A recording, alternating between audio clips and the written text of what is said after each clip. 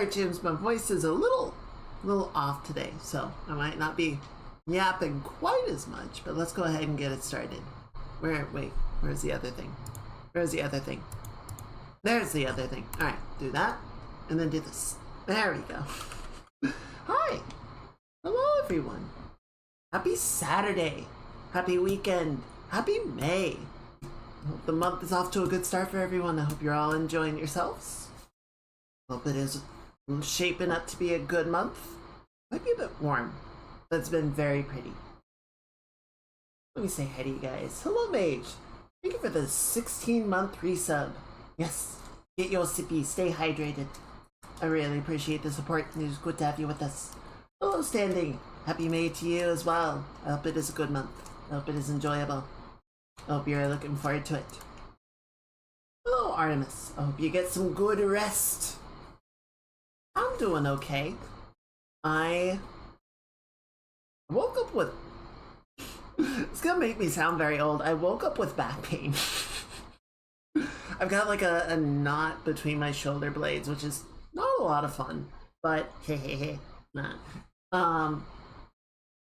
Otherwise I'm doing okay. I got some Greek food, worked a little bit on the model, was watching some folks play Star Citizen, so it's been an okay day. Just kind of taking it easy, getting ready for the stream today. What did I do yesterday? Honestly, not that much. I ended up spending a good chunk of the day just working on some portfolio stuff. I've always, like, with work, been so focused. You guys know this. You see how I handle my own work regarding the stream. I tend to be more focused on doing the work than actually taking steps to, like, post or archive it in any way. So now I have like 3 years of work that I need to go back and do portfolio captures of and such. I'm like, so ended up spending a good chunk of yesterday doing that. Played a little bit of Helldivers, you know, with the new Warbond and everything. God, we are fighting bugs. Normally we fight bots, and we're fighting bugs, and every time we fight bugs, I'm like, I don't like the bugs. The bugs are mean. I have not played Pragmata yet. It is on my list. I've heard very good things about it. I do want to play it. I've just not gotten the chance yet. I think it's going to be one of my after job games. Expedition 33 is going to be first on that. And then probably Pragmata after that. Yes. Honestly, I'm lining up so much stuff I want to do after work is over. I'm just like, I'm kind of excited, to be honest. I've been seeing that meme going around a lot. People have been saying Pragmata is Dad Simulator and Resident Evil 9 is Mom Simulator. I'm like, have you guys played Resident Evil 9? Nothing about that is a mom simulator.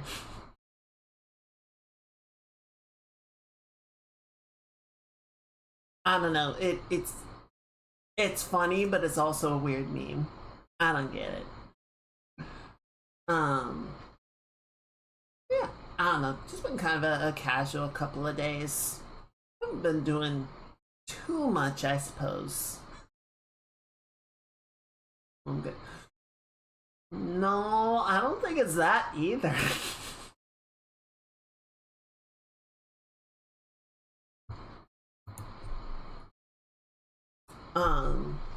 What was the other thing I did yesterday?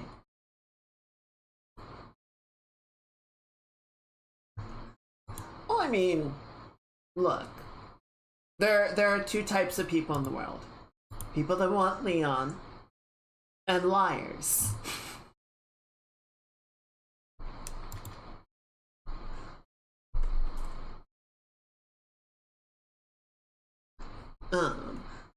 I was watching a video. I was talking with my roommate a little bit about this. One of the extra credits videos that they put out today, they were talking about what is an indie game in 2026.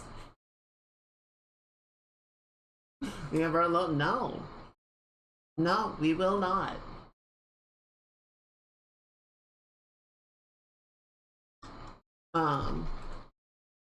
You know, they were pointing to a bunch of examples of games that are generally considered to be indie games or indie darlings that are not, and games that are self-published that are considered to be AAA, right? Big name productions, you know, that sort of dominate the industry like a AAA would expect to be. And my roommate made a good point that I think there is a difference between being independently published and being self-published, right? Like one of the games that got pointed out as being technically indie is Fortnite, because it is developed and published by Epic. They do not have a publisher handling the game. But this is sort of the distinction, is that Epic has a publishing division, right? They have a team, they have a force within the company that is focused on publishing and marketing and all that stuff, as opposed to the developers also handling the publishing because there's no one else to do it. So I think that's a fair distinction, right? Of being self-published versus independently published. And yeah, frankly, as the video was putting it, as we kind of agreed, it largely comes down to vibes. Like there isn't really anything that says this is what indie is and this is what it is not, right? It's all just kind of, how does it feel? Does it feel like an indie game or not? You know, it's not really a matter of budget. It's not a matter of the publishing situation. It's not a matter of aesthetic, because there are plenty of counterexamples to anything, and a lot of the sort of big indie darlings do actually have publishers behind them. You know, the Game Awards got in a whole tuffle a couple years back when they nominated Dave the Diver for Best Indie Game. But Dave the Diver has a publisher, so it's not an indie game by that classification. And the devs had to like make a statement saying, we never like applied for the nomination or anything. We never submitted ourselves for it. They just put us in the category. We're sorry.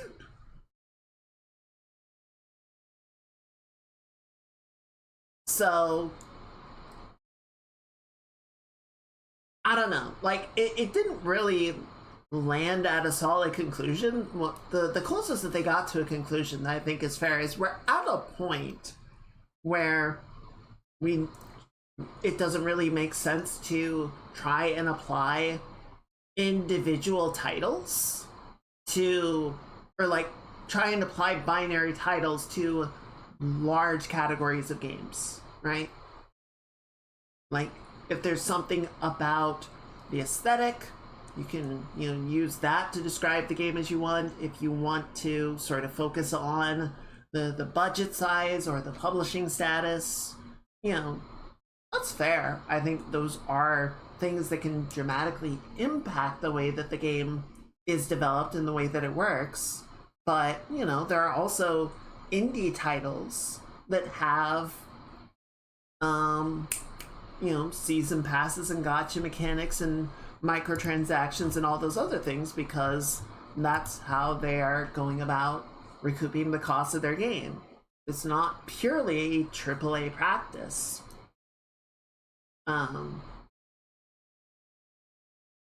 You know, Minecraft was an independent company for a long time until they got bought by Microsoft. Baldur's Gate 3 was self-published. Remedy had a publisher. They are now going independent.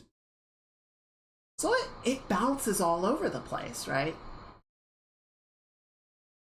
But, Remedy isn't going to start making smaller games just because they don't have a publisher associated with them. We can expect Control 2 to still be, like, on the development scale or similar to what Alan Wake 2 had. So, where does that put it? One thing I was discussing with my roommate, which was kind of ironic. We'll call it ironic. So, the whole AAA development nomenclature, that rating system, kind of came out of nowhere, right? There was never like a logical system of, oh, well, this is an A grade game. Well, this is a AA game. Well, this is a AAA game, right? Sort of scaling up. AAA just kind of spawned out of the ether. And now we have AA to sort of denote a project that is still of a considerable scale, but not like AAA, right? It's not that big. It's not that involved. It doesn't have that many people compared to what a AA would. But that worked retroactively, right? We didn't continue to scale it up. And sort of the best that we could find is that it sort of showed up on the retail side of things first. Like the retailers started using that nomenclature rather than the gaming community, and seemed to be borrowing it from credit ratings. I always thought it was borrowed from the meatpacking industry, because I feel like the only times that I would see like B grade, A grade, AA grade, AAA grade is like in regards to the quality of meat. But I guess credit rating does make more sense. I don't know, I think meatpacking also makes sense. But it's sort of weird because that almost implies that the AAA rating is not anything regarding things that the consumer would be concerned about, right? The rating in regards to being a credit score is like, how safe is the investment, right? How likely are you to get your money back if you put money, you put down on this particular investment, this particular bet. So a AAA game, give me 1 second, I'm going to turn my fan on.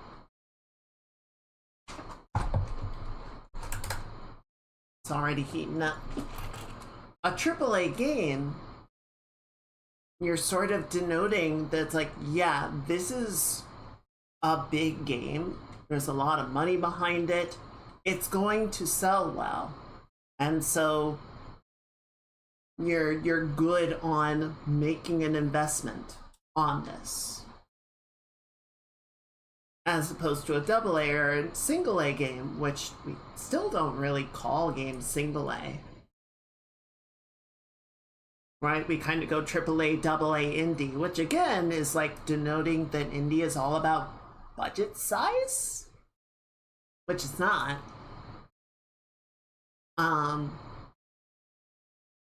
So like it's more saying that AAA games are a good investment because they're going to sell well and you're going to make a profit.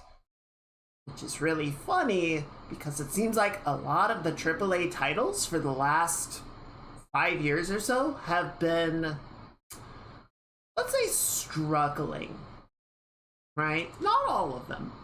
Not all of them. Some of the AAA games that have come out in the last few years have been wildly successful, but there have been a lot that have fallen incredibly flat, like new records of falling flat. So, where does that put it on this apparent rating system that they're using, right?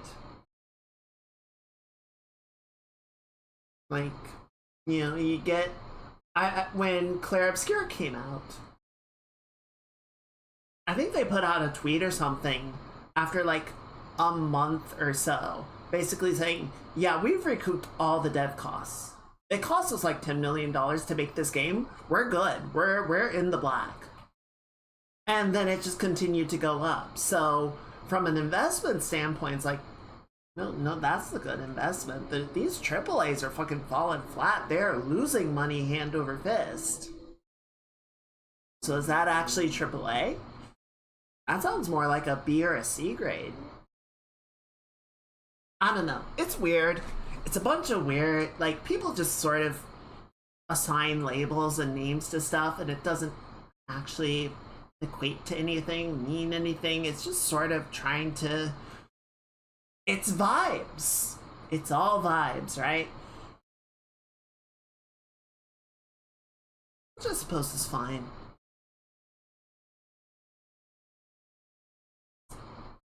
I don't know, like so many other things, just it gets more complicated the deeper you dig into it. There we go. Dave the Digger. Dig Dug. Never really played Dig Dug. That was not my game. It was not my jam.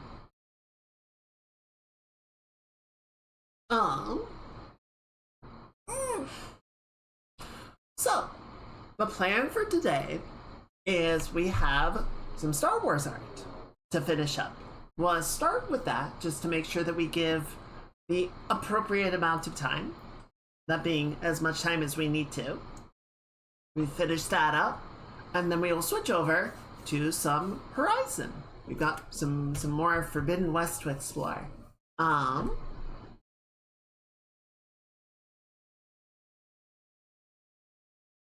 What was I gonna say?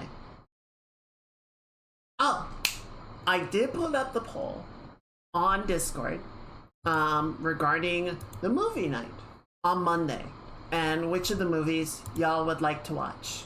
So please weigh in with that on which movie you have a preference for. And we will do that. Unfortunately, because of, you know, I still have a work schedule right now, so we're gonna have to do it at the normal sort of stream time for weekdays.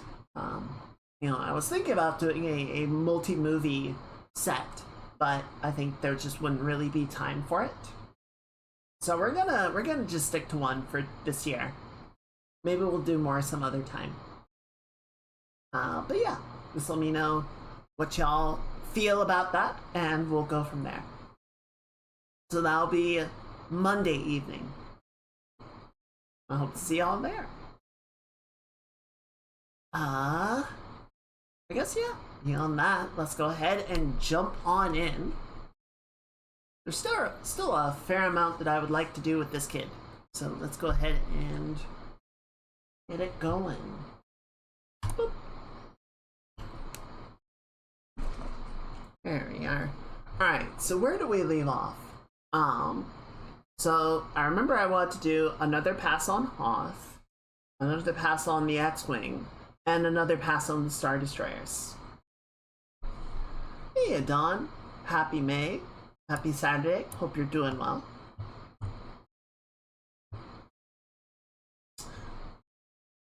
Let me check something really quickly.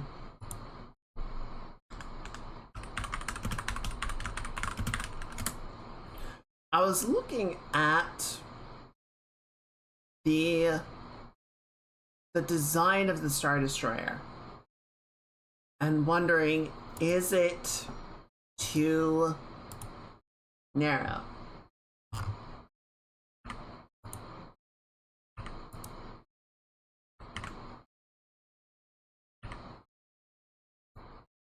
So this is just a model from Sketchfab. Actually, we got it pretty 1-to-1. Like if we sort of scale it, add a bit of perspective. Yeah? Okay.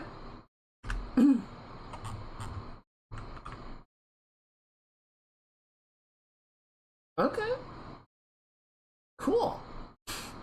See, I thought I was getting kind of off base with like some of the scaling, but seems like it's not that bad.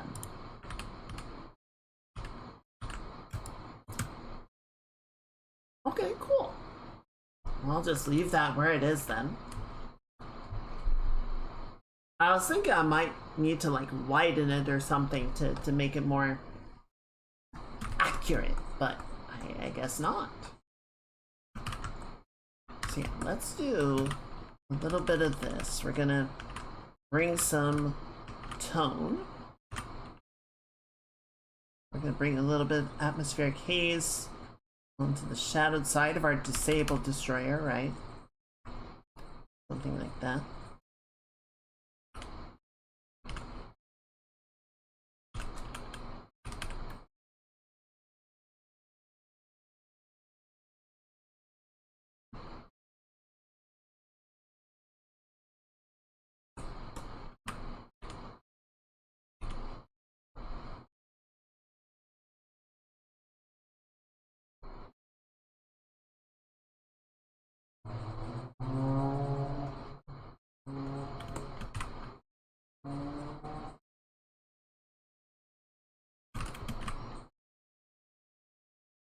There we go.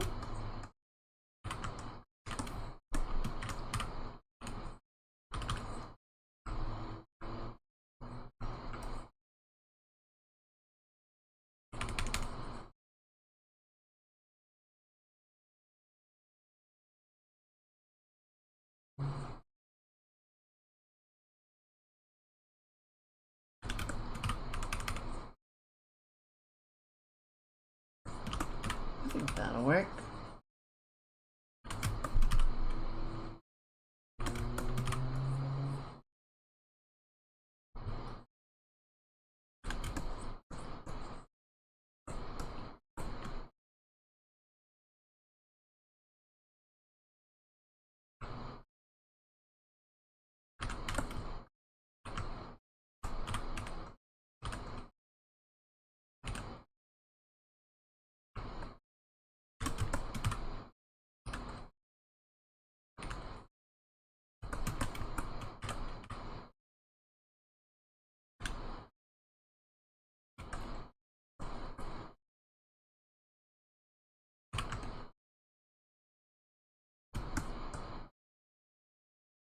I was watching a couple of friends play Windrose just a little bit last night.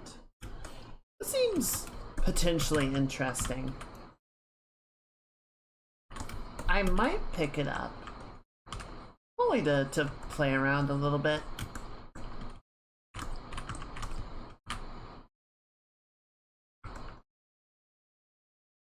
Little high seas adventure.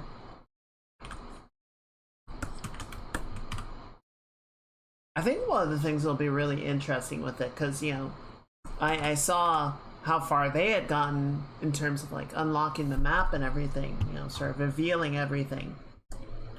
And there was still quite a bit to find, you know? There's still quite a bit of areas that they had not uncovered. Like, more than I would say 60% of the map for sure. And it seems like the map sort of gets discovered as you go in a line, right? Like if your ship is just sailing in a straight line, you'll sort of uncover the map in the immediate area around your ship, but it, as far as I can tell, there's nothing that like, there aren't, you know, waypoints or towers to unlock. You know, there's no like tall necks and horizon or vantage points in Assassin's Creed that just sort of magically reveal the map. You have to go to places and explore on foot. So it seems like the map is pretty expansive. And I'm somewhat curious how it will change once like how the experience changes once you've uncovered the entirety of the map or the majority of the map. Right? Because that's one of the things that I always find with MMOs or whatever. You know, the first time you play the game, it feels endless, right? It's just like there's always something more to see, more to do. You don't know what the horizons of the game are. So it feels like a very authentically big world that you can just traverse forever. And eventually you do get to the boundaries, right? You see the visible and invisible walls where the game says, okay, stop, because there's nothing beyond this point. And that's always kind of disappointing, right?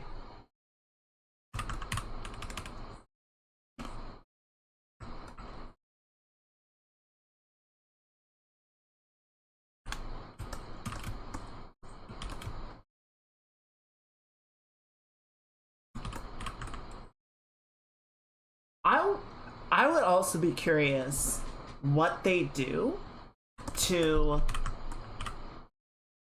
limit the player's mobility past a certain location. You know? Like, you get to the edge of the map.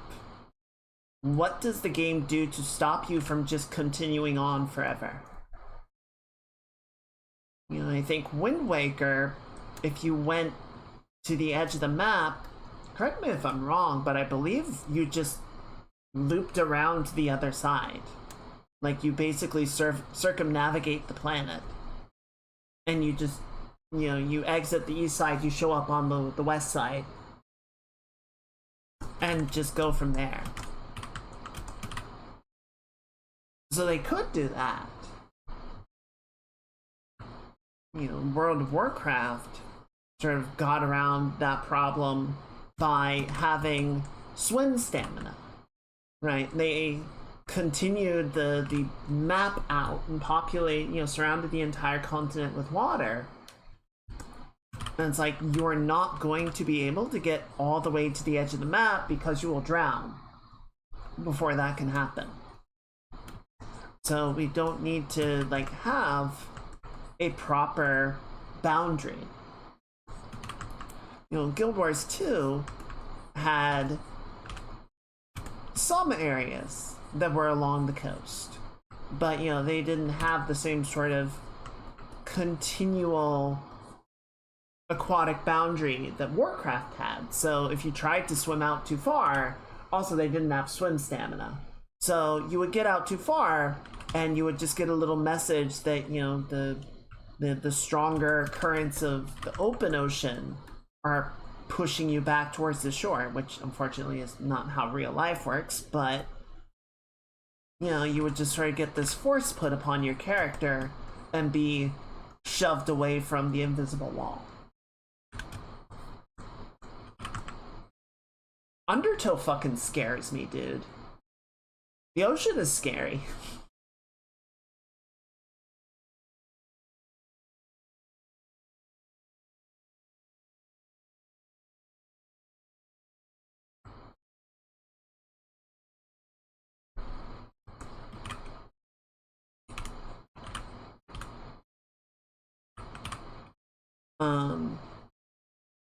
So, you know, there's a couple of different ways that it has been solved in the past. I'm mostly just curious what methodology they would choose to go about it. I would not mind a Kraken.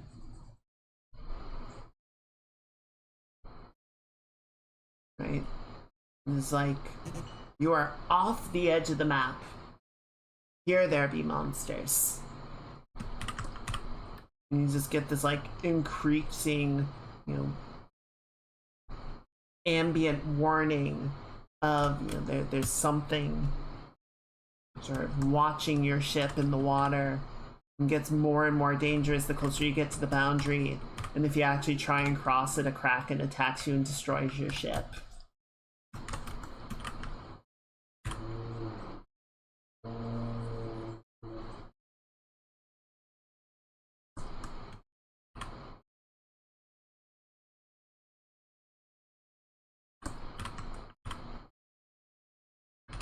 Yeah, I think Star Citizen sort of goes for the effectively the stamina method, that the map is so large. The New Desert game. New Desert game. What is that? You row out far enough and a whale kills you. A desert whale? Well, that's just preposterous. You have my curiosity, though. I would like to know more about this desert whale.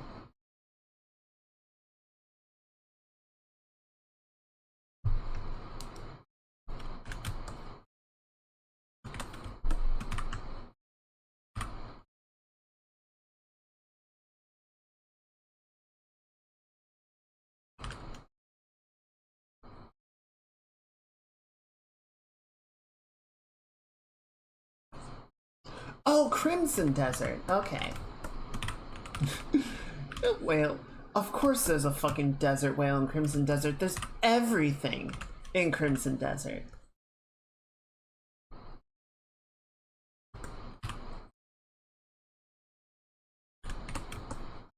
Sure, why not?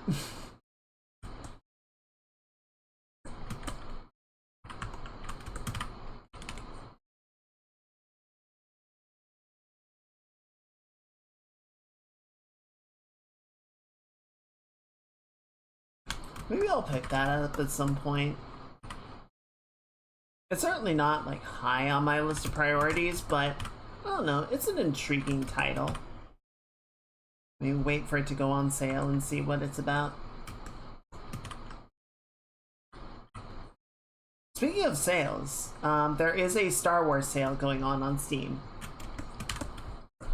It's a bunch of various Star Wars titles at different discounts. I saw Jedi Survivor is on sale, and it seems to be doing better, question mark. You know, some people have said, I saw one review saying, you know, you can like go on Reddit and find settings to improve the performance so it's not such a big issue. You know, I see a number of people saying, yeah, the game is effectively abandoned, and you know, whatever performance issues there are likely to just stay there, and there are still some. So I don't know, that's really disappointing to me. It's good to know that there are some ways that it can be worked around, but it's really disappointing that it seems like the game is just going to kind of continue to be in an incomplete state for the foreseeable future. And then a lot of people are just gonna struggle to play it.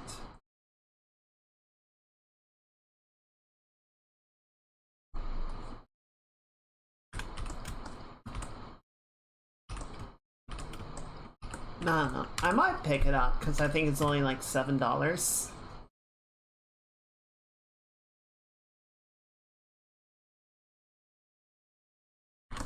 And it seems like they improved the gameplay over the first game. Much like Forbidden West, I really liked the story and the locale and everything of the first game. I just found the gameplay to be kind of eh. I didn't really enjoy the gameplay in Jedi Fallen Order. It felt like a sort of lesser Souls-like. The game was just abandoned. Played it on Game Pass and had a blast, but it ran horrendously. Yeah, that's kind of what I'm seeing. And like, as much as I generally have an embargo on EA games, like, I don't like EA. And I generally do not buy EA titles. I did get the first one, and I enjoyed it well enough to beat it, at least. Also, I bought it, you know, so late that I got the complete edition that had all the extra cosmetics and whatnot just bundled with the game, so that was kind of nice. But maybe I'll just do that. Maybe I'll just wait for whatever complete edition they eventually release and just get it then, so it's, you know, It's like, yeah, this is as good as it's gonna get. You want it or you don't.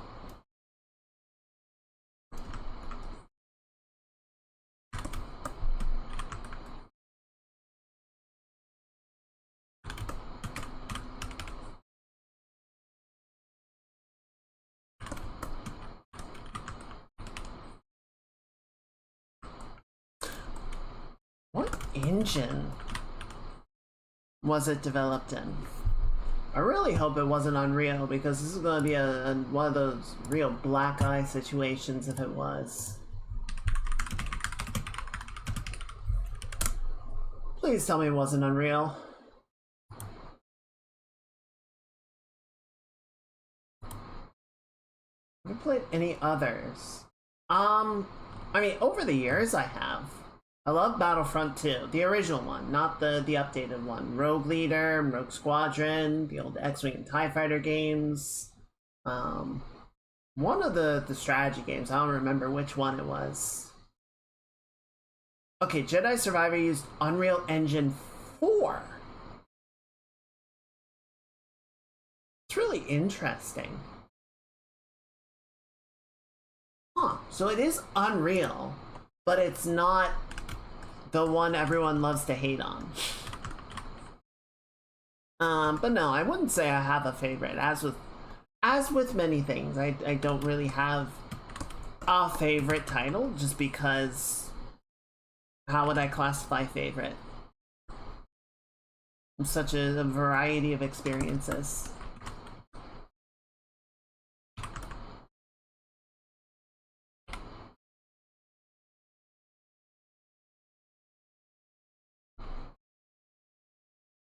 Tell you what though, I loved the shit out of Battlefront 2. That was a good game. I'm so disappointed when Battlefront 3 never happened.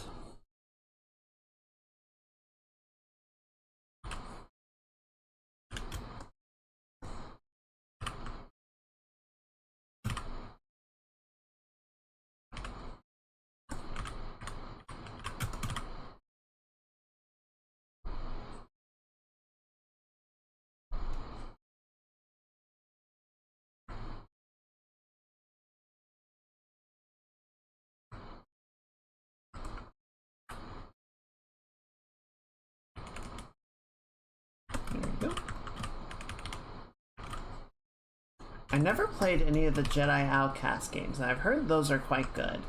Or the Jedi Academy games. And a few of the folks in chat were saying how good Force Unleashed was. I never played that. Didn't check to see if that's on Steam. I didn't see it in the sale list, but I'll double check. Maybe I can pick it up.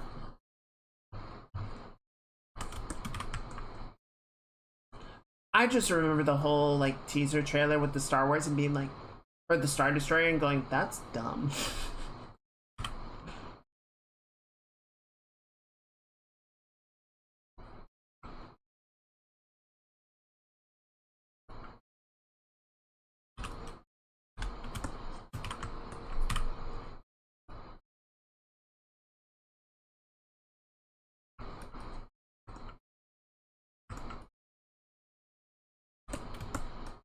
There you go. Alright, we don't need to put nearly as much detail into this one as the other one, just because, you know, it's so much farther away. We're not going to see the fine little odds and ends, but, you know, still put a little bit of love in.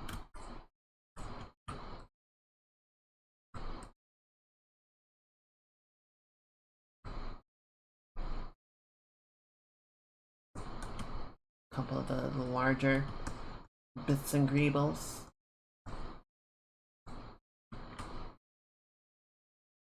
Final Fantasy super dumb, but it works because it leans hard on it. Yeah, that's fair. Like, if that's just sort of what it's going for, then yeah, you just kind of live with it.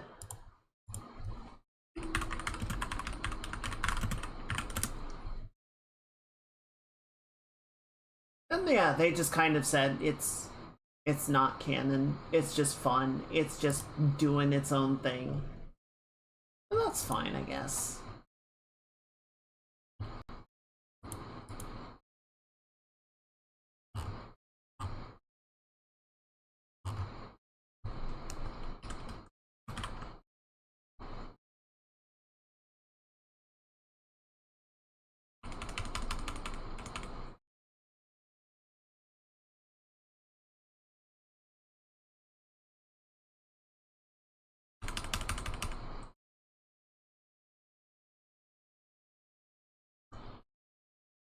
Let's see.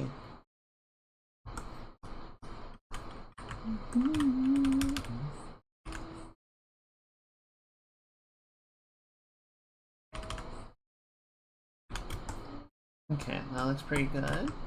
We're just gonna come in and add the far side of this housing.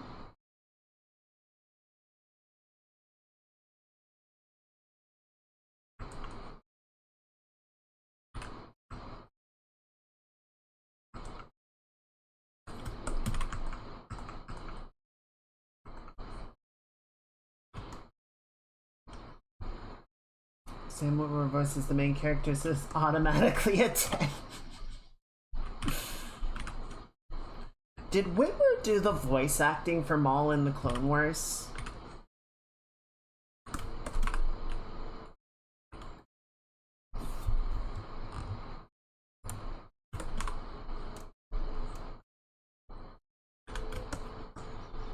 Okay, that's fair. Maul in Clone Wars is such a good character. That was another one of those things of like the original, like if you take the prequel movies in isolation, Maul gets done so dirty. Actually getting the opportunity to like explore him as a character and do more with him is so nice.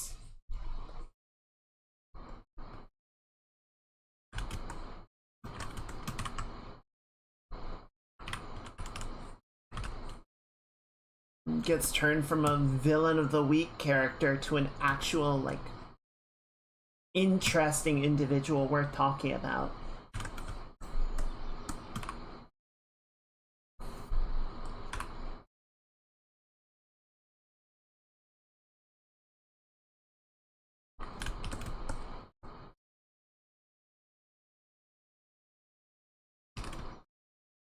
Yeah, that makes sense. Good for him, man.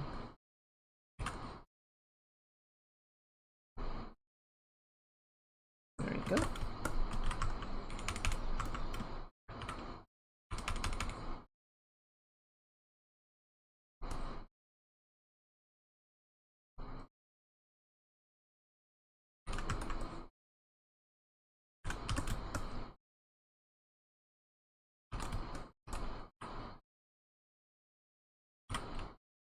Add a little bit of a contour here to help lighten this up a bit, make it pop a little bit against the underside.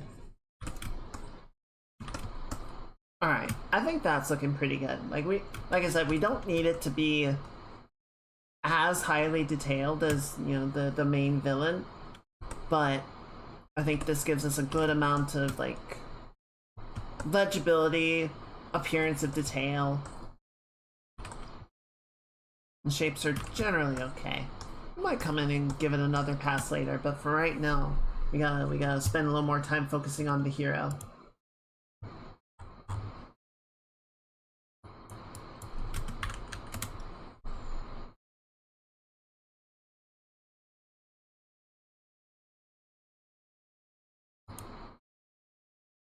There's so many unofficial versions of Star Destroyers. You know, fan models, Lego kits, drawings. It's like I just need like as many official shots as you can give me, as you will give me. That's what I want.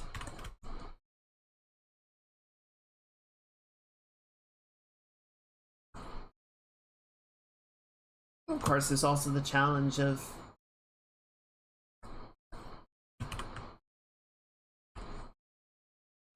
getting the like the Star Destroyer in Empire Strikes Back and the Star Destroyer in Rogue One are not the same, right? The Rogue One team probably had a similar problem of, okay, well, we have, God, maybe they still have a model lying around. They probably have a model somewhere that they could like use as a reference for recreating the 3D models, but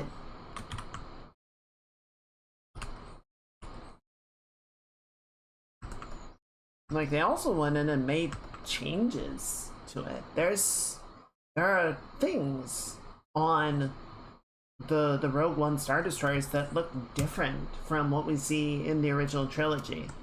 And I think a lot of that gets chalked up to like different in-universe models of Star Destroyer. Like one of them was getting phased out and replaced with the Imperial 2.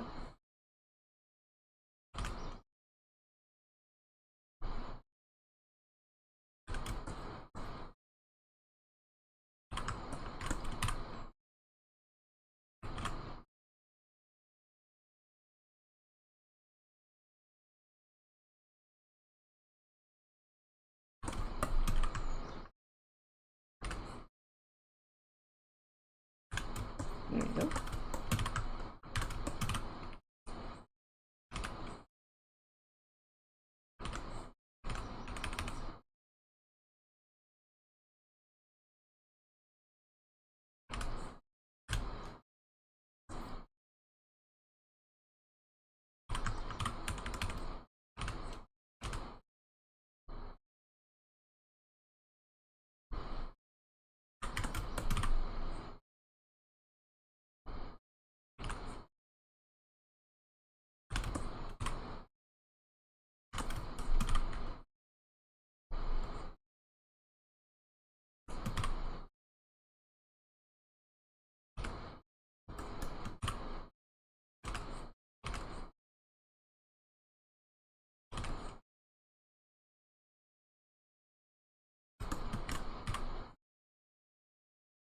I was watching a little bit of some folks playing Star Citizen earlier. They were on the test server playing the new Strike Group mission.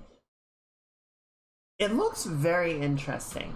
I think it seems like it is going to require a pretty hefty amount of coordination between players, making sure that all the different objectives get hit, that people are, being smart about where they are and what they're covering. The mission is going to throw a lot of different types of enemies at you, so you can't just, roll in with a single ship and be able to, or a single type of ship and be able to handle everything. The streamer was in a heavy fighter, which was able to handle some things and able to contribute to a couple of fights against take some pot shots at the larger ships. But it's like, no, we need to come in with our own like heavy gunships and capitals to really like fully handle this aspect of it. But then the capitals sort of get warded off in these other areas, so we need bombers and fighters to go in and sort of get past their defenses. It seems very promising. I'm hopeful for it. I think it'll be interesting to sort of see how it continues to build. I don't even know what that word was going to be. How it continues to build out. I think the other big problem that everyone keeps harping about, and I've harped about some, is a lot of these ideas are very interesting, but they're asking the player base to go in and do all of these like coordinated group activities, but we don't have the tools to properly coordinate the groups and have everybody communicate with each other. I don't know if you guys have ever been in a raid group in an MMO, but a lot of times you'll have somebody like doing shout outs and whatnot, and you'll hear people say clear comms because people are sort of like chattering about their own statuses or about just sort of like general casual social stuff, and like, okay, we need to do an actual call out, we need to discuss what's going on, so everyone shut the fuck up. It's time to do important things. It's time to play the game. But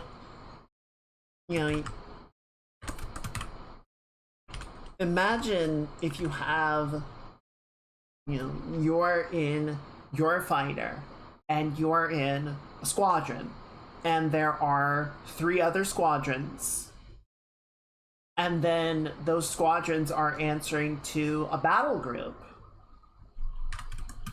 So, and then maybe there's a whole second battle group.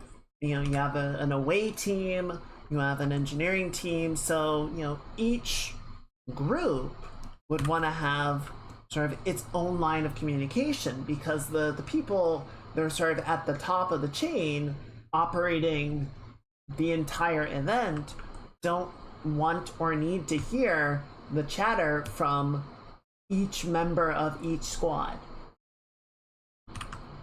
So, you know, ideally there would be a channel for your squad, and then the leaders of the squad of each squad could be in a battle group chat, and then there could be like a top level chat where, you know, information goes up and down the chain. And Discord is not set up to do that, right? You can't be in multiple chat channels and easily switch between them to sort of, you know, go to the command chat and get information and then relay that back down and say, okay, team, here's what we are doing now.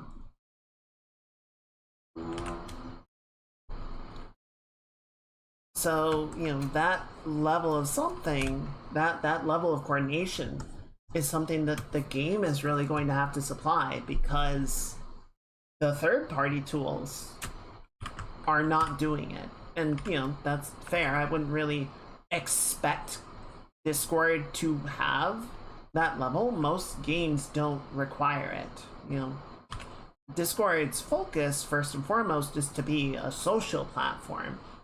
I wouldn't expect them to have, like, tactical stratification in their chat rooms.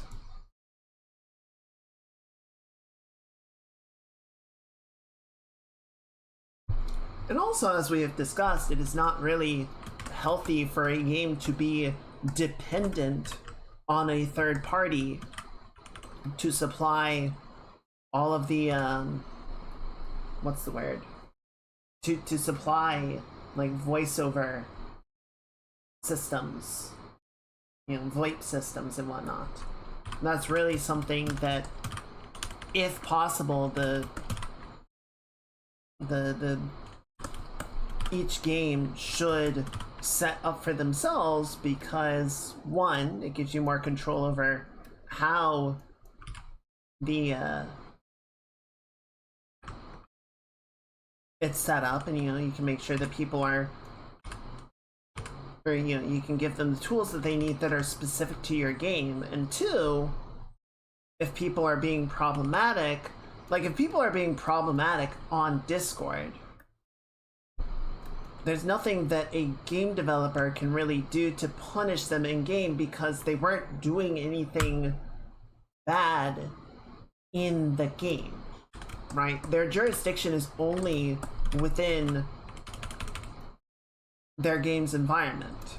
If people are being shitty or creepy or problematic on Discord, then all the devs can really do is say, well, stop using Discord, or stop communicating with that person, because it's not in their jurisdiction. Whereas if they're being a creep in the VoIP, then you can say, okay, well, they're violating the terms within our game, and we can do something about it. We can get rid of them.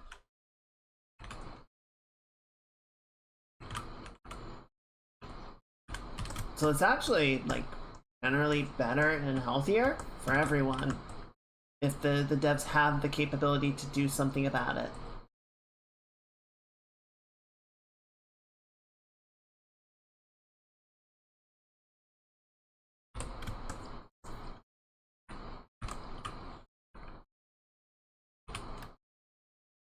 So we'll see. You'll see. It seems like the next patch, the May patch, is coming along.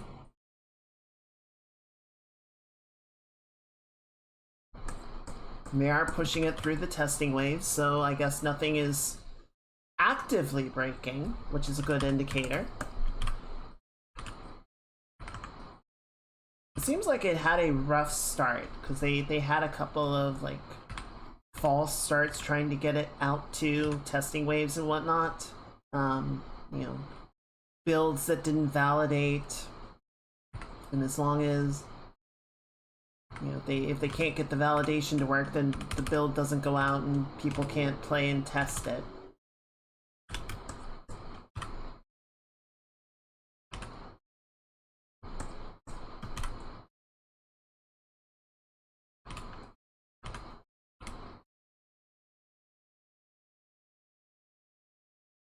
But it's getting there.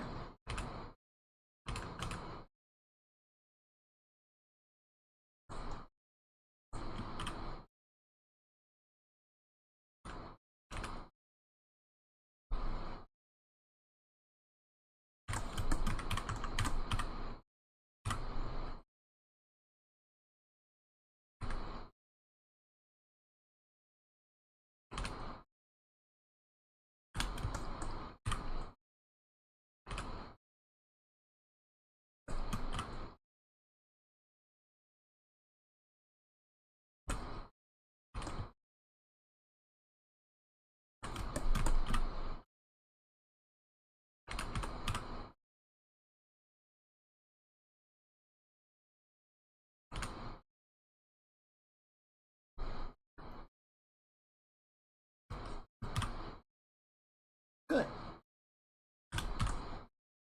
That's looking nice. Yeah, for some reason there's a bunch of windows right above the turbo laser bays, because nobody loves getting blinded like by turbo laser fire more than the Imperial Navy, I guess. Gotta make sure the guns are firing. Gotta do that with line of sight. Obviously. Naturally.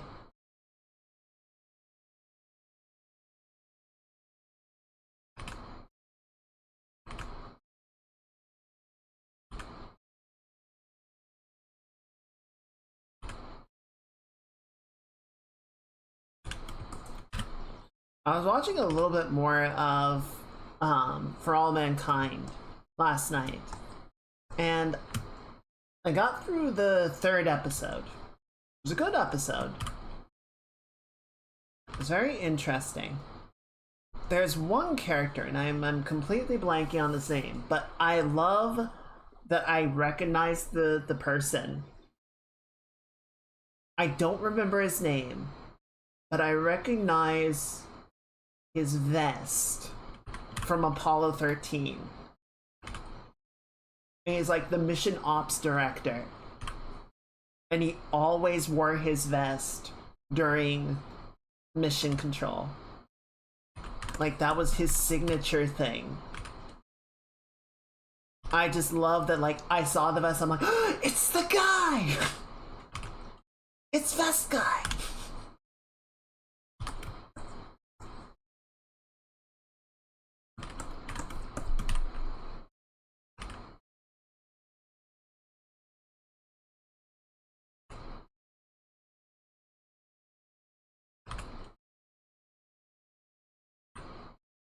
It is historically accurate. I know that was like Apollo 13, the 90s movie, did the same thing of like, we're going to make this guy immediately recognizable by his vest.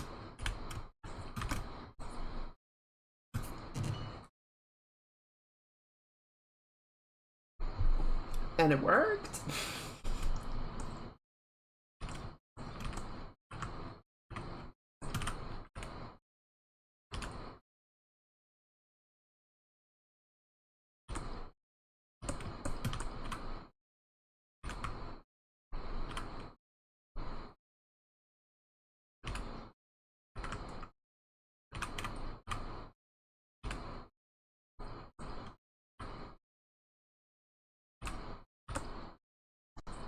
I don't know, like, theater does that too, right? That they'll sort of have like identifying props to help make it easier to track who a character is.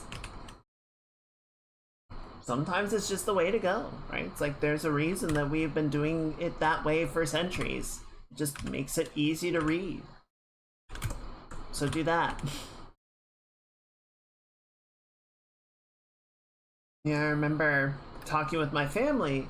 I love Band of Brothers. It is one of my favorite shows. I love the way that they portrayed everything and did the writing and did the characterization and everything. But you know, one of the complaints that my family has with it is it's a bunch of white dudes in army fatigues, and everyone just looks identical to each other. Like, it is so hard to keep track of who is who because like almost nobody is given any identifying like visual indicators to help set them apart from each other. And, you know, you can certainly argue that that is part of like the intention. You know, it's the army. You're all GIs. You are all identical to each other. But for a show, that definitely does make it harder. You know, you're trying to track an ensemble cast and everyone just looks the same.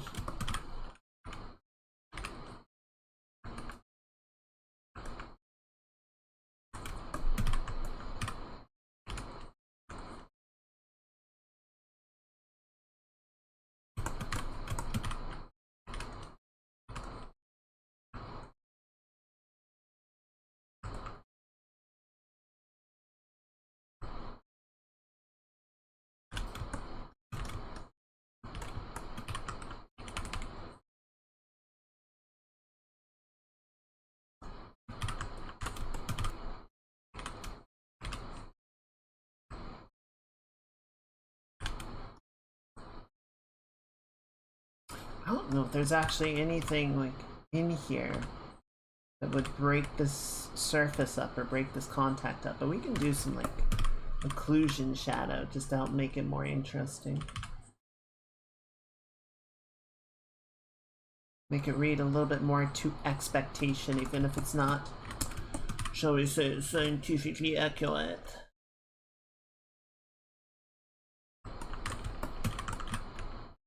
Out of curiosity, did any of you play Marathon? Because I finally got around to downloading it. Thankfully, it was not as big of a game as I was expecting it to be. But I went to open it, and it's like, you need to install BattlEye, which is, you know, the kernel level anti-cheat software. And I'm like, I don't know if I want to. I kinda rather wouldn't. Like, I don't think BattlEye is necessarily going to be using its behavior or, you know, using its access to do anything malicious. It's more, I just don't want to have kernel level software operating on my computer, like, at all. I think my biggest concern is, what if someone finds an exploit, right? What if someone finds a way to take control of BattlEye and then uses it maliciously?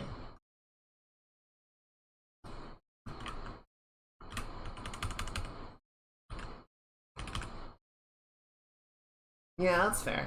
I was mostly just curious if anyone had like thoughts on how BattlEye is used with it, because that part gave me some pause. I was like, I don't know if I'm really that comfortable with it. Like, I'm curious to try the game, and I get the necessity for the anti-cheat software. It's just, ugh. Kernel level, really?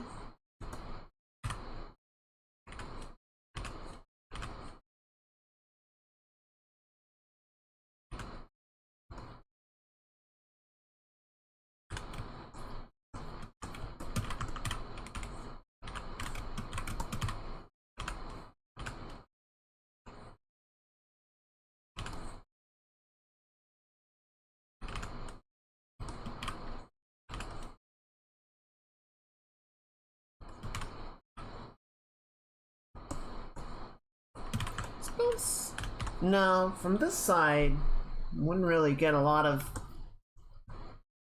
the Hoth lighting bounced into this, so I think we'll just kind of leave it very sort of stark. We'll let the green light from the turbo lasers illuminate the shaded side, and then the bright one can just sort of be our key lighting.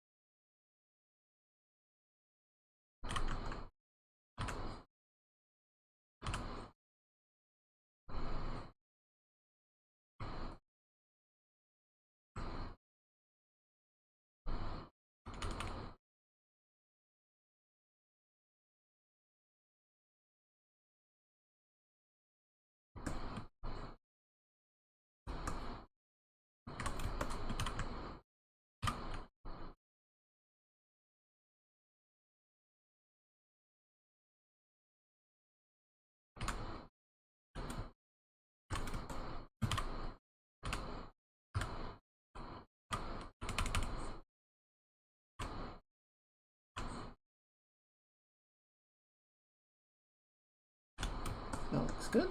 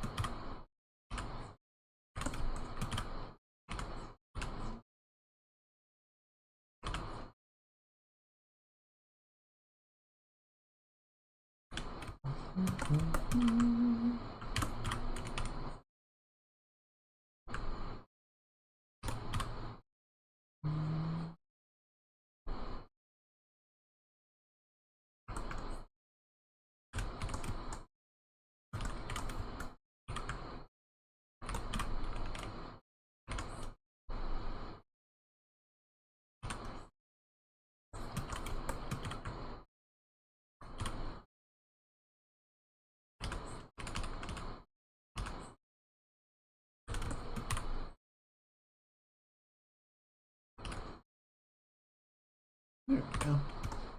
Alright, that's looking pretty good. You just bounce a little bit of the screen up onto here.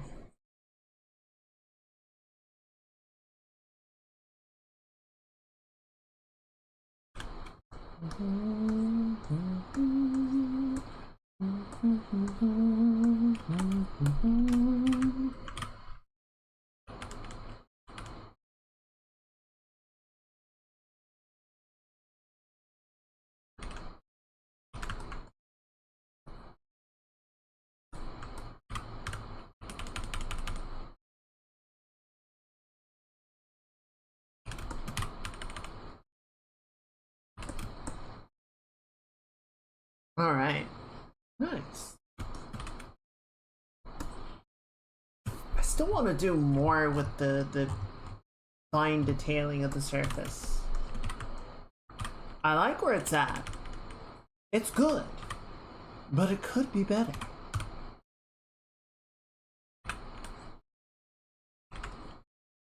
I think a lot of it just kind of comes down to not trying to be like super specific and hyper mechanical about it, just giving, you know, the right impression of the detail, you know? Because if I wanted to actually draw out every individual greeble and panel and whatnot, we would be here for another month. And I ain't about that.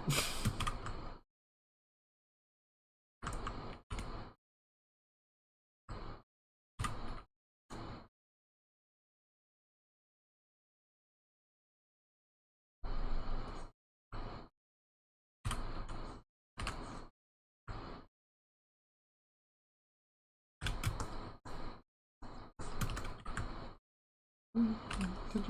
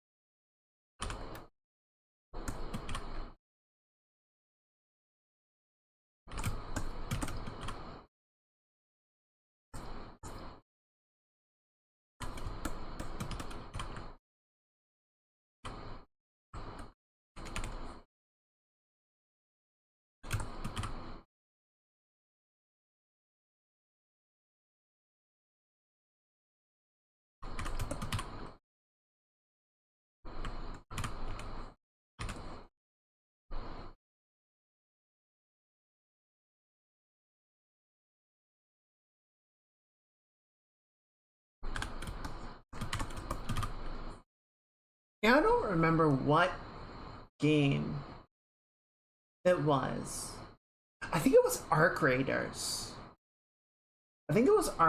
Someone, I was in Coco's stream, and like someone came in and asked, like, yeah, basically insinuated like I thought Arc Raiders was a dead game as they are playing it on stream, as Coco and her friends are playing it on stream. And it's like,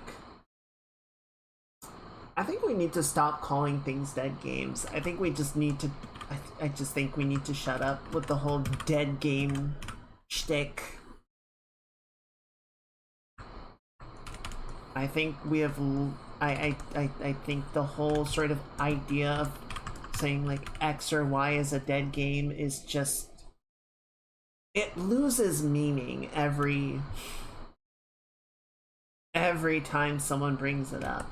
At this point, it seems more like it's actually just trying to be used as rage bait rather than actually sort of discussing the state of a game.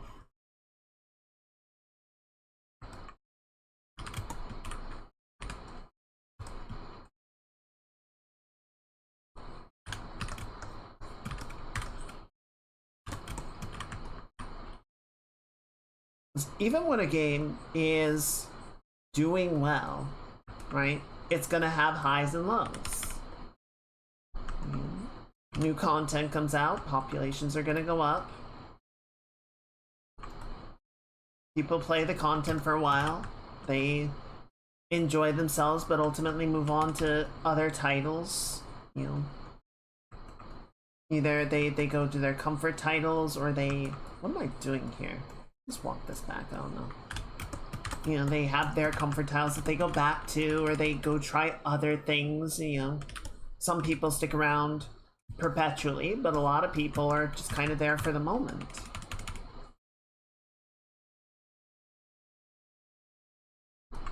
So, you know, you can't look at periodic fluctuations in the population as a sign that the game is dying,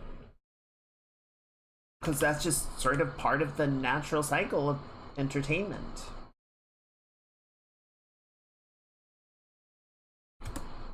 You know, I am not actively watching Frieren because the season is over. If and when there's a season 3, you better fucking believe I will watch it. But I'm not gonna go back and rewatch seasons 1 and 2 every week until the season comes out. But the fact that viewership on Frieren is down doesn't mean that it has gotten less popular, right?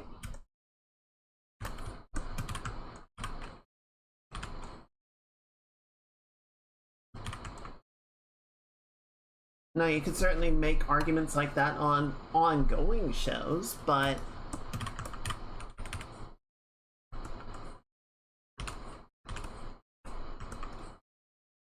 unless a game is actually managing to release content on like a weekly or bi-weekly basis, then it still doesn't really pan out in the same way, you know?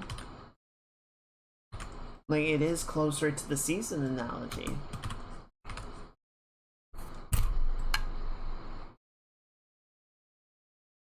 I'll let you guys in on a little secret. It takes time to make things.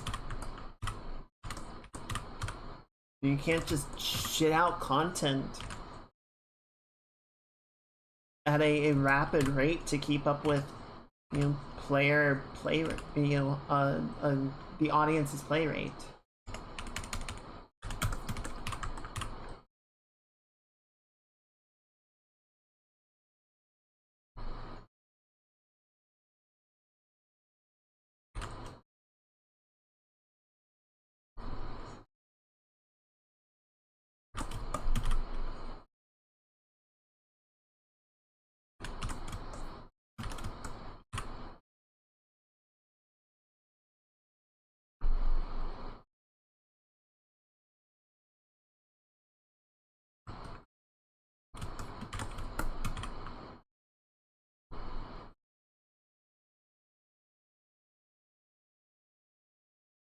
Like, the only time a game is actually truly dead is if it has been taken offline, right? If it was a live service title that the developers slash publisher have said, we are discontinuing the servers are going offline and the game will not be playable at this point, right? Once that happens, yes, the game is dead. But leading up to that moment, no, it's still going.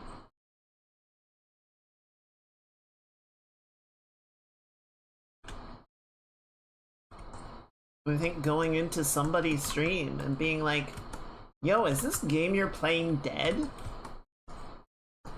Is more like just trying to get a reaction out of them than actually like discussing what's going on with the game or like what it's doing. That's not cool. No one likes a rage baiter.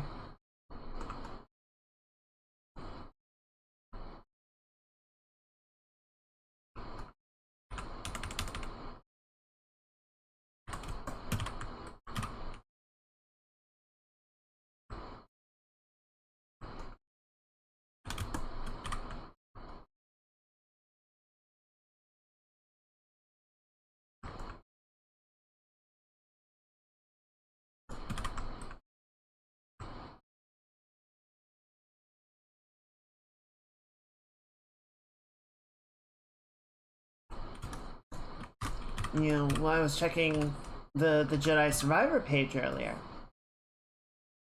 the general vibe seems to be that, you know, the game is abandoned. I think, Dawn, you were even saying that, yeah.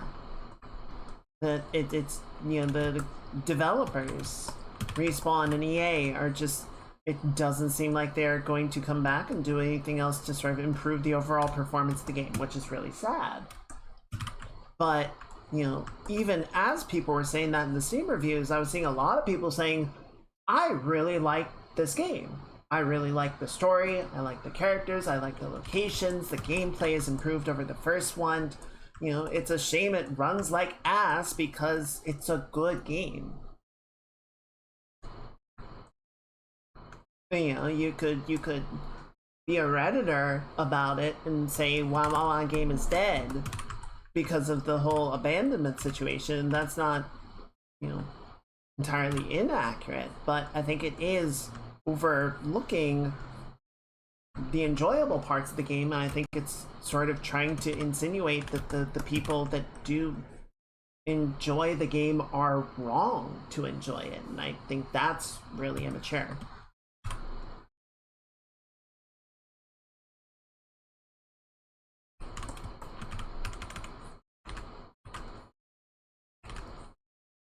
It's like, if you don't like the most popular thing, why don't you like the most popular thing?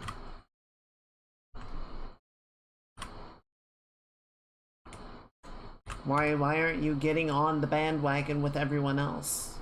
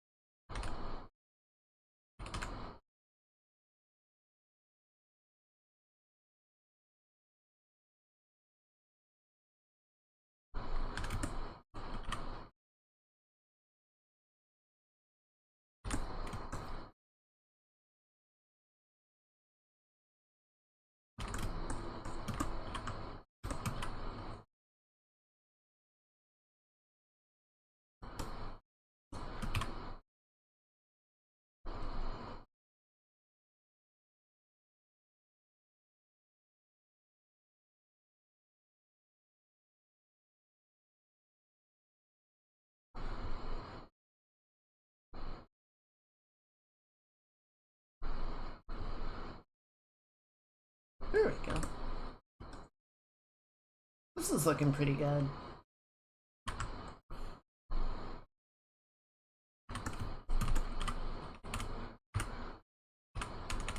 I'm just gonna lighten this edge up a hair.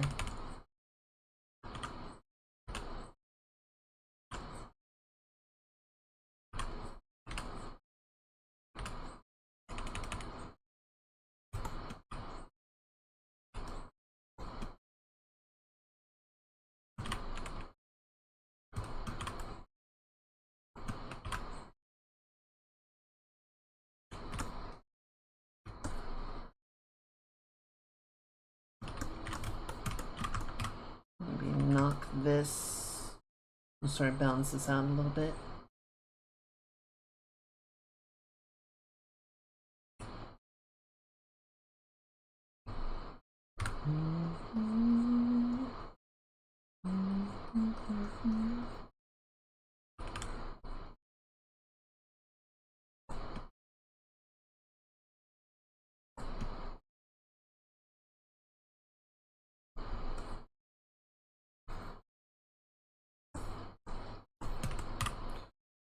You know, while I was looking at preferences for Hoth, I wound up on Wikipedia again.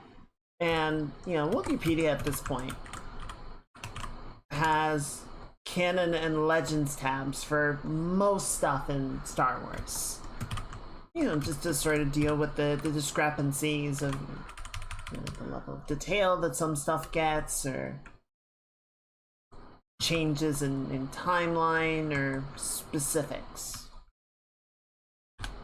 And Hoth, in the canon timeline, the official timeline,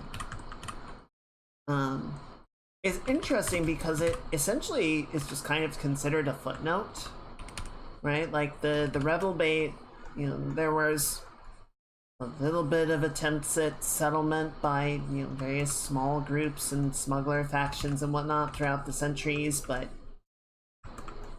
its general inhospitable environment made that very difficult, and most folks just kind of ended up abandoning it.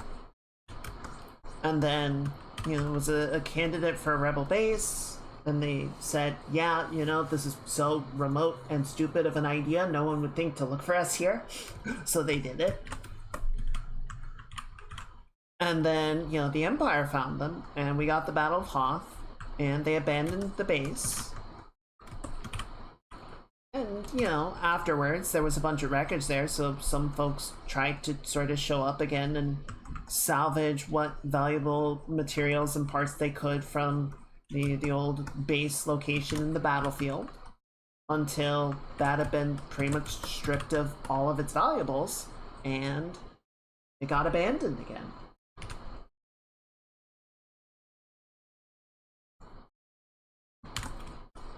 And that's kind of it. You might say, well, that sucks, but I don't know, like, compared to the Legends timeline, where Hoth had been, you know, made important because of the Empire Strikes Back, they sort of ended up revisiting it in other books and games, and, you know, I think it was like a PvP location in the Old Republic, so, you know, there's a bunch of stuff about, you know, what it's doing in like the Sith War era, and it's like, so it's important because it showed up this one time and then it was popular, and so it like keeps getting reprised in other content throughout the series. But, you know, a lot of times locations that have historical importance have a particular event happen, and then it just kind of fades into obscurity because that was it.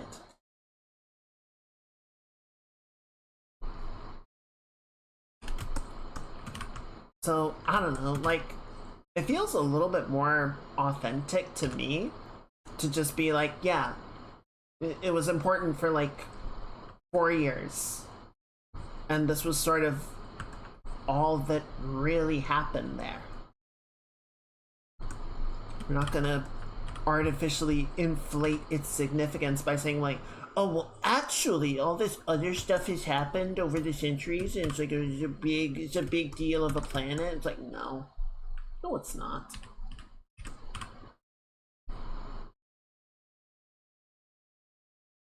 It's a galactic footnote, and that's okay.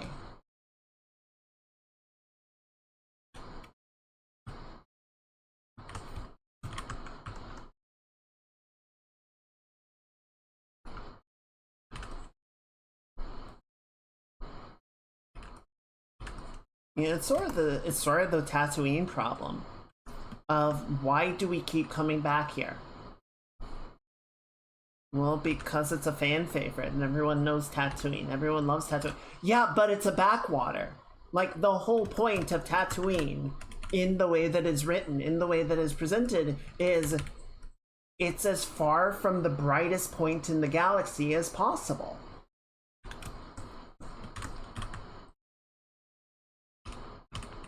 It is a galactic shithole.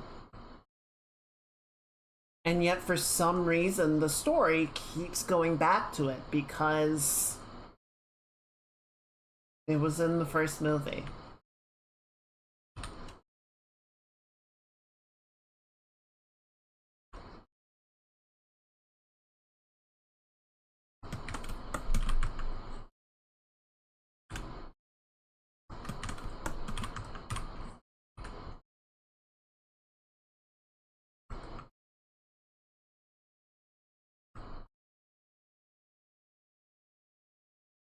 I do kind of wonder now, because obviously we had Tatooine in the first movie, and they originally had plans.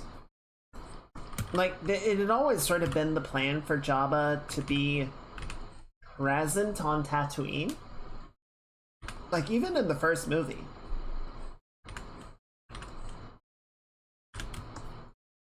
But I don't know at what point they decided to put Jabba's palace, like headquarter Jabba, on Tatooine. Right? Because that was the whole reason they went back in episode 6, was to rescue Han.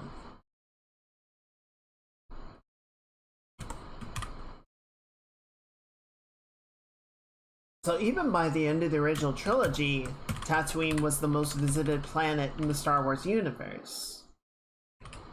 And now I'm kind of wondering, like, what if they had put something, what if they had gone somewhere else?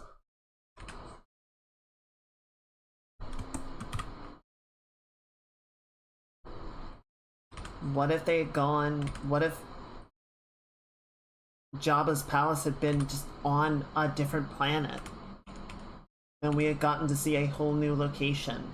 And Tatooine was not sort of double featured and given the level of importance that we see. I would have had other knock-on effects, I guess. Like, Jabba shows up in episode 1, like he's the one sponsoring the pod race. That was just to please the fans. They didn't have to do that. It didn't impact the story in any way. It could have been another Hutt, or it could have been just a different criminal syndicate. They just did Jabba because everyone likes Jabba. They could roll Jabba out in the Phantom Menace and everyone would be like, ah, it's Jabba! But it didn't actually like impact the story in any meaningful way.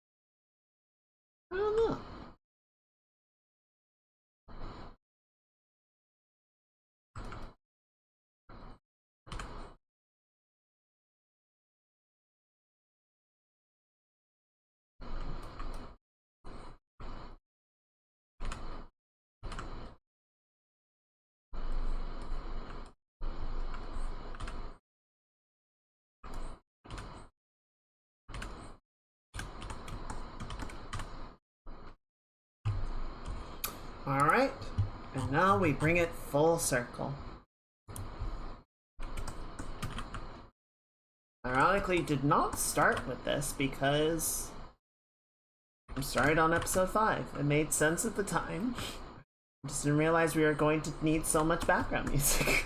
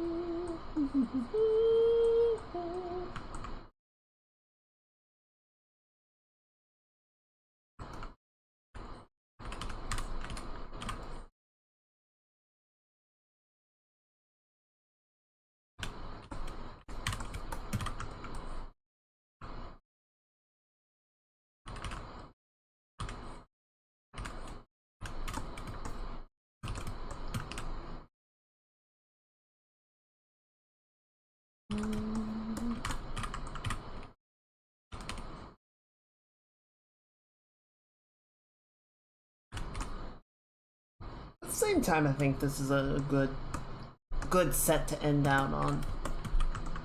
Back to where it all began.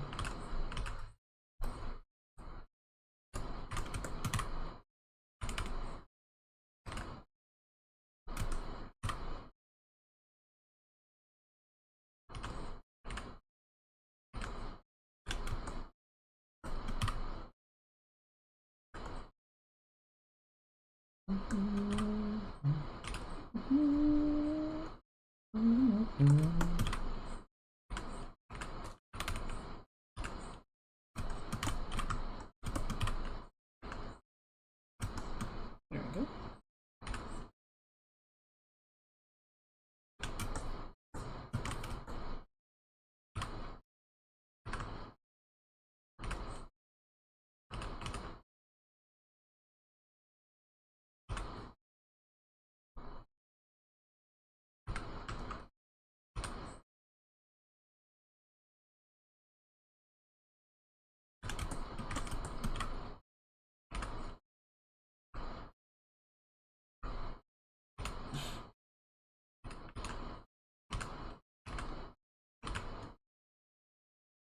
You're part of the Rebel Alliance and I am done with your shit.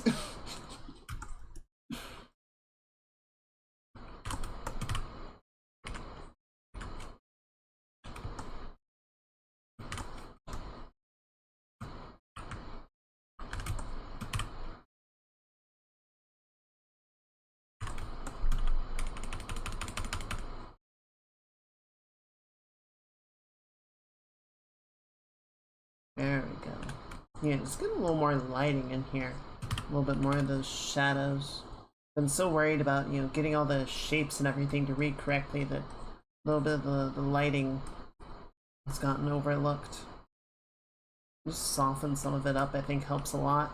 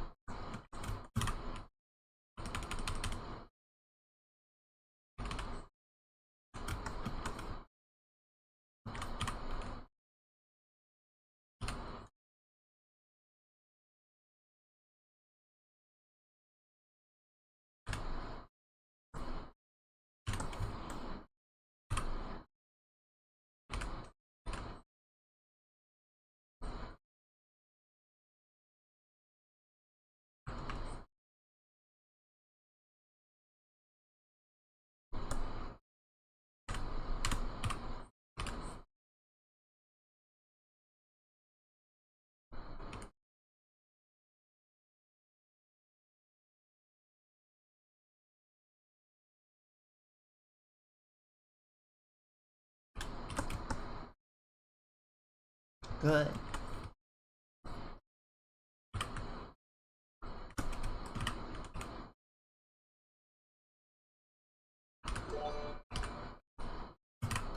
Aw, Standing. Thank you for the gift subs. It's very kind of you. I really appreciate it. If you guys got a gift sub, please be sure to thank Standing for their generosity.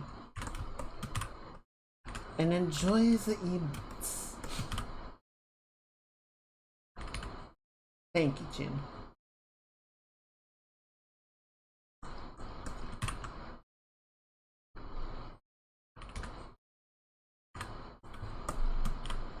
And somehow that also kicked off Hive Train.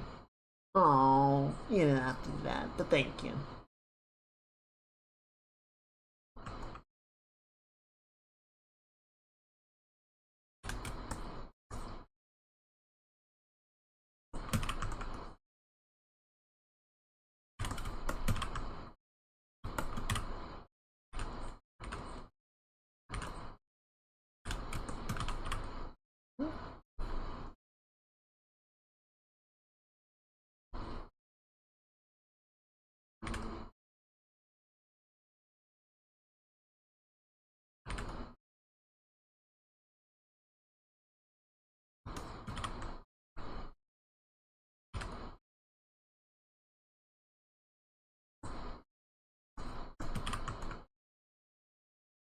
Just get rid of this line. I think it's creating insinuations of shapes that we don't want. See, that's what I'm going for. I really want to give the right sense of scale. I want to make it believe how freaking big this ship is, right? And that's what Greebling is for. It's really selling a sense of size, a sense of involvement. Right? If it were just a simple, like, geometric shape, it could be 6 inches or 6 miles. How do you know? Whereas if it has a bunch of, like, little odds and ends and bits and bobs, like, well, it has to be at least a certain size for that to make any sense. And then you're like, damn, that's a big ship.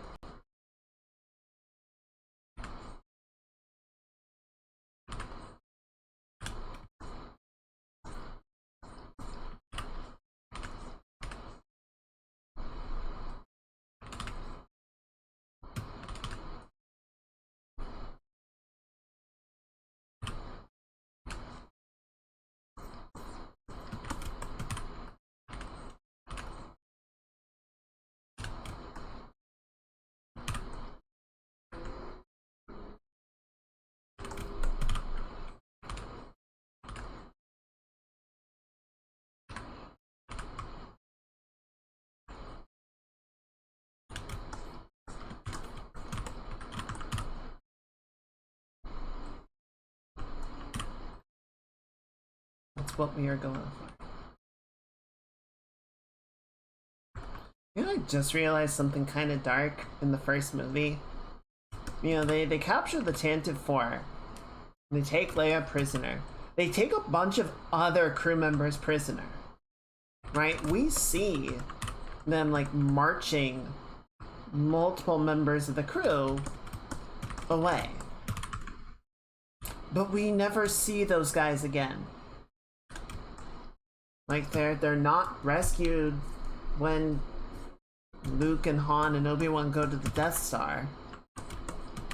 I doubt they manage some sort of break on their own. So they just kind of get left behind. Or they get killed off screen.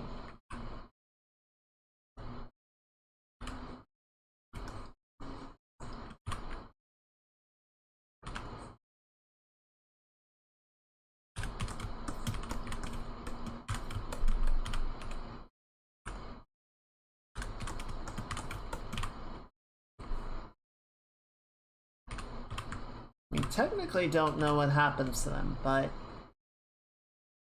it's kind of rough that we just they just disappear.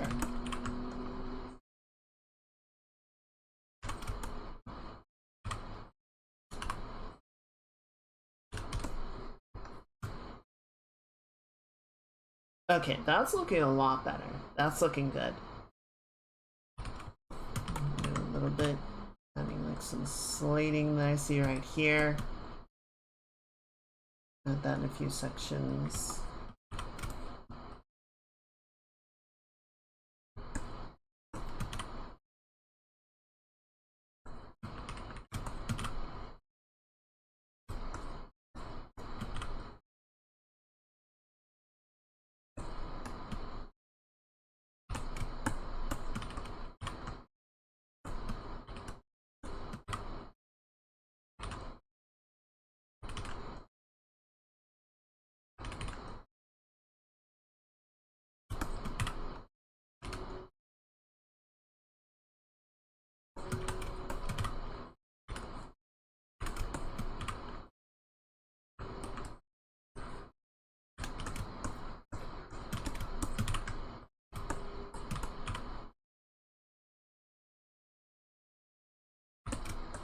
There we go.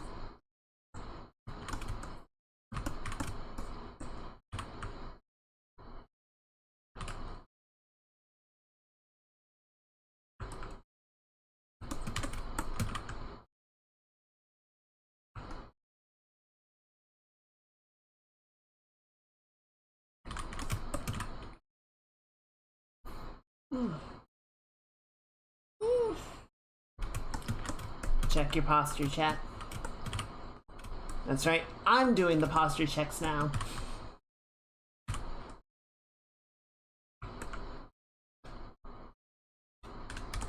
Look at me. I am doing the redeems now.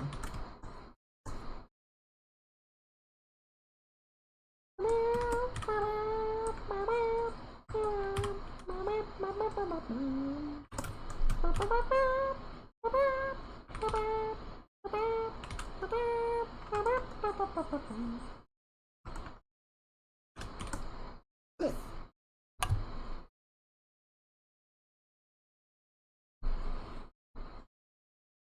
Alright, I'm gonna leave that alone for now. So I want to spend some time on the X-Wing. I was kind of thinking once the soundtrack ends, that's where we're gonna call it. We'll see how we feel. I'm not gonna hold myself to that, but I think that would be not unreasonable.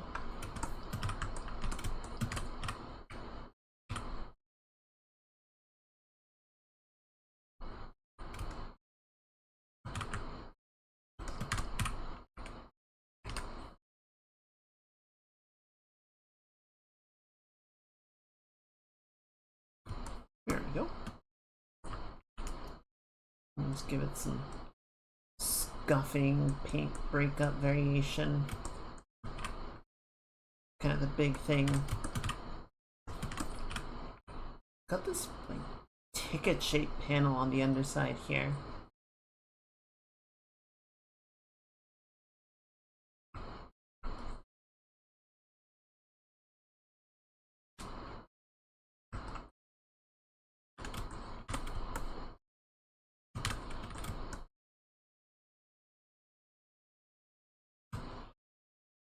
I'm gonna flip it. There's something, the position, the center line, the X-Wing's belly is off.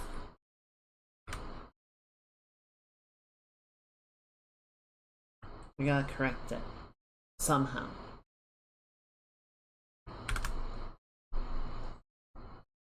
Like you gotta take this, so that needs to go about there. And this needs to sort of elongate down to this side, and then you need to sort of adjust to about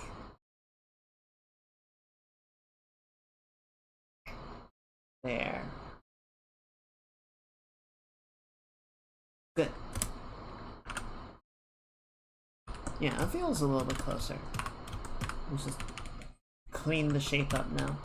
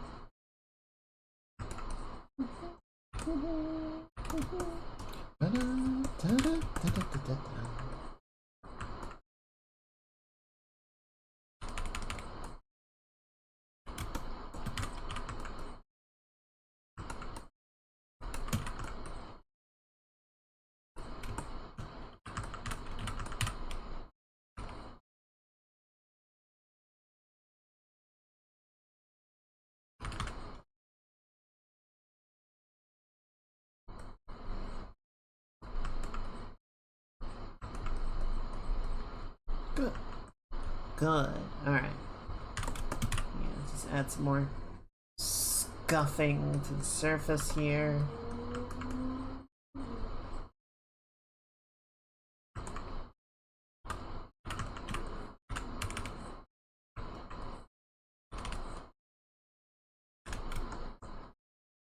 Yeah, now we can start to build out the shape a little bit more.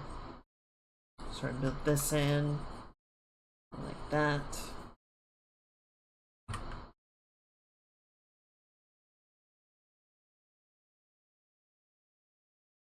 So I'm not going to commit to anything, but I was thinking, over the summer at least, I don't know what all my plans over the summer are, obviously. There's going to be a lot of playing things by ear, but I was thinking maybe making the Thursday streams a bit longer.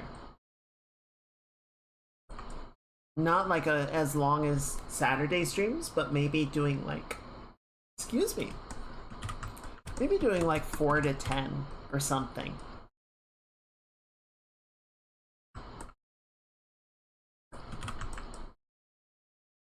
Just because I feel like, you know, I think we're getting close to the end of Horizon. Never mind the DLC. Still have to do the DLC, but I think we're getting closer to it. But you know, it's taken us a while to play through that. And then, you know, we've got Hades 2, which is going to take a while, and there's a bunch of other games that I would like to get to this year. So I was thinking it might be not a bad idea just to do a little bit more like game time, right? Get through some of the titles, or, you know, just give ourselves a little bit more time to play some of the titles that we want to, right?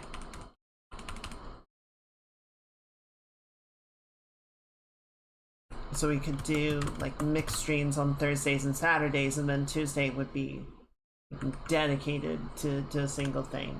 I think Tuesday'd probably still keep it at the same like stream length that we're doing right now, but I don't know. I was just sort of thinking about the possibility of doing a little bit more time one day out of the week. I don't want to, especially right away, I don't want to, you know, overcommit to being like, oh yeah, I'm going to stream like 5 days a week and we're going to do like 5 hours a day and anything, you know, I don't want to like completely scale it up like that. And obviously at some point,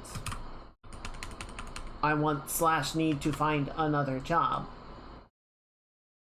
So I don't want to like dramatically scale up the amount of stream time and then be like, hey guys, so now we gotta go back to the old schedule and sort of jostle everything around that way, right? I would rather keep it somewhat consistent going from one to the other.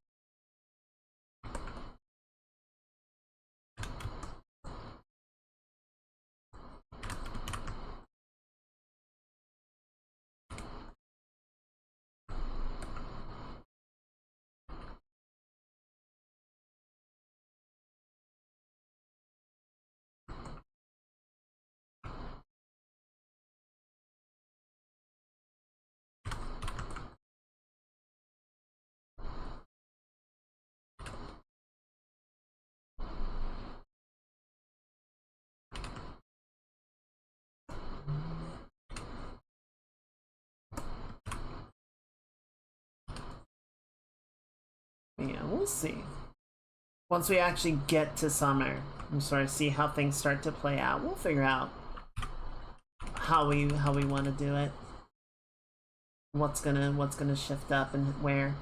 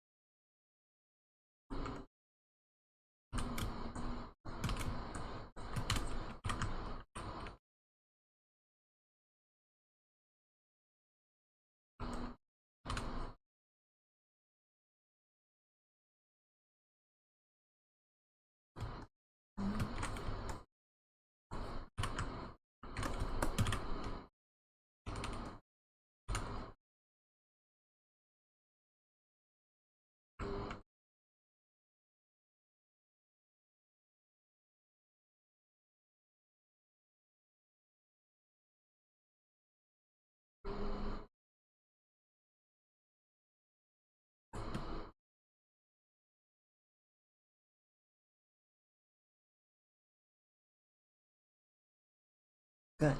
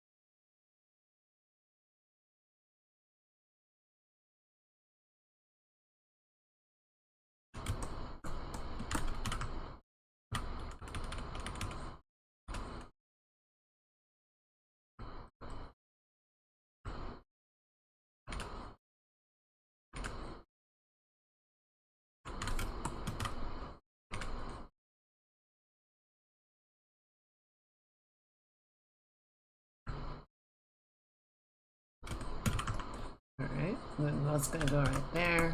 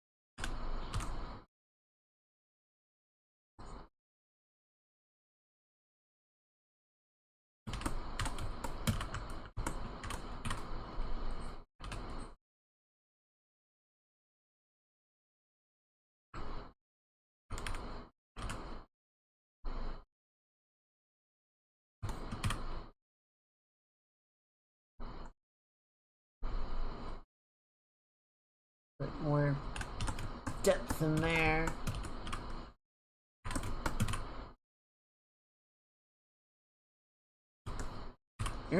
I remember hearing once that Alec Guinness kind of not resented, but was always a little bit bitter about, because, you know, he was a classically trained actor. He was very old school. And, you know, after Star Wars, a lot of people like knew him best for Obi-Wan. He was like, I did all of these other things that were much better and much more important. And I feel like there's sort of a compare and contrast between him and Patrick Stewart. Patrick Stewart? Yes. You know, Patrick Stewart was also like a classically trained British actor.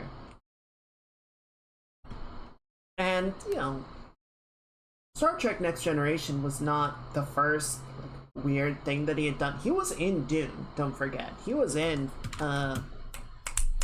what's his name? David Lynch. He was in David Lynch's Dune miniseries. So, like, he had done some other kind of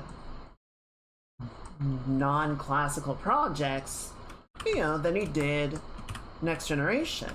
Sort of initially, I remember, you know, a lot of people started saying, like, the first season he really kind of seemed to have a stick up his butt. Like, it was definitely sort of trying to approach it a certain way, and it took a while to sort of figure out the right energy for that particular project. But, you know, I think that's really common. But I feel like Patrick Stewart displays a lot of love for Star Trek, right? And really sort of appreciates the amount that people appreciate the show and the project and what he brought to it. You know, I can kind of understand Guinness's frustration of like, there are all these other things that I did that I'm so proud of, and it keeps getting overshadowed by this one thing. I do understand that, but, you know, it's also the artist doesn't get to decide which of their works matter to people, you know? And I respect that Patrick recognizes, like, this is the one, like, this is the thing that people love and care about, and I'm gonna respect that. You know, I appreciate that they care that much about something that I have done.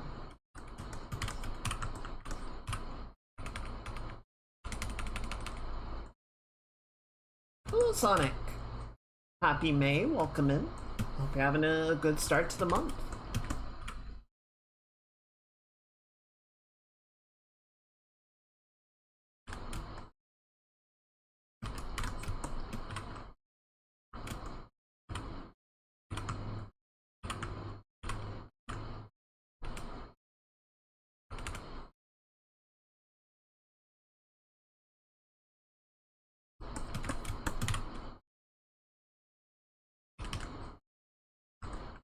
There we go.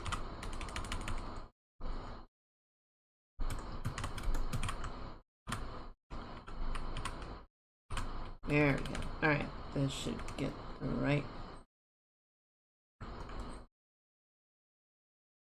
There we go, there we go. Alright. Alright, we're getting there.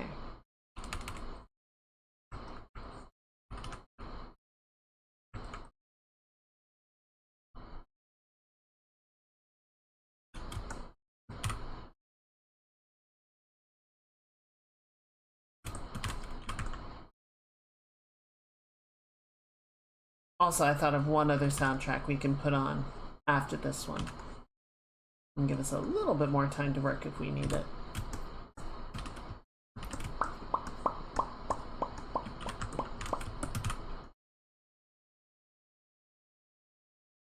There we go.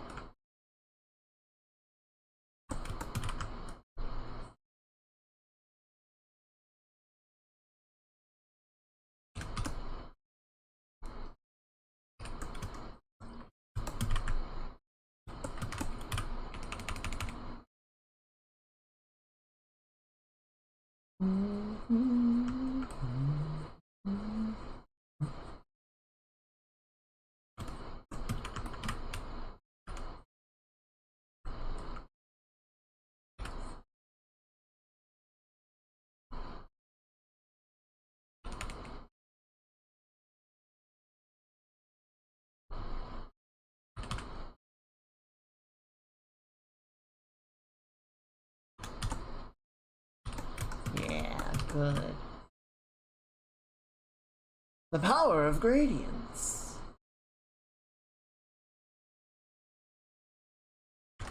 Powerful ally it is.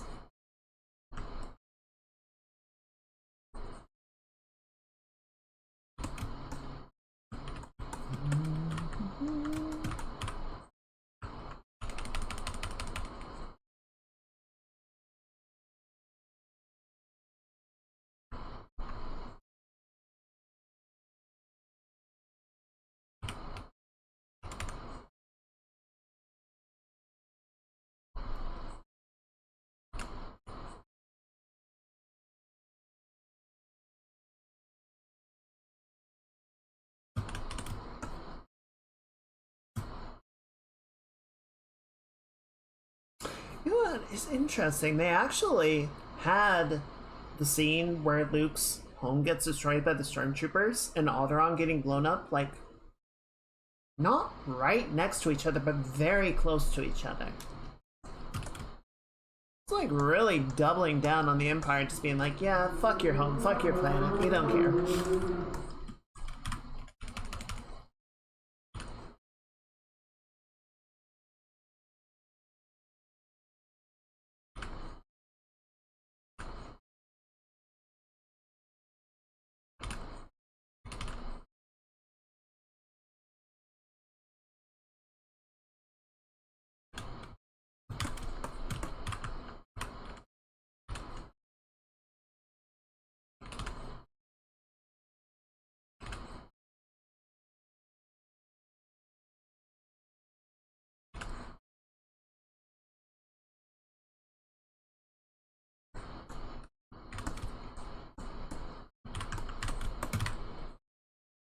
I know it's much, much later, but I think there's a really good sort of compare and contrast in Andor. You know, in the first season, when the local security forces are, you know, doing their pursuit, and one of them, you know, kills a civilian during the whole confrontation. And you know, the guy in charge, like, almost turns around and shoots the security guard himself, right? He like takes his gun away in what amounts to hostile territory and says, go wait on the ship, with the clear implication of, I will deal with your dumbass later, get out of here before you stir up more shit. Right, like, they're still operating on some measure of accountability of, like, yeah, we have to conduct ourselves in a professional manner, whereas the Imperial troopers are just like, yeah, we'll shoot civvies. Whatever. We're the Empire, what are they gonna do about it?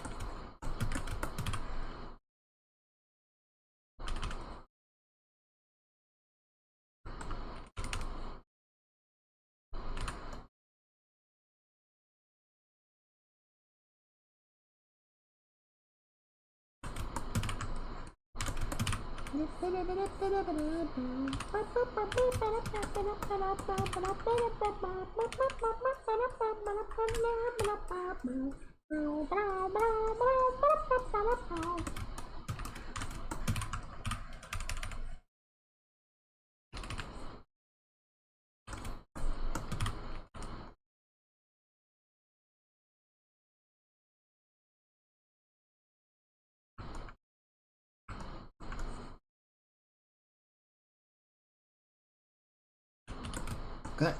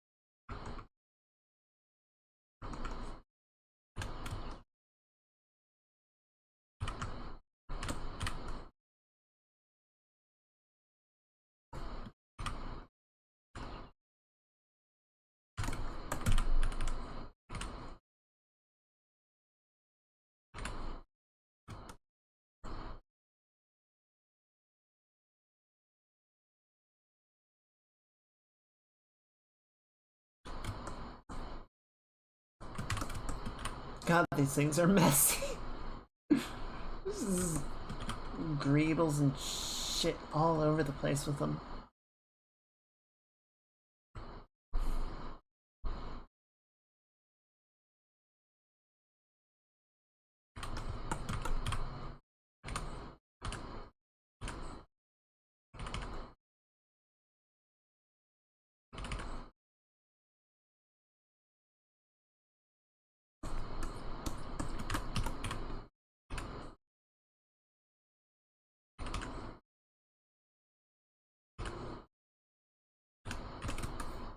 Mm-hmm.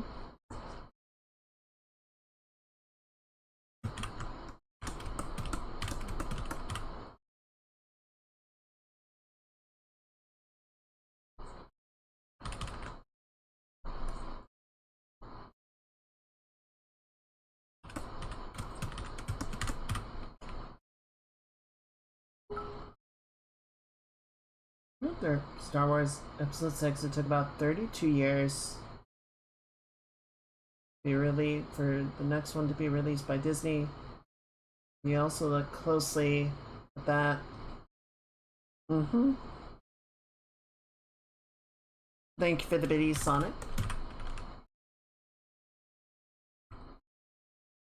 Really, 32 years? Episode 6 was 83.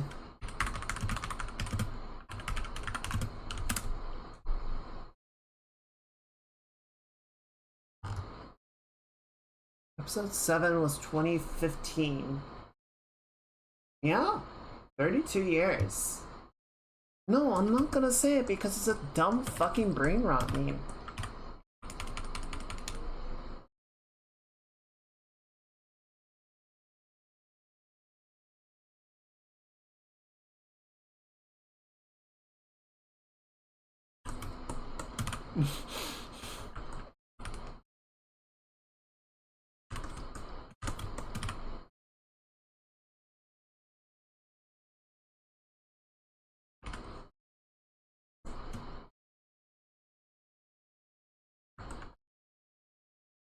Interesting tidbit, though. I think I don't actually know how much time canonically between the two movies there is.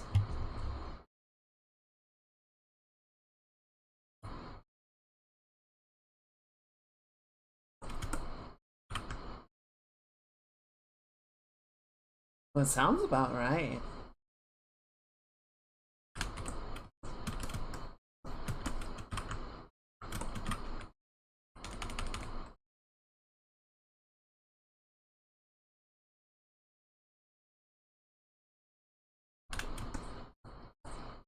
There we go.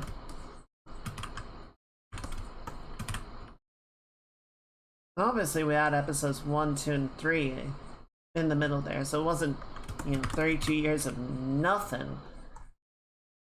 As I recall, there was talks for a time about there being a sequel trilogy, and then I think that's kind of tapered off. And then they did the prequels, and then there was a whole acquisition before anything with the sequel trilogy ever could have happened. So, might there have been something in there? Who the fuck knows?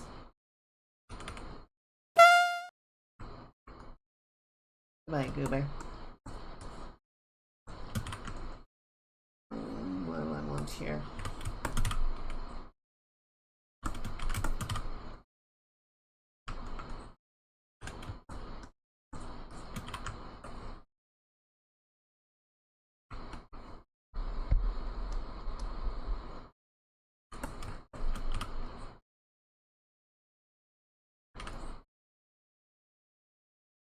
There we go.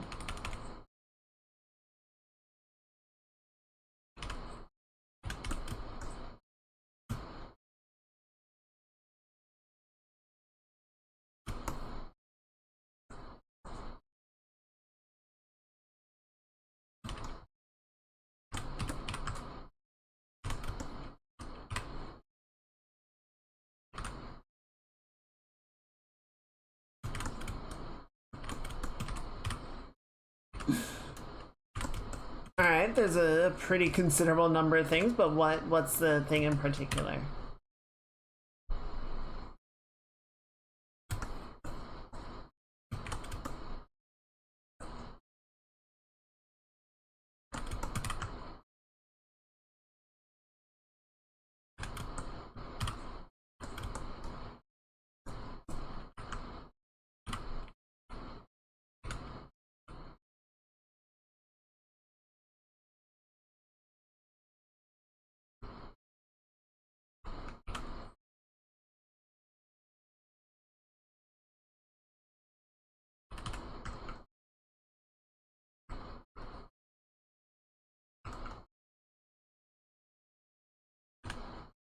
Unused character that was meant to be in the movie. Okay.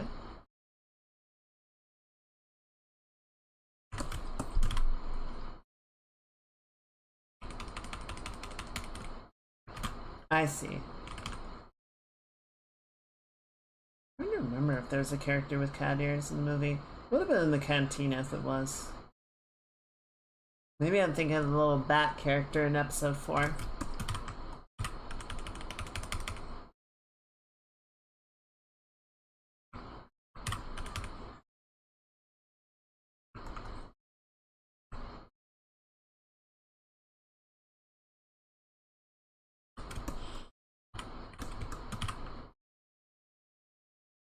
Yeah, Sonic, you got me.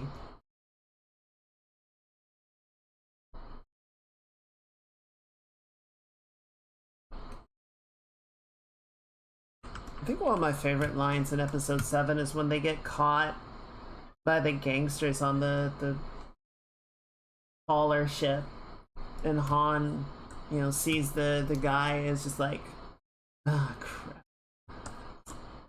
Kasu, good to see you. Wrong again, Solo. I don't know why. I love that line. It's a good one.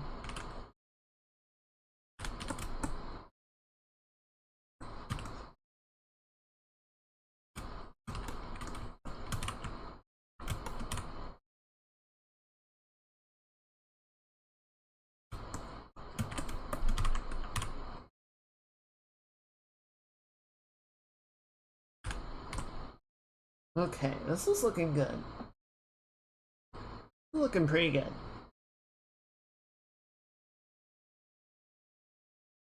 I think our X-Wing is finally getting up to a level of tailing that I can be satisfied with.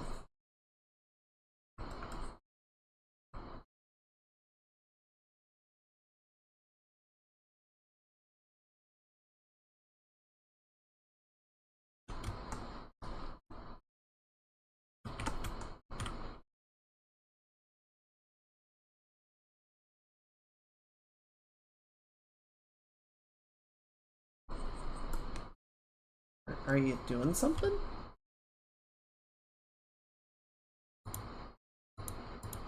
The heck? Alright, moving on.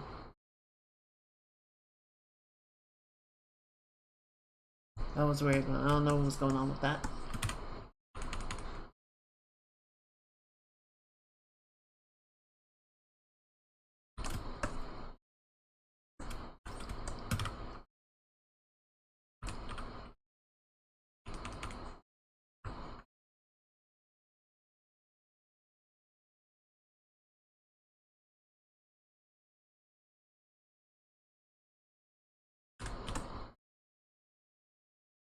Okay.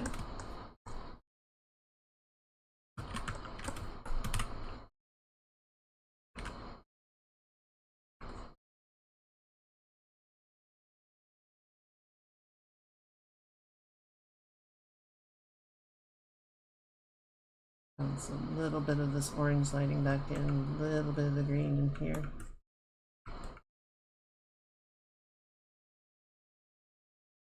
Just the slightest amount, right? Just to sort of balance it a bit better. Yeah. Good. Good.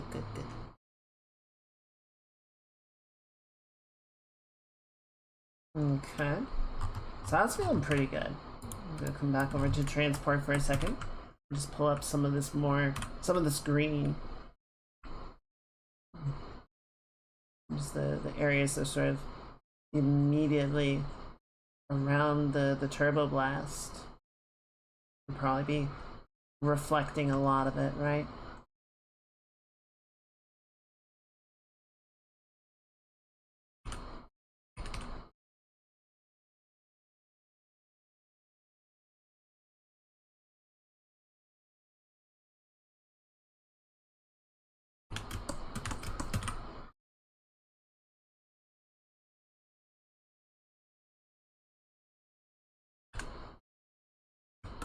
Good.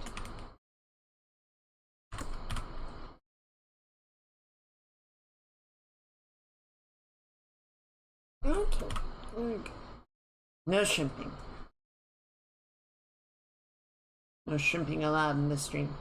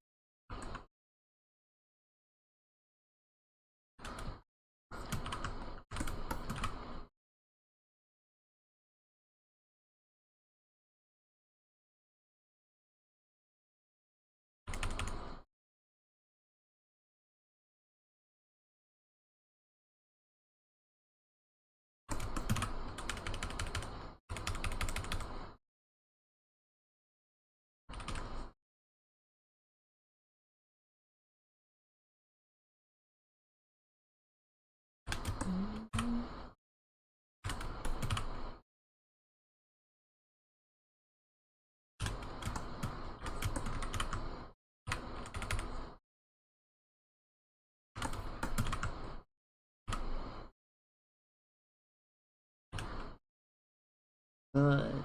Okay, good.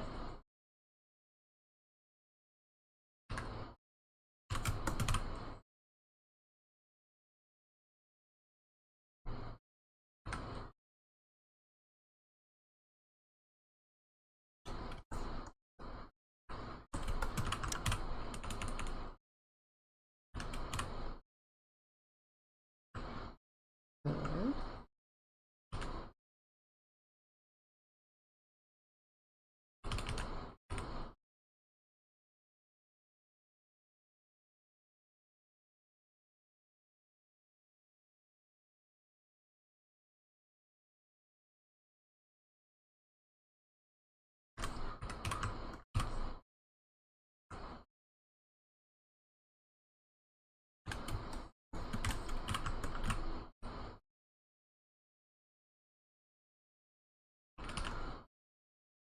Good.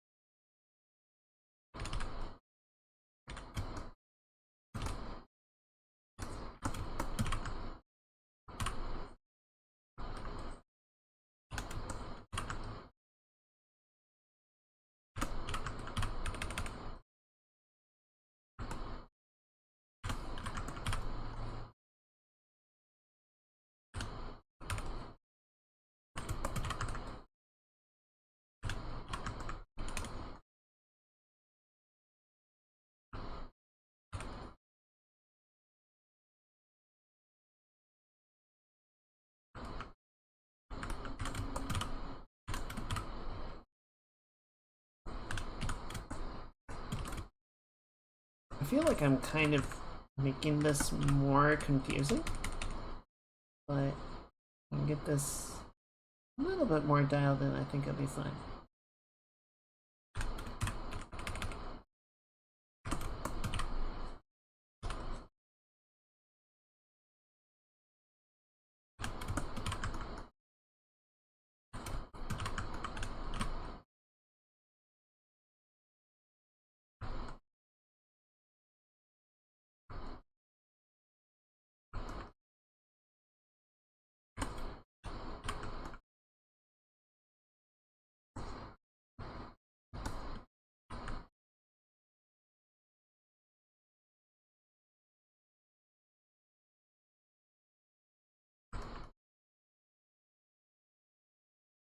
Okay, there we go.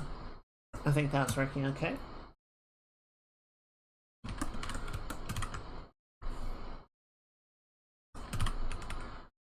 Really sort of bump this up a little bit.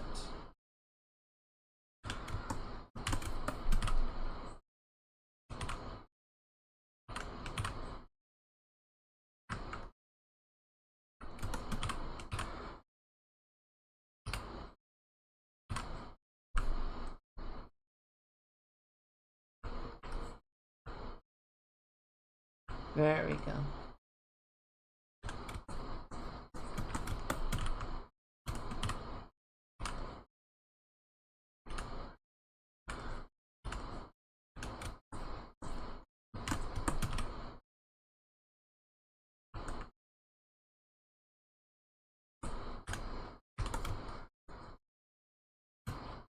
Okay, that's looking pretty good.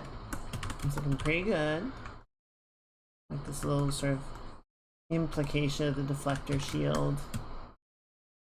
Flashing a bit blue in there. Like overall, I think it's quite successful. So, the main question now is just what's gonna like seal it in, right? What's really gonna seal the deal? Really make it.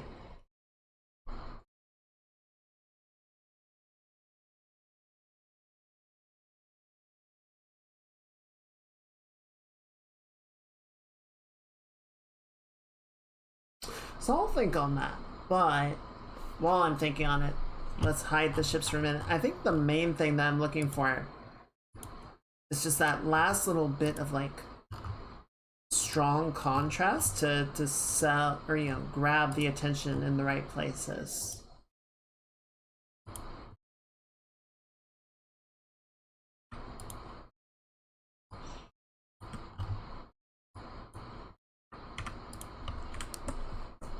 But right now, let's just put a little bit into. Okay, no, I was mistaken. The Alderaan scene is after all the stuff in Mos Eisley. It's actually fairly far apart.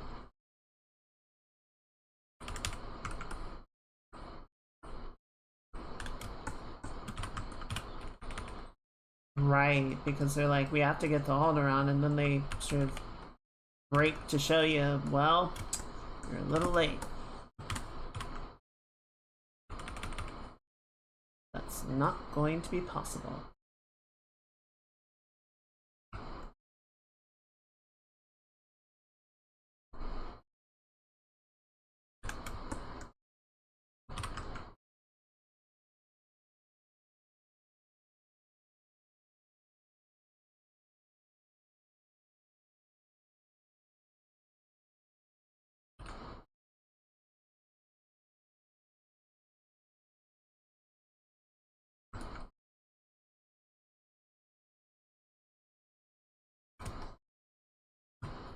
Where's my Hoth reference? One of the really annoying things that I think is entirely unnecessary.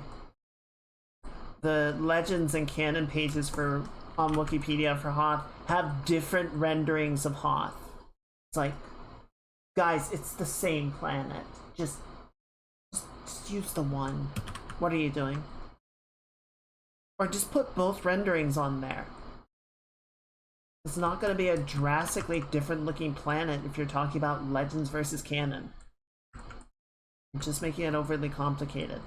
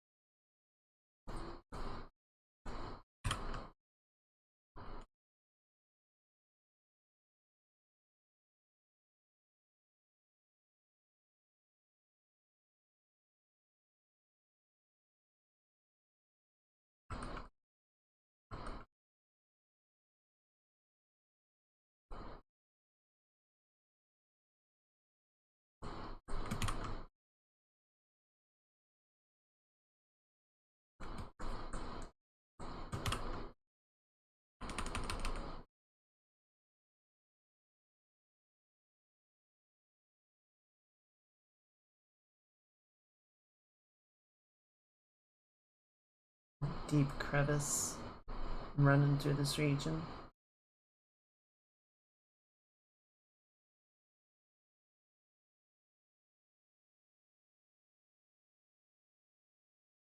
Does this even matter? Who knows? Might get completely obscured by the ships, but we'll know. We'll know it's there. And that's what really matters, right, chat?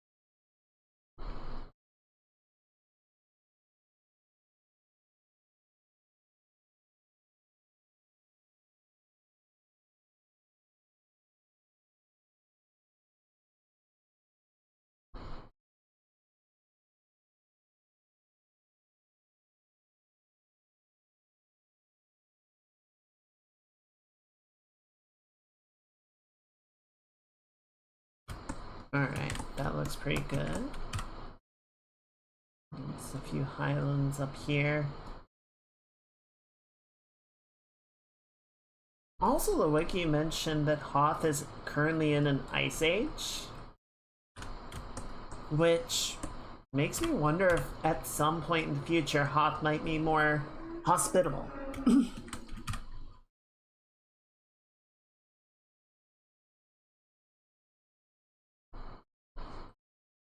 Maybe one day it will be more than a footnote.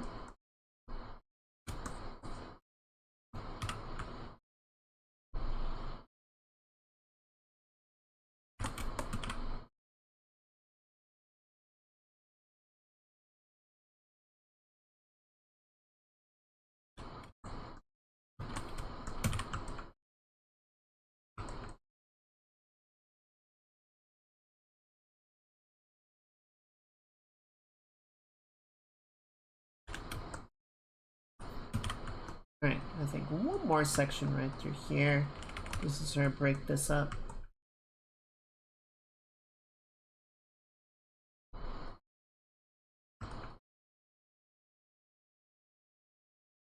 You know, I was thinking, it's like, okay, well, how long may take a while? I was thinking about that. It's like, okay, well, how long has it been in the Ice Age? It's like, okay, so the entire Star Wars timeline is like 25,000 years or something, 30,000 years. Ice Ages last much longer than that.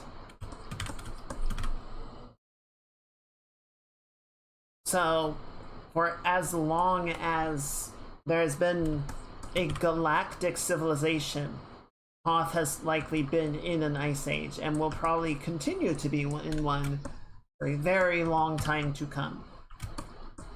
Unless someone gets terraforming in their head. I'm not sure there's ever actually been any mentions of terraforming in Star Wars. I think it's just kind of the thing of like, there's enough planets. We can find one that we don't need to put a bunch of effort into making habitable. It's easier to just travel to another system and keep looking. We don't have to make every single planet we find work for us.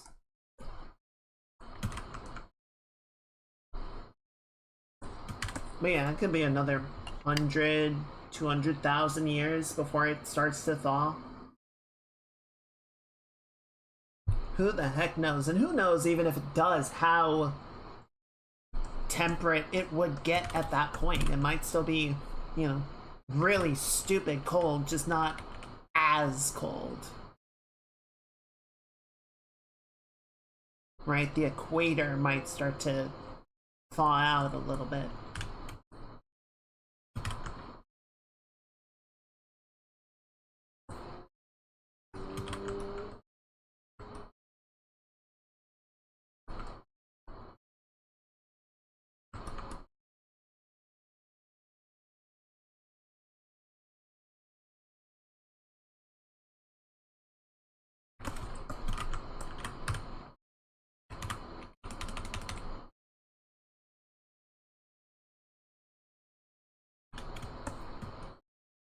Soften up the brushwork in a few areas here. More even shifting of tone.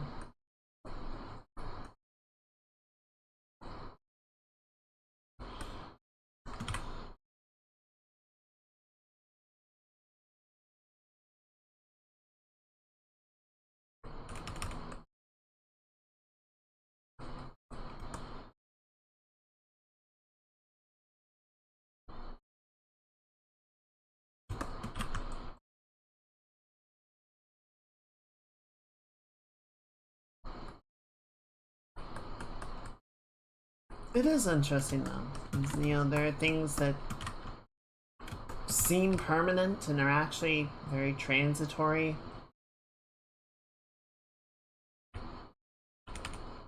You know, in real life, humanity has only really existed following, and this isn't even like the post-ice age, what do they call it, the interglacial period.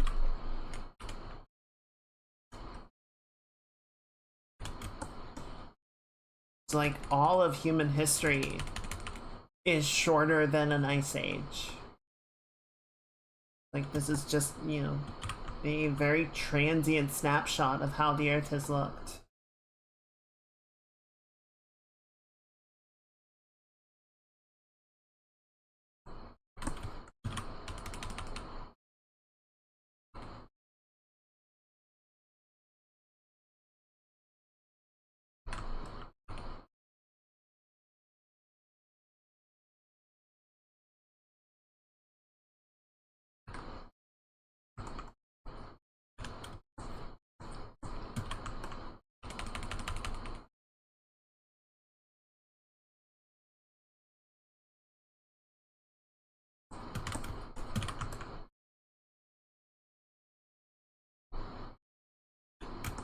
Alright, I think that's in a pretty good spot. Just soften this up a little bit.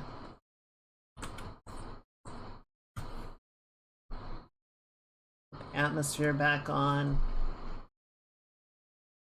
I want to try one more thing, which is I just want to gently blur it just a little bit. It's that little bit of diffusion.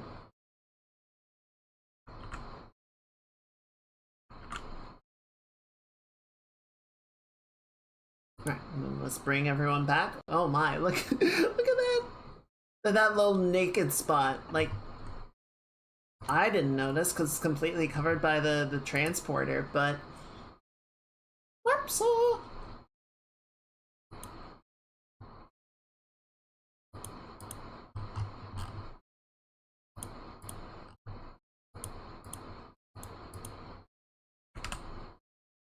Alright. So yeah, I think we're gonna be at a point where we can just sort of finish this out another 20-30 minutes and should be happy with it. But sort of going back to this, there's a few like really bright spots on the transporter here that I think are doing a great job of sort of like directing attention and, you know, creating a sense of intensity and all that I like, and I just want to see, just want to sort of look around and be like, is there anywhere else that I want to sort of bring that level in? You know, the Star Destroyer, not as much, just because, you know, it's sort of this big, imposing, monolithic structure, and, you know, works best as a dark and imposing silhouette.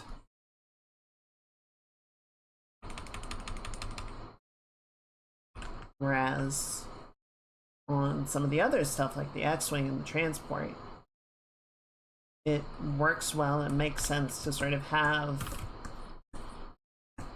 a greater level of contrast.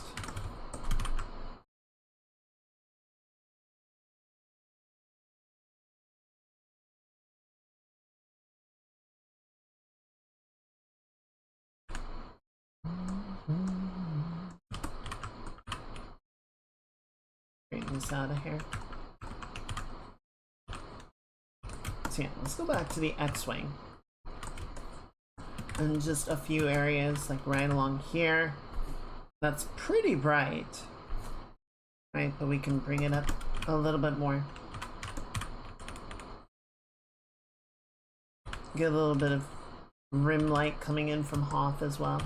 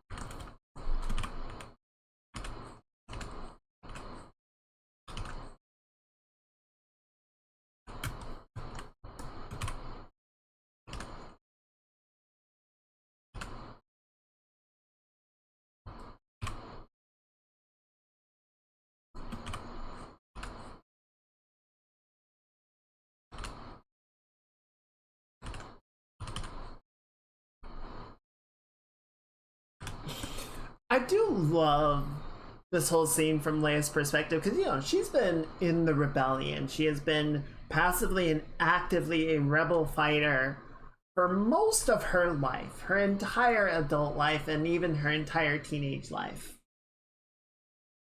And, you know, we know at this point that she has worked with some seriously qualified teams.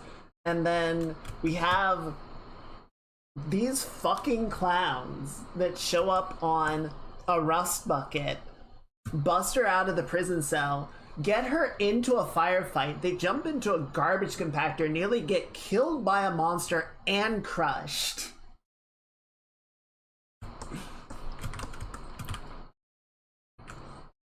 It was like, okay, not dealing with the A-team right now.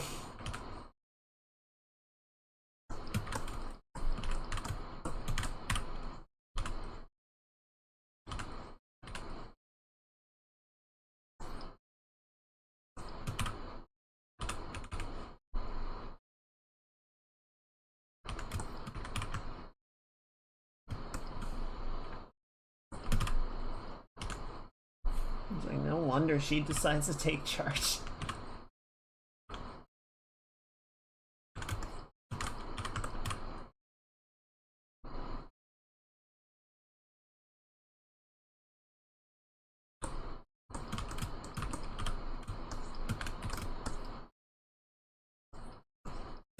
She's like, I don't know, man. I was a farmhand until 48 hours ago. I ain't never done shit like this. What do you want from me?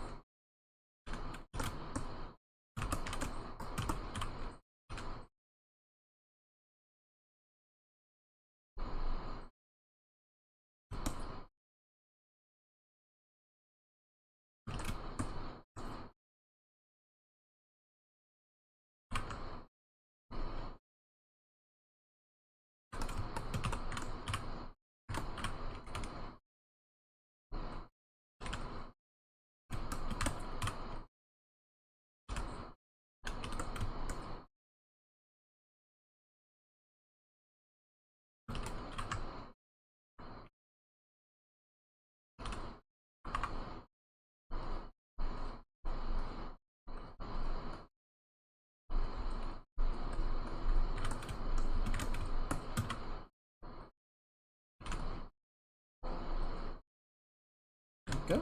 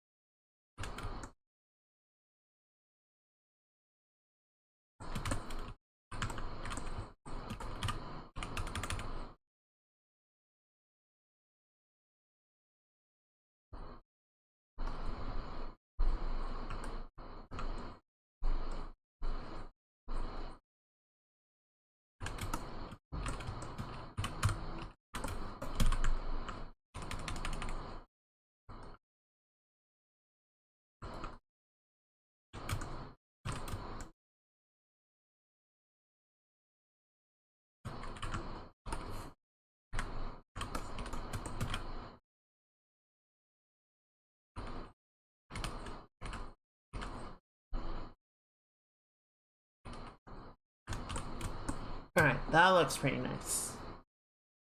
Alright, just getting a little bit more of that lighting in. A little bit, you know, sort of pop it out from the rest of the scene. And come back along the back of this wing. Do a hint of it here.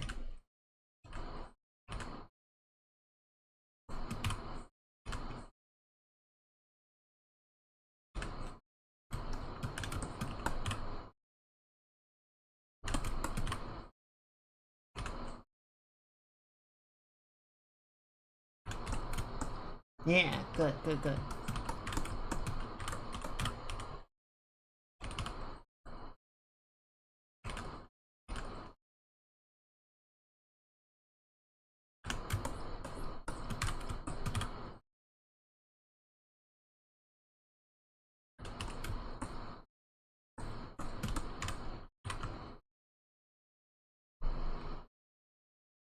Just a bit of blue right in here.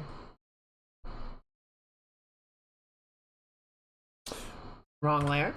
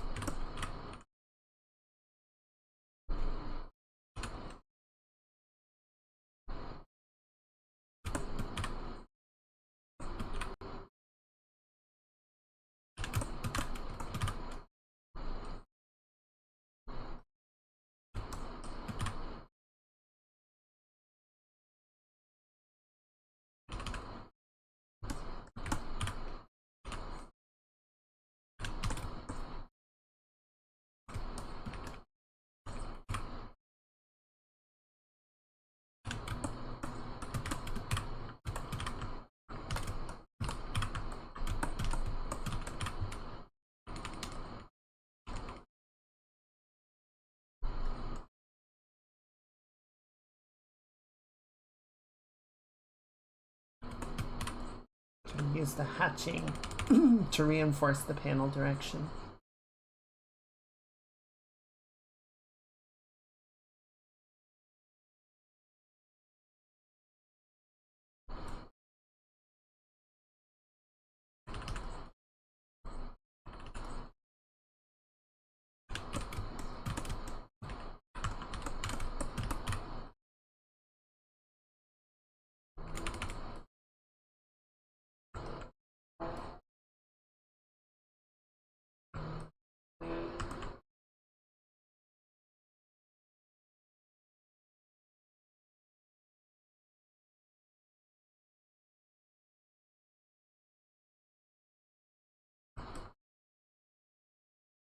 Good.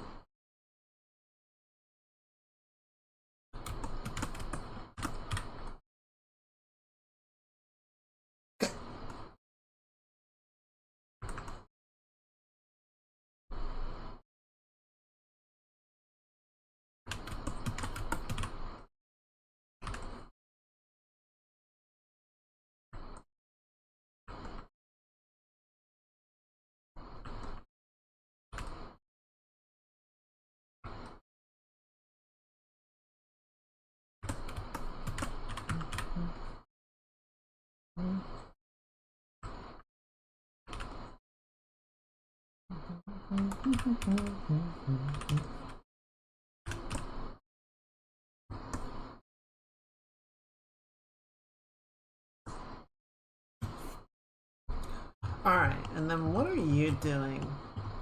What else are we doing with this that can make it a little bit more interesting? I think the like stroke work and the paneling has gotten into a pretty good spot, so I don't feel like I need to do a ton there.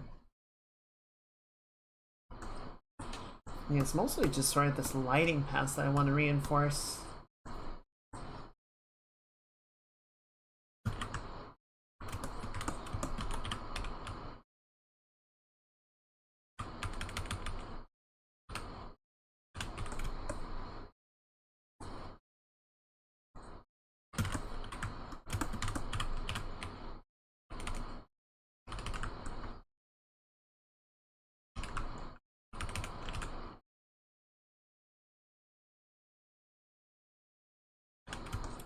Hey, boss. Happy May. Hope you're having a good weekend.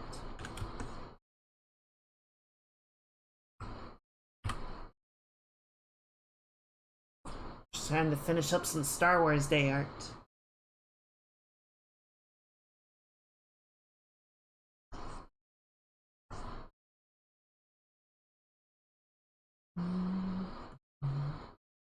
Let's see. Let me try something here.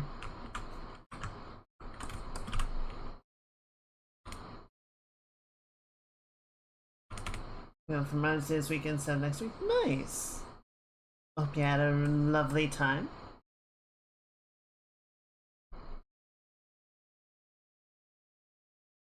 What were you up to? Yes, let that also be a reminder, everyone. Next weekend is Mother's Day. So be sure to send some love to your mama or a motherly figure.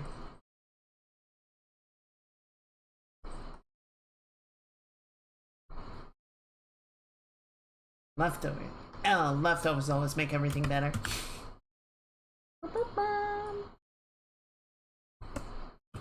Nice, there we go. Just sort of round out the shape a little bit more.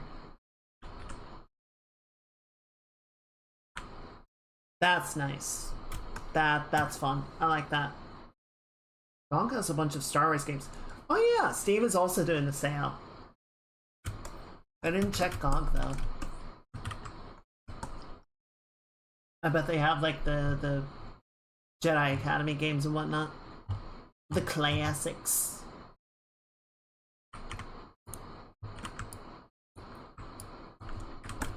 Missed a little detail here. Yeah, for sure.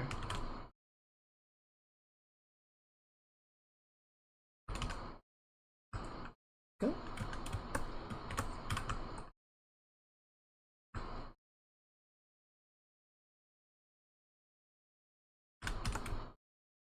Wait, I think I did the housing backwards.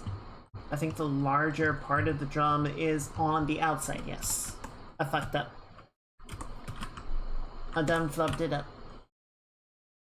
This would actually be shaded. They're coming like that.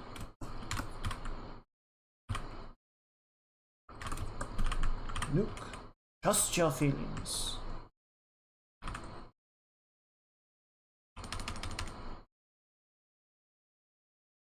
Several fighters have broken off from the main group. Come with me.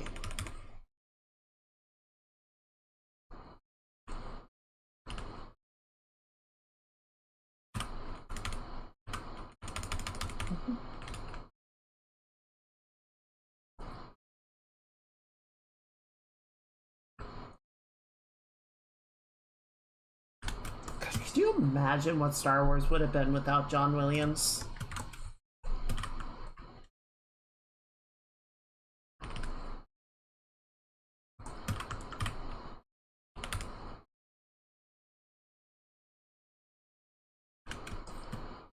I can't.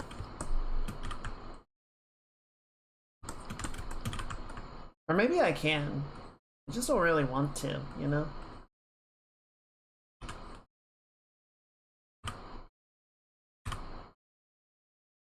Did I think of Indiana Jones? God, without the theme song, what's even the fucking point? Wait, the MMO or the RPG? Because Knights of the Old Republic is the single player that BioWare made. I guess BioWare technically made all of them. No, Obsidian made Knight KOTOR 2, the MMO.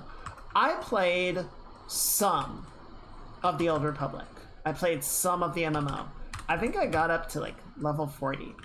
The TLDR is that I didn't like it. I really wanted to like it. I thought some of the writing was quite good. The troopers, like, introductory story on, God, what planet did they start on? They sort of did it in a way that, like, there's a few planets that are shared starting locations for a few different classes, and then so like all of the Jedi start on Tython? I think it's Tython.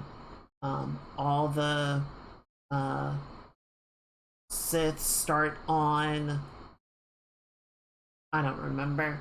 But the Trooper, has an introductory mission sequence, that takes you from like 1 to 10 and sort of introduces you to the game. They have a story, or they set up the class story for the Trooper there.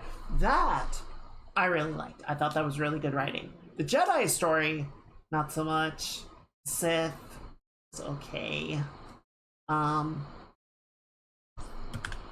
combat was just like copy paste WoW clone.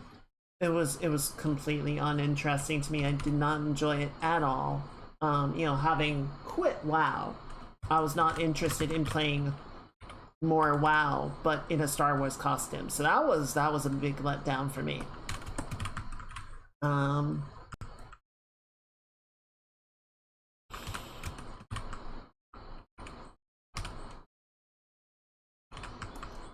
The big offender to me was, instead of zones, like in Final Fantasy or Guild Wars or WoW, that you just sort of go to a region and play that for a while before you move on to the next region to continue leveling.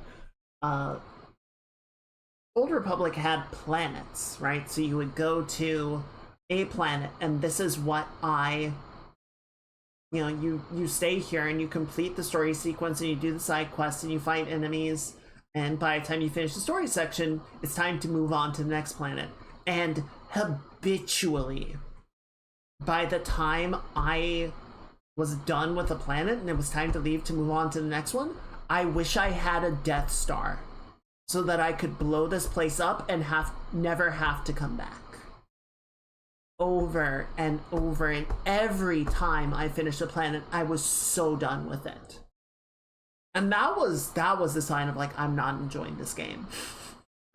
Of like, with Guild Wars 2 and Final Fantasy 14, I would like areas still. I would enjoy being in a zone still by the time it was time to move on from it. And Old Republic was always just like, I'm done. I want to burn this place to the ground. Because the quest design was dull, the combat was uninteresting. It was absolutely a WoW clone. And I will give BioWare a little bit of a pass on it, just because, BioWare's strength is writing, right? Their strength, the thing that people enjoy them for, has always been their writing and their world building. And their game mechanics have been okay in the past, right? Not amazing, nothing to write home about, but, a serviceable vehicle to tell a good story. So I think it is understandable that they would sort of take the current popular format of MMO and use that as the vehicle for telling their story. But I think even with that understanding, they did not do a good job setting up a vehicle that was fun to play, for me at least. I know it's still going as far as I'm aware. Like, it is still a playable game. It is not dead. So, like, clearly people did and continue to enjoy it. And that's great. But I never fell in with it. I never came to enjoy it that much.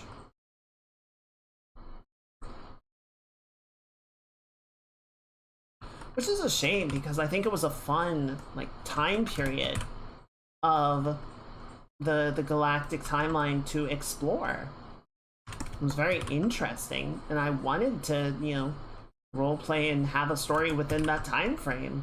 And I kept, like, trying to sort of tell my own story and explore it, and the game kept pulling me back and being like, no, play the story that we have prescribed here. I'm like, I want to tell my story though, and they're like, that's too bad. I never played the Jedi Knight series.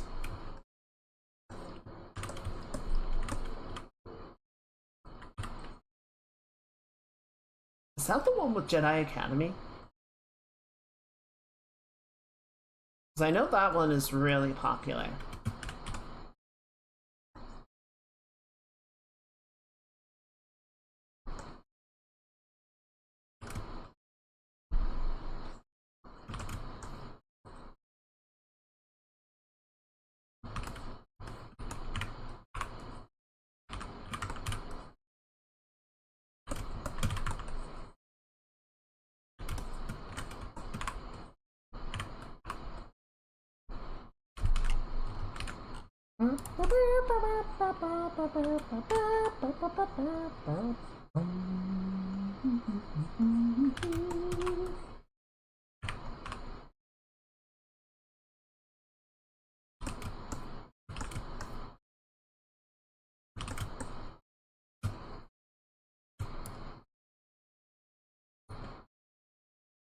All right. I think we're just about done here. I like where these guys are sitting. I think that little moment of action is really cool. Y-Wing's looking pretty good here. I did forget one thing on both of the Y-Wings, so let's go in and touch that up really quickly.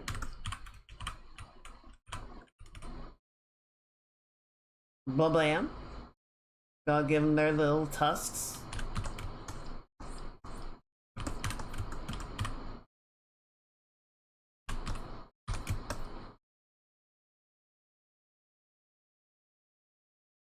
Alright.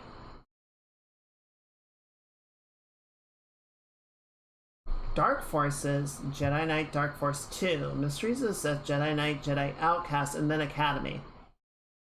Yeah, that makes sense. Wait, Dark Forces?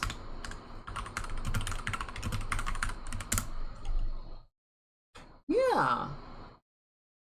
That's part of the same series? Say what? That's weird. Sure, why not? Why not? Started as a boomer shooter and turned into, like, the seminal Jedi Knight series.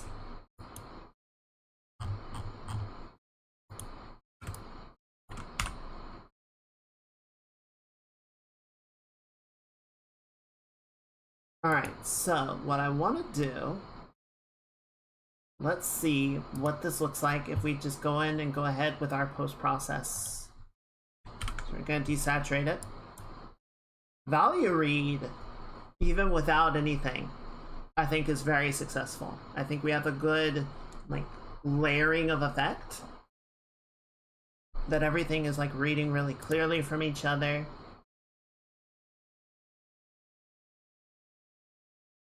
Yeah, good. Okay, let's put this down here. And then we're gonna do a little vignetting, as we like to do.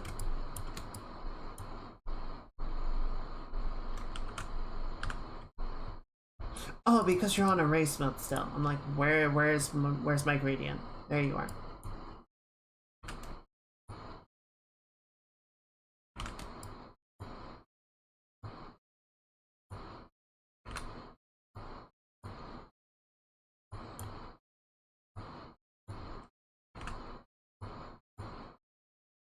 There we go. Sort of leave the right side with the planet lit, right?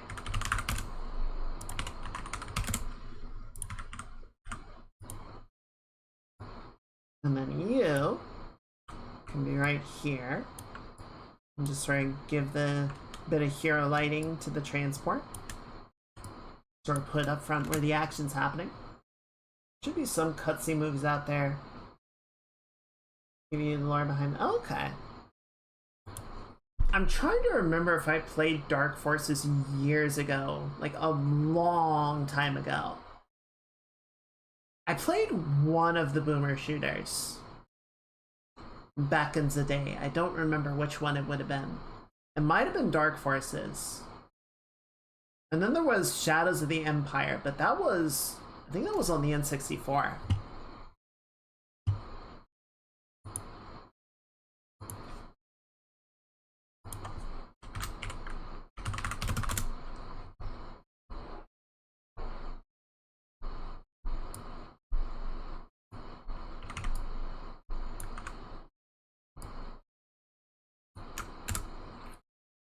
Alright, so let's go ahead and drop all that in and see how much it blows out our scene.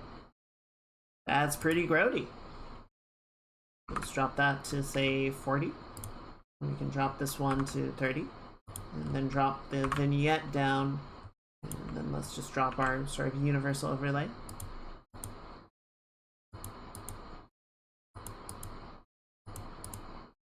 Let's drop that to 40, let's say.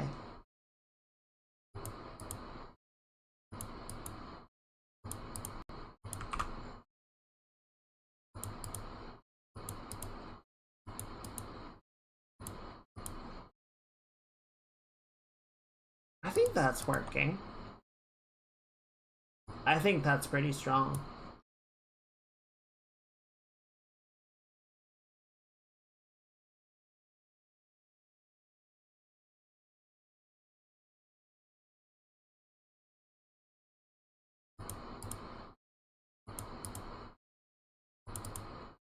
Yeah.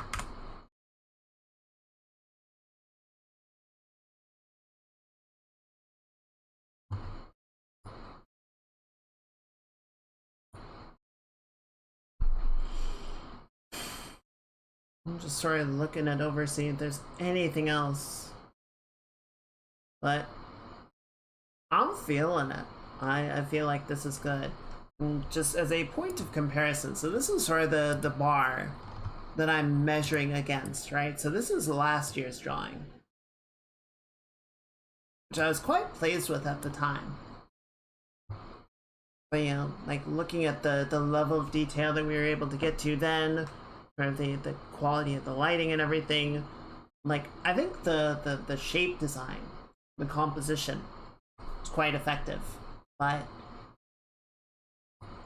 like just sort of doing a side by side, like I really wanted to try and like get that better level of render, you know, get more of that tactfulness that people really love about Star Wars. Or not tactfulness, as someone said. Star Wars can be kind of wooden sometimes, but the tactile, the gritty feeling, right? The realism. I think we were pretty successful with that.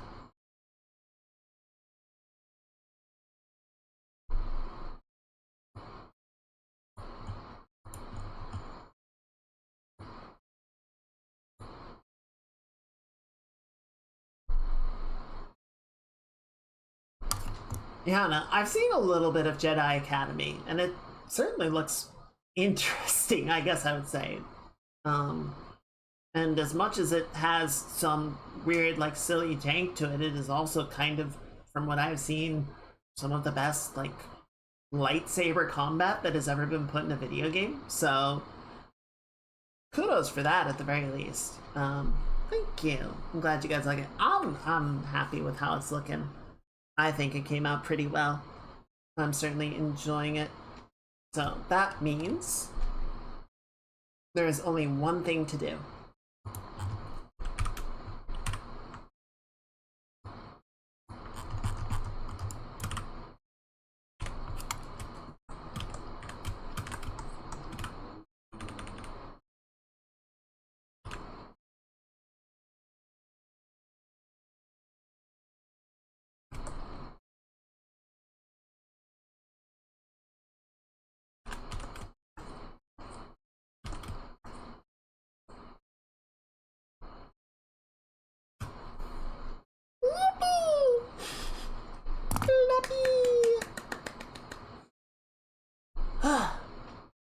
it was worth the extra time.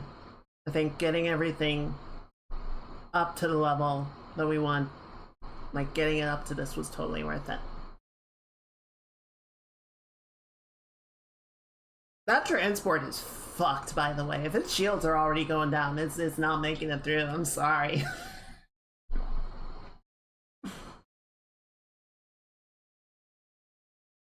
Hell of a gamble. Alright. So yeah, thank you guys. So, we actually ended at a really good time. So what we can do now, what we can do next, is we're gonna take a break. We're gonna take a little break, and we will switch over and play some Horizon Forbidden West. The first transport is shit.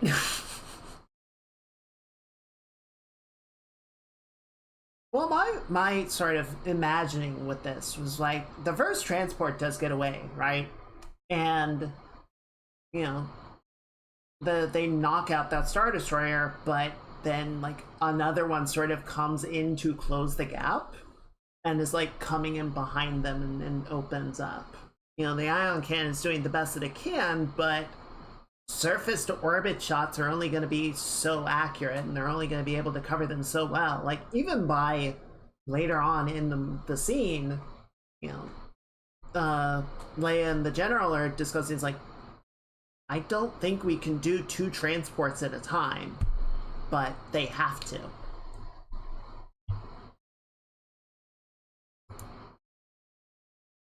Alright.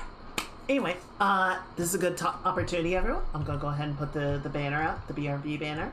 So everyone, please take the opportunity to do those human things, right? Stretch, get something to eat, something to drink, use the bathroom, whatever you gotta do. I'm gonna run a couple of ads while I'm gone, and we'll switch over to the game when I get back. But yeah, I'll see y'all in just a little bit. Bye!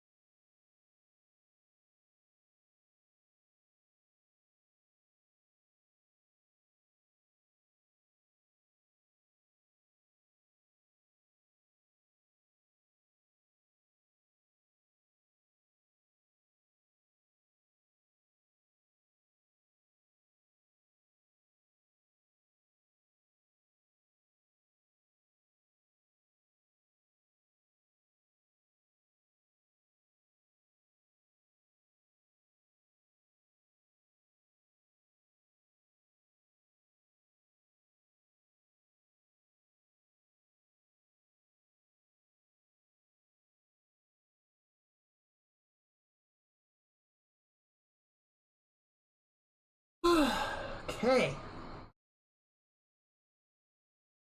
Everyone have a good break? Let's see, where are we? Where are we? Okay, let me switch the topic over. Also, I can come back. Hello! There we go. Alright, and then we can drop that. And then we can do this. There you are. Alright. Just making sure I saved everything. Good. Alright, that looks good. And then I'm gonna move, or actually you guys are good there. I'm gonna move this over here. And then we're gonna switch to, well, bam! Preloaded. That's production value. Is the game audio coming through okay? Okay, and then let's just do one of these. And we're gonna turn the lighting on. Are you still broken? Oh, it might still be busted. Hang on, let me... Okay, I think I have to do this manually. Let me check this.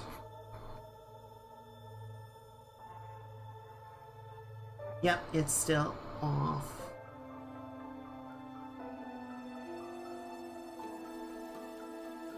I think it's that one? Yeah, it's that one, but then it's so dark. Okay, there you go.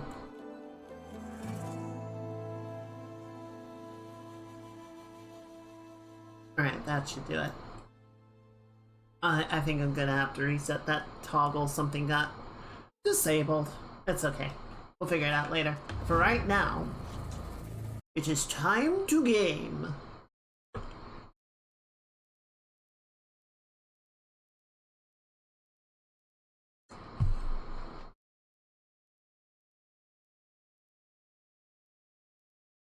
We already did that part. Right, okay, so yeah, last time we met up with a fellow here. We'll go help him with this hunt later. Goodness, there's a lot of things down here, though a lot of it is just like, hey, here's where you can collect stuff for your upgrades. It's like, okay, cool, whatever. But yeah, for right now, we need to make our way back eastward. And I think today's gonna be a lot of sort of cleaning house on stuff, right? Go back, maybe hit a couple settlements, turn in Demeter at the base, reunite her with Gaia. We might swing back through the claim and everything. Hit up a couple of these locations that we didn't touch on before. We've got this location down here that we can resolve a quest at. So mostly stuff like that, I think. And then we might, well, we'll sort of make our way back out. And I feel like by the time we do all that, we will be at time or even past it. I know I checked you before, but I just want double check. Okay, yeah. This is your opportunity to buy fine goods, Outlander. I'm good, thanks.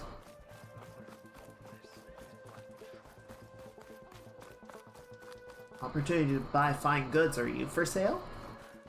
Yeah. Chat, am I rizzing? Is that how you riz? Well, this is cool. We walk in strength.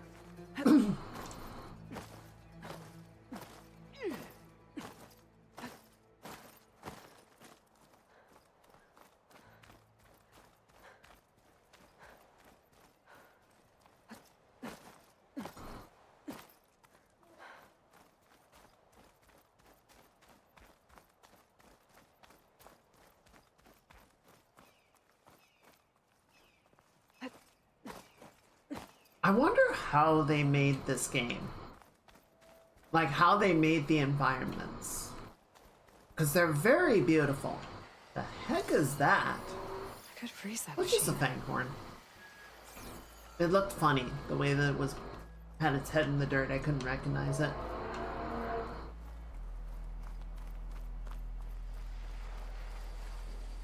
What is this just the top?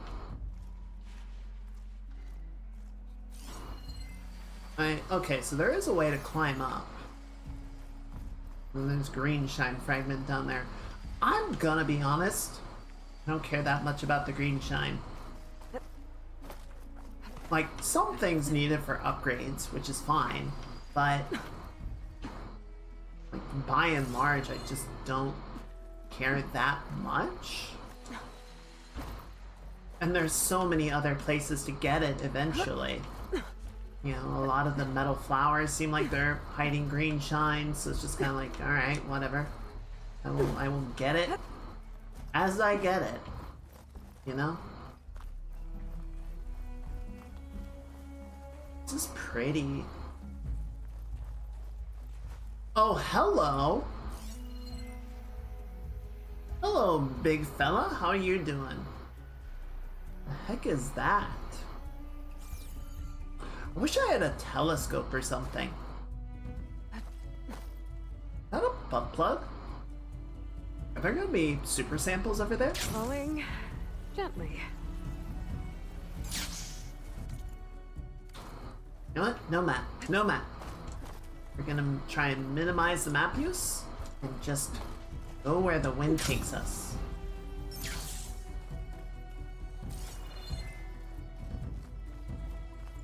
But I do want to see what that is. I don't think we've been there before, and I'm very curious about it.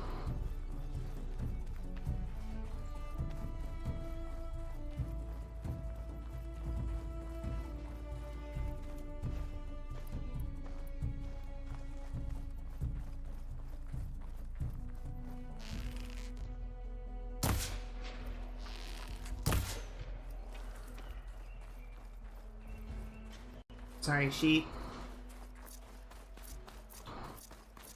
But I think I still need some of your horns. I did! I need carp skin. It looks like a turret. Like a big cannon. Yeah, that was definitely a cannon. Oh look, a lore point! Idiot Army Trial.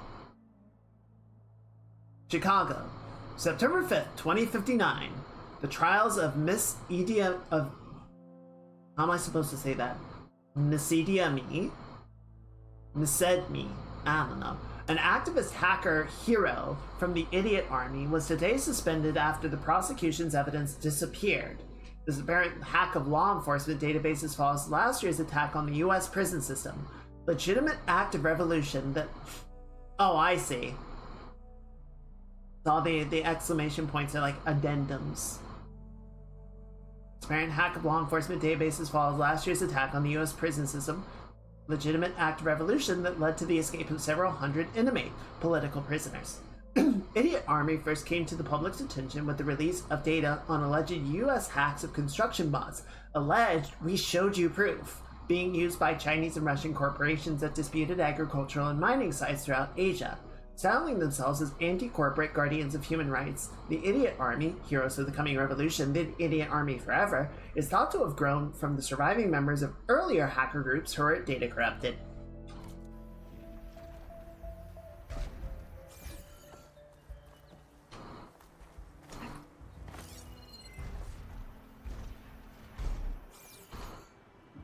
Oh, hello.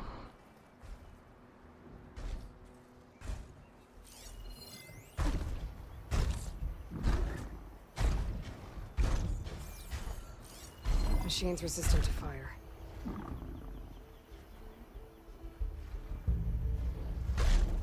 Let him do his thing.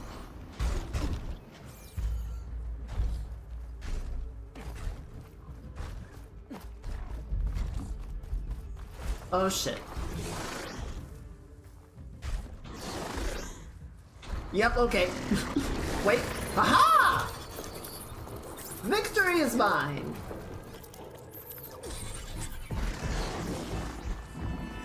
There we go. See, we can be friends. There's no need for violence. Now come with me, buddy. We're going on an adventure.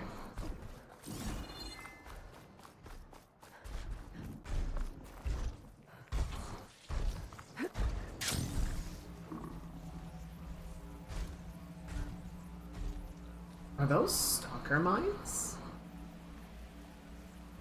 Oh, this is so pretty. Look at this place.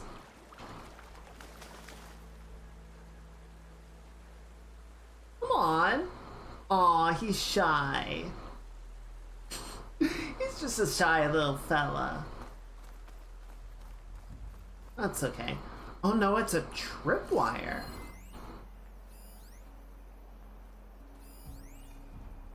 Set up a tripwire here. Oh, that guy did. Buddy, you gotta go for the weak spots. Are they dead? There you go. Howdy. A lot of debris. What happened here? I never thought Better take a closer look. Nora warrior. Maybe I should look around more before I move on. Oh, fine. Oh, that looks interesting. Okay, better take a look at that debris. Yeah, I'm going. God, nagger.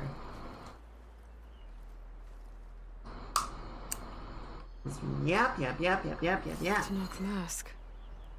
Something tore through this place. It looks like there's a trail of debris I can follow up the mountain. Alright, 1 second, pouring some tea.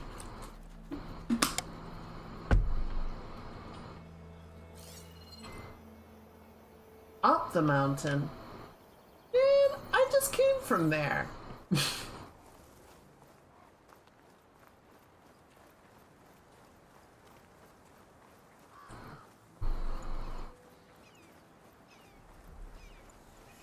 A shelter. Chance to rest, check my gear. I should actually do that.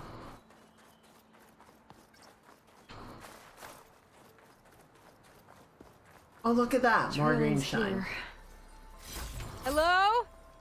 Anyone here? Nothing. No sign of a machine attack either. Maybe one of those big storms swept through. If there was anyone here, they're long gone now. So was this just to show me that this was up here?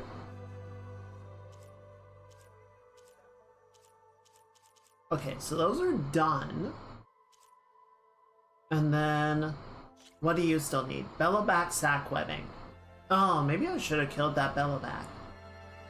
Damn. Oh well. Another time.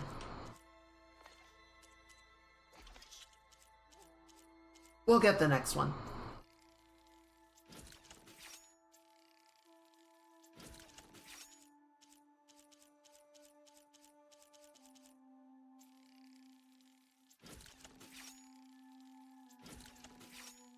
Okay.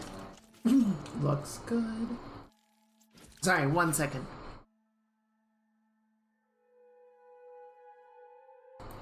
There we go.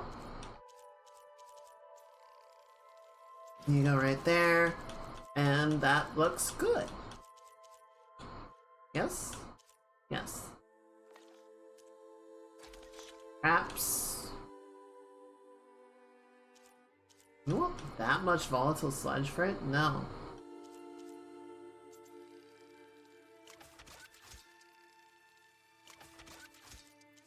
Apparently I'm running low on blast plate. Weird.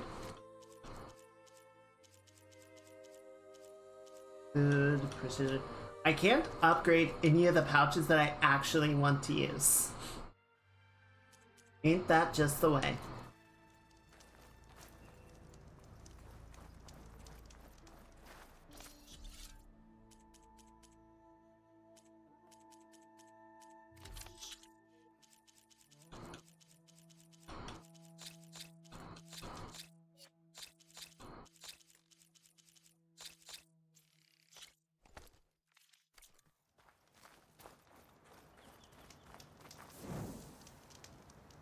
So wait, the trail ends.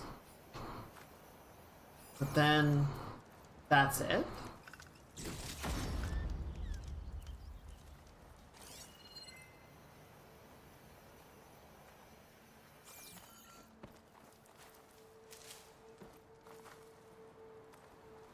You can get a strong color out of this.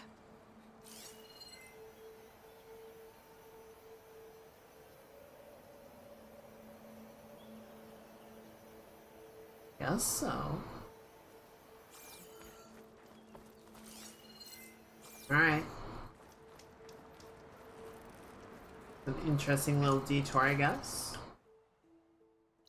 Okay, and then we beat that one. Beated that.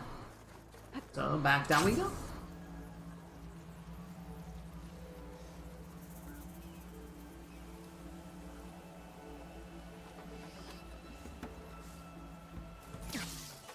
Okay, remind me really quickly. Jobs. So what do we need for pouches? Horned lizard and geese. Belloback, fanghorn antler. Carp skin. Moonfish and owl. Wall strider. Okay.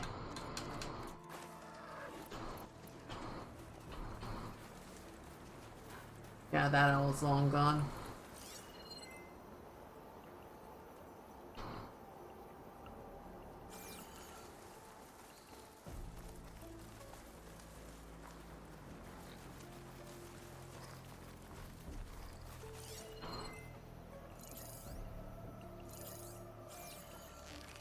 I hate killing the owls, they're so cute. Nope.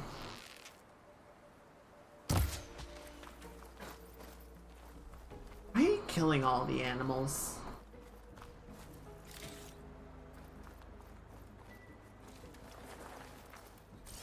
There you are.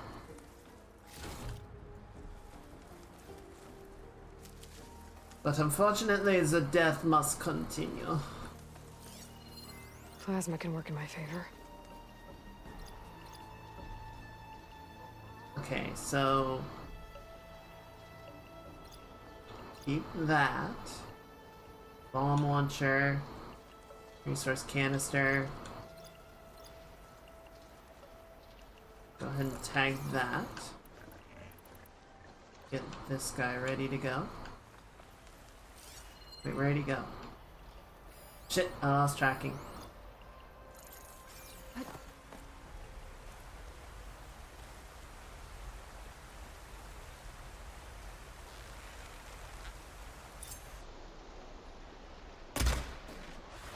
Okay.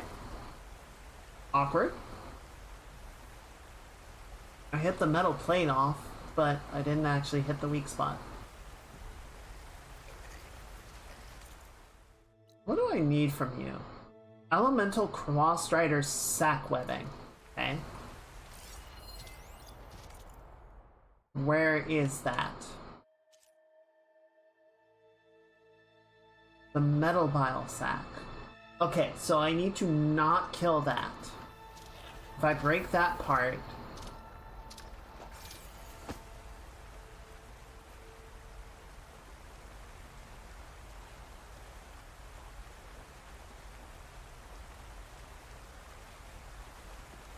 then I lose the upgrade resource that I need.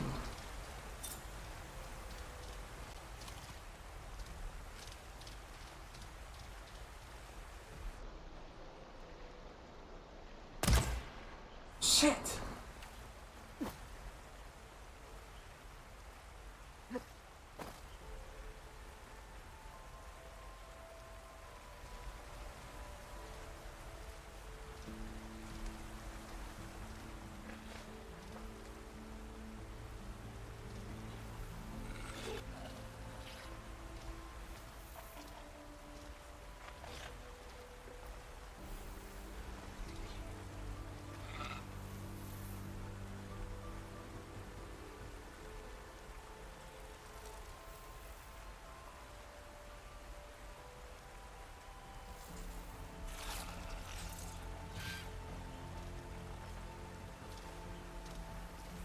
Alright, let's wait for a better shot on this guy.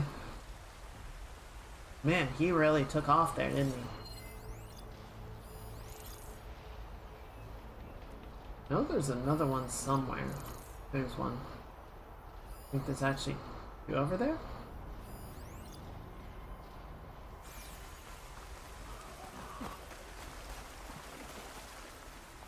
Yep, there's the other Riding guy. that Claw Strider will make for an interesting ride.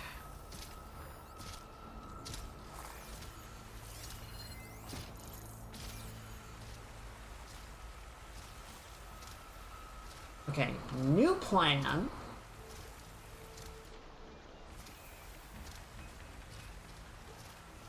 New plan.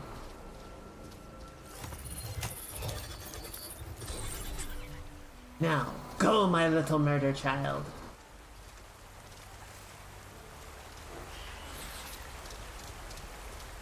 Where are you? What are you doing?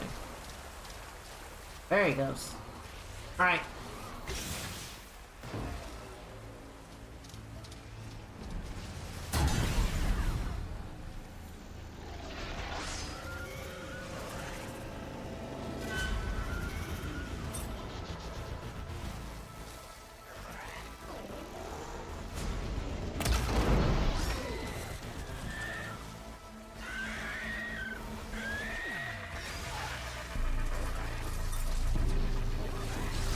Oh goodness, they're really going at it, aren't they? Sweet jeepers. Give that a second.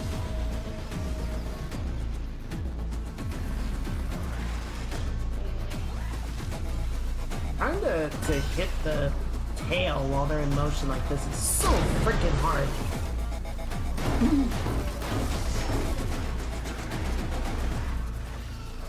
I'm repairing shit. If he dies, he dies.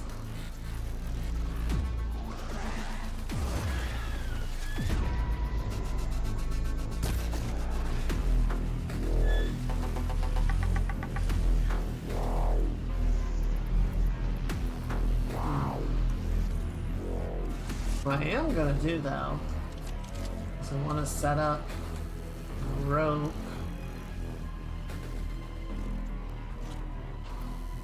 Place of this.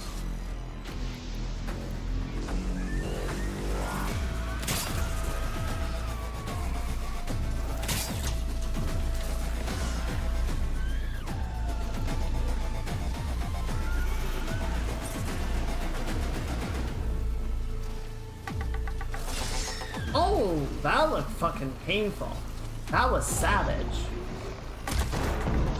Okay, that was a good hit.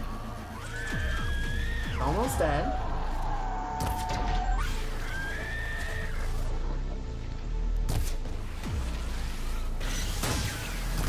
There he goes. Got it! I can pick it up.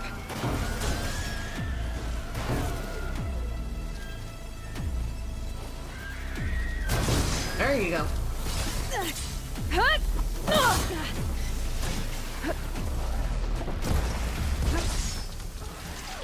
Could you stop, like, farting everywhere?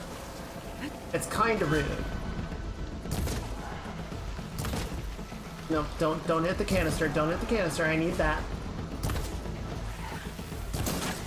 Just hit him in the leg. Oh, not dead. Now he's dead. Woo! Ow. I can keep going. Sonic Blast!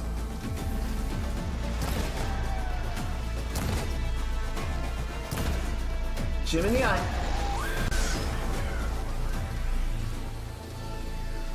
Nice. Woo-woo! And there's the sock webbing I needed. Wonderful! Where's the other one?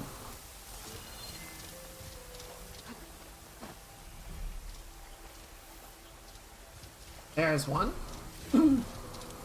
Alright, and then there should be one more somewhere. Did he fall off the cliff?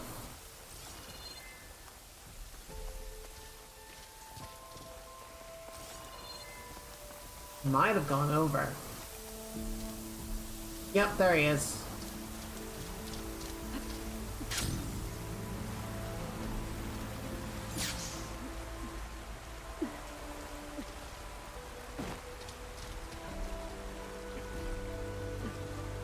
Please drop.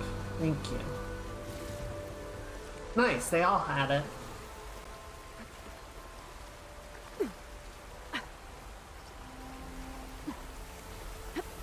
These rocks must be so fucking cold.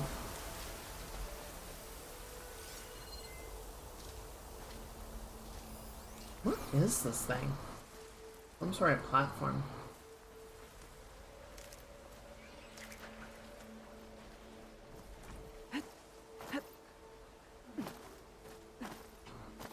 Guess it's convenient for launching off of, but doesn't really serve much purpose beyond that. This easy?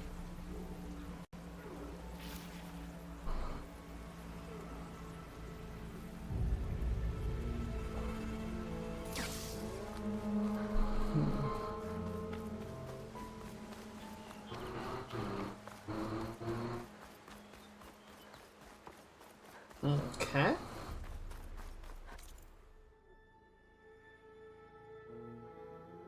I know, I said I didn't want to check the map that much, but it's habitual. Well, hello, Rollerback. Don't I need something from you? Oh, an Apex Rollerback. That's even worse. That canister will blow if I hit it with a shock arrow. I need the tail. Of course I need the tail.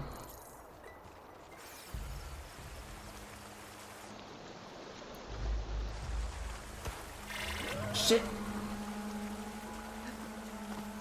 Oh, he saw me. He fucking saw me, he did. It's not ideal.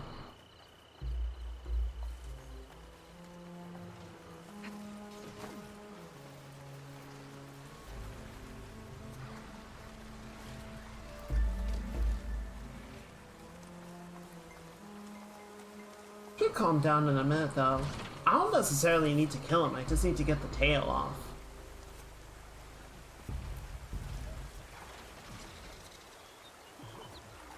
Right, there he goes. Alright, buddy, just hold still. Oh, not happy to see me? Shit! You little fucker.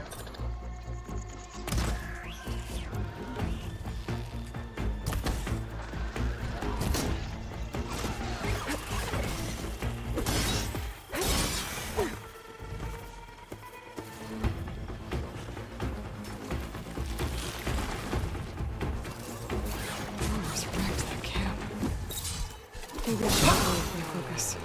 See if there are any survivors. Might be easy enough to take them out first. Easy enough? Wait, you said there was a camp? She was talking about something. I did not hear anything she said. Chat, did you hear that?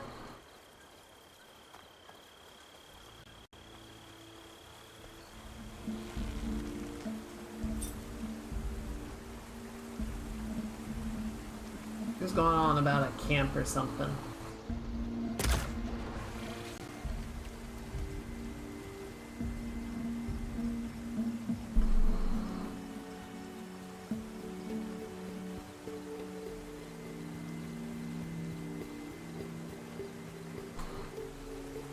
Foggy out here. Don't go that way. It'll make it even harder to get the tail. No, come back. You ninny. Okay, he goes on a big, circuitous route. We'll come back in a second.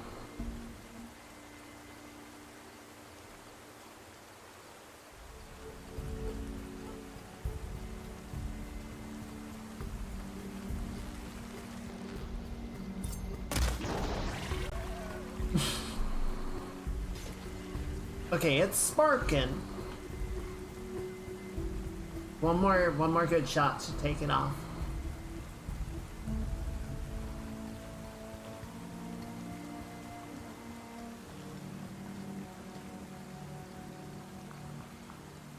Well, you know something's up. He's not gonna find me.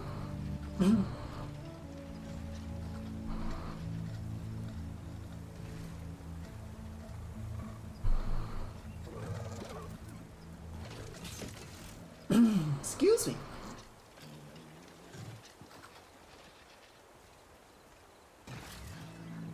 Come on, buddy. Just walk away. There you go. Oh, he's so cute.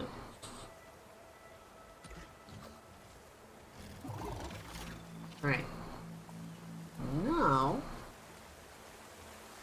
while he shimmy shuffles away, we're gonna knock that tail off. Ha! Fuck! Can't. How did you miss? It was right there. It was a perfect shot, and it fucking drifted.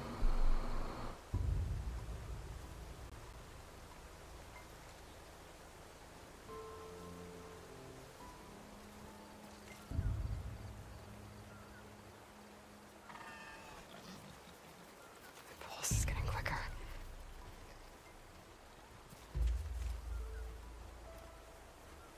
Maybe it's Wendy. Maybe it is Wendy. That's possible. There we go. Alright, now I need to back up. He's gonna check around there. But this is perfect, because he's gonna go, like, back down onto his route, but he's gonna leave the tail up here. That's what we want.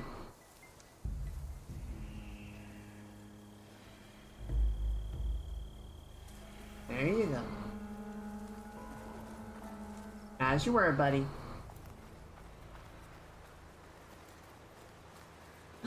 Let me just put this in my pocket.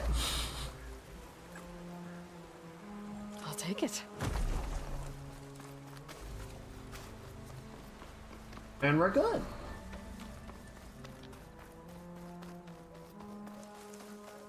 Oh, maybe she was talking about this camp.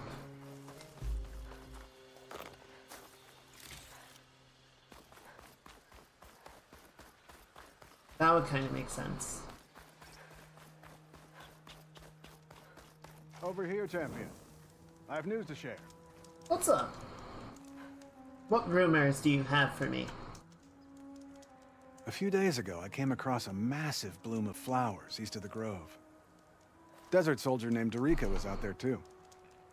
She looked old enough to be a chaplain, so I offered to escort her back to Scalding Spear, but she refused.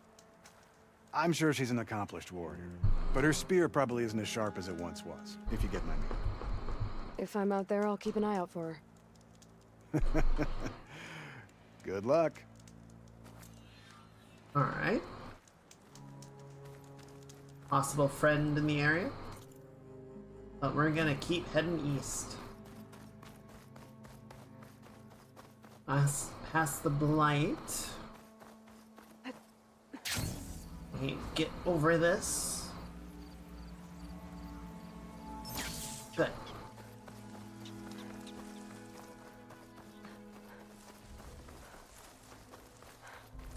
Oh, hello. Could hit it with acid. What do I need to unlock? See, I don't know. I'm guessing I would need...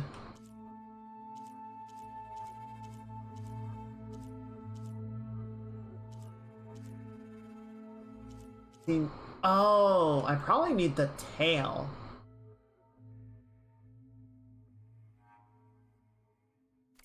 Okay.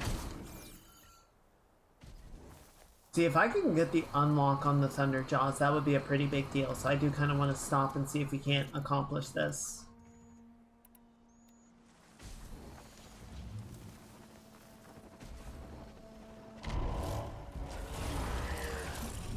Yeah, you're a big boy. I see it.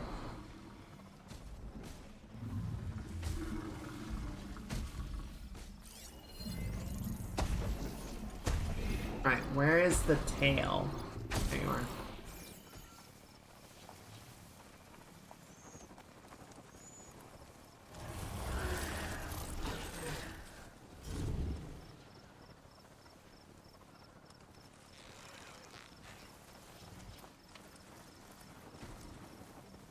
I really like it if we could get a... Oh, what are you weak to, by the way? Acid and water. Really? Water. Oh, I don't like the water status effect. It's just weird and silly to me, but whatever. Okay. Here, let's do this. Let's do this. We're gonna take. Yeah, I like all these weapons. I like all these weapons is the problem.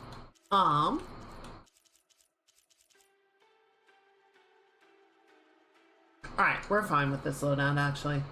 If we have to switch to the bolt caster, we'll do that. But I'm gonna do this.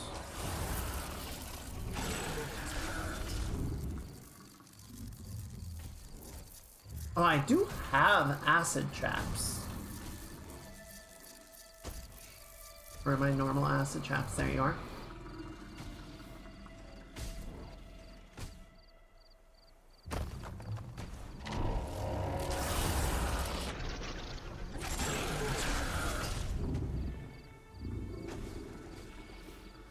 Right. Get down here. We're gonna set acid trap. Really? Shit! I did not get as much time to set that as I would have liked, but... What?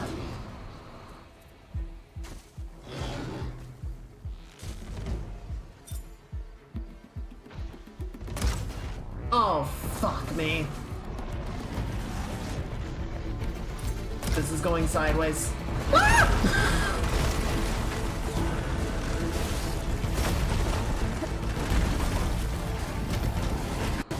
It's going real pear-shaped real quick, fellas. I tell you what.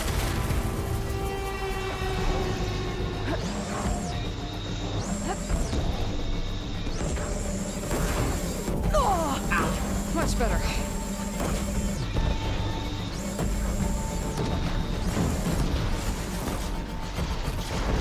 Alright, that was quick. I appreciate that.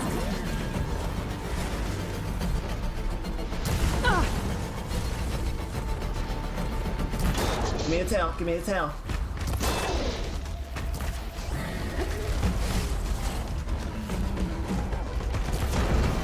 Can I get this off? Nope.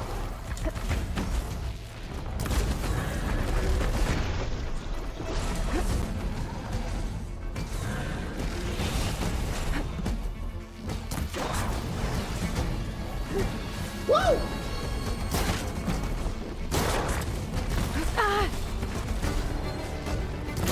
Give me that, give me that, give me that. I'm stuck on a rock. Ow!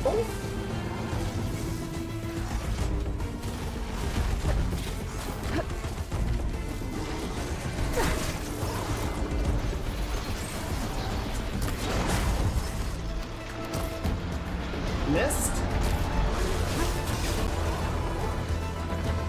Next. Woo!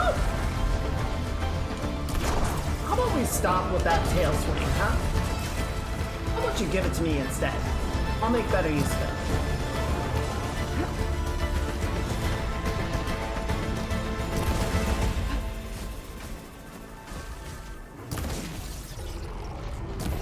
Damn it!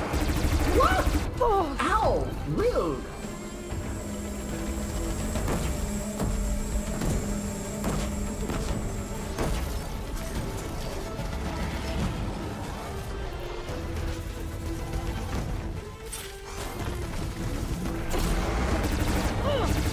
Ow!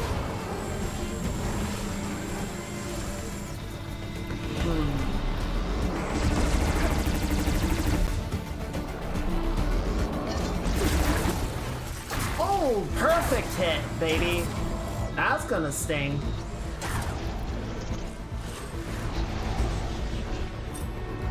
Give me a tail.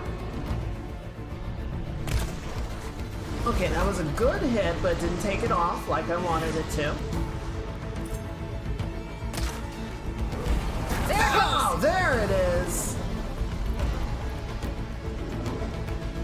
All right, where did that blaster go? I knocked one of them off already. There you are.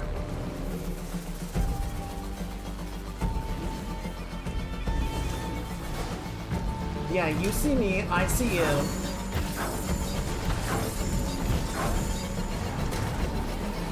That hurt it.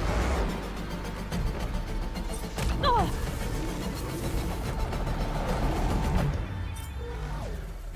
We just do a fucking Gundam laser beam.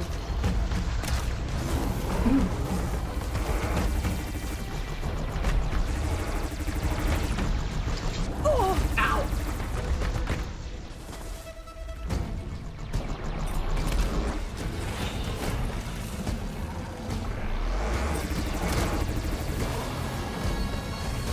Could you, like, drop the fucking disc launcher? Thank you. Man, he is not happy with me. Understandably so, but, you know. Ah!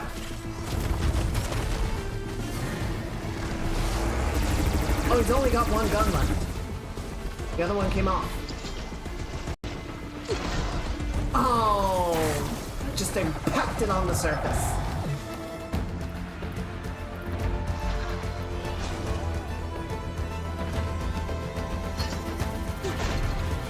I keep missing it just barely.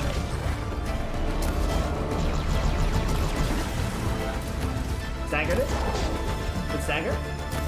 Good hit. Good hit. Good hit. One more. Nope. Armor hit.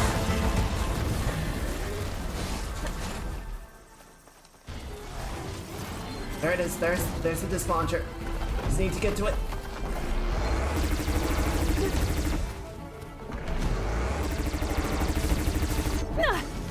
Hello. Too slow, buddy. GG.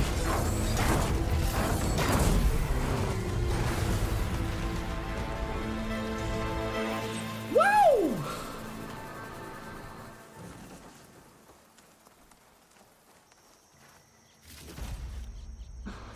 Open arrow with a bucket of water on the tip. Basically, yes.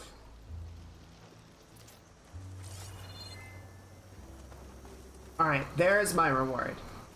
There's the big boy. Ooh, T-Shaw. Happy May. Welcome in. Hope you're doing well.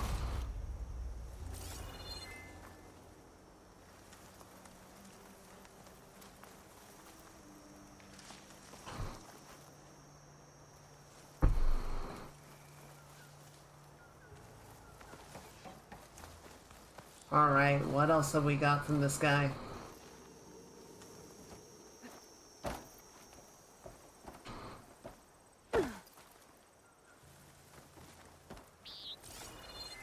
Yeah, he was a big fella. Oh, that was a pigeon. I didn't already loot him, did I? I mean, I got the main thing I needed, so whatever, but I don't think I got the main loot.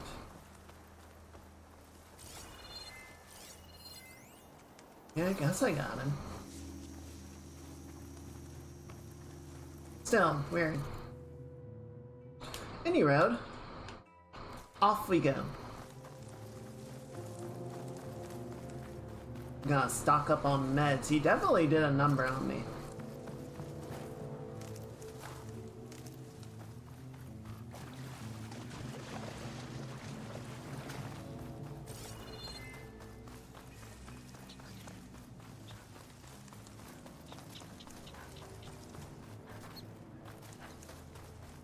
I mean, I'll probably be fine. I can stock up again at the stash, but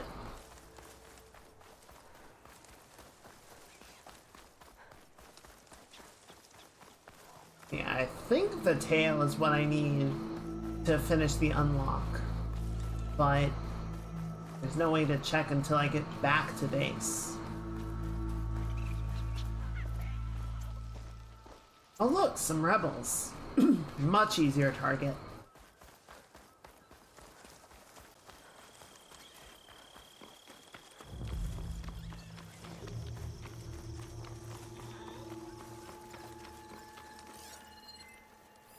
And a lizard.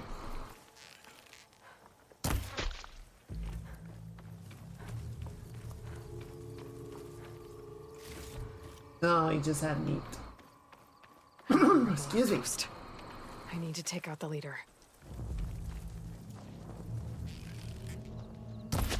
Oh, that's not a horned lizard. That's a chakwala. That's not gonna have what I need anyway. Unfortunate. Rebel Rider.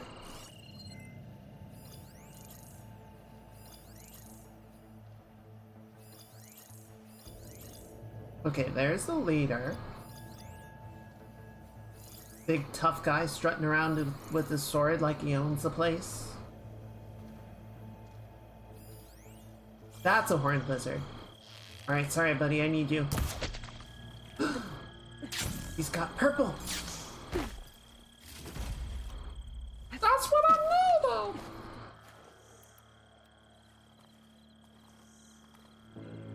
Alright, does that guy have a helmet on? Yes. That guy have a helmet on? Yes. Do any of you not have helmets on? Okay. That guy's got a blaze canister on his back, so that's neat. Oh, I can't hit him from this range.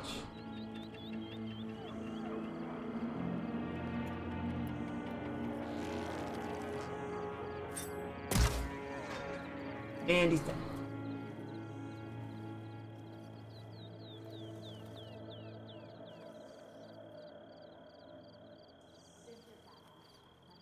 Like, that guy fucking died. What? What? That's crazy. How did that happen? Dead. Definitely dead. I wonder.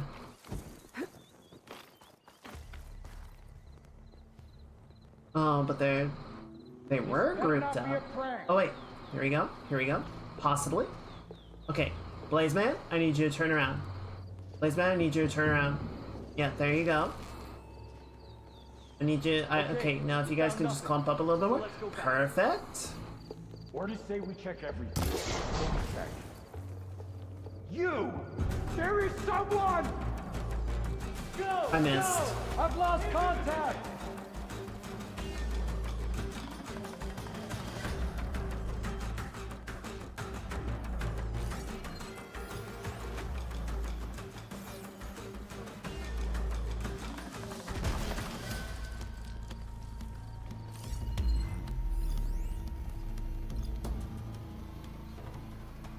Oh wait, is that also Blaze? That is also Blaze. That would have been a lot easier to hit. I wish I had noticed that sooner.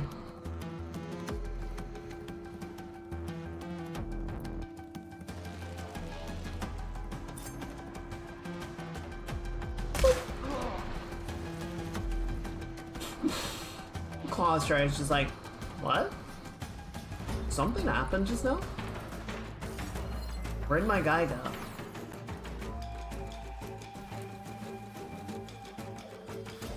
Six spins, buddy.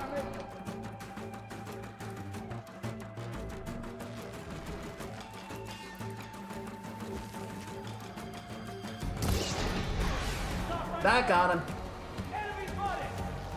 Boom! Alright. Didn't kill everybody like I had hoped it would, but nice shot to the arm there. Oh, okay, okay, you're pissed. You realize I might have killed your guy? Understandable. Gonna get up here. Excuse me. Ah! Excuse you!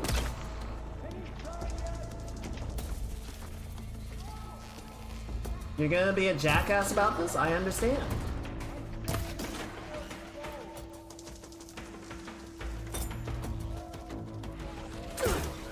Think you're safe, do you?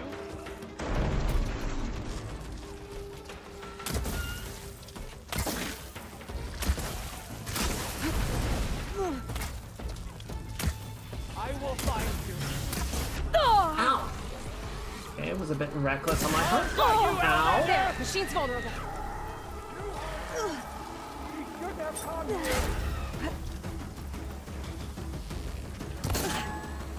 Excuse you. Shut up. You want to try a clean fight? That rebel's got some heavy gear. He must be in charge.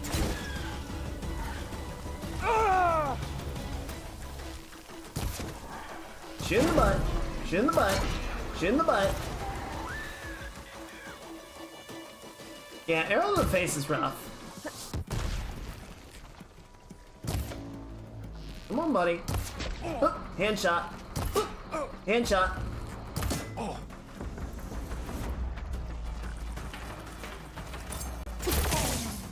Ooh, what happened to your fancy shield? No! Oh! Found more tags. That was rough. Chance.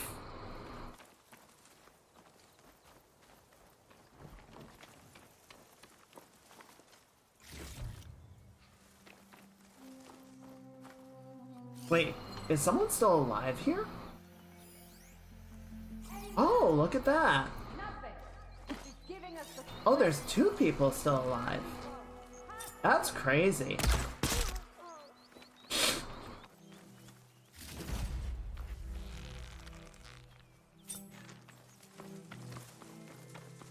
Wait, there was a body?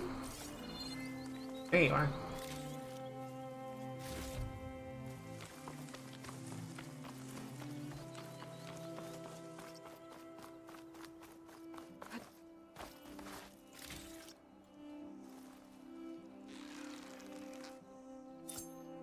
Coast is clear. Let's hope it stays that way.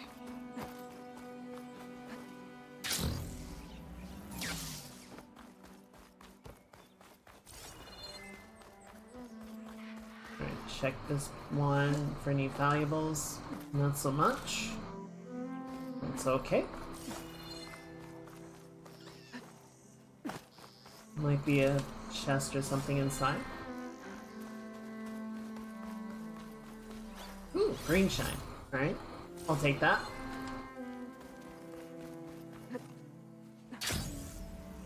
And we're off.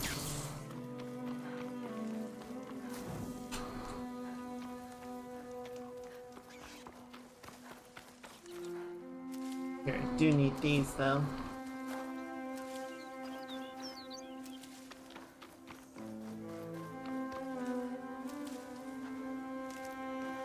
There we go. Alright, we are back on top. Our medicine inventory is restocked. We're looking good. We're feeling good. We're healed. We are healthy. Eating berries makes it all better. I'm sorry, Mr. Abbott. Green tooth.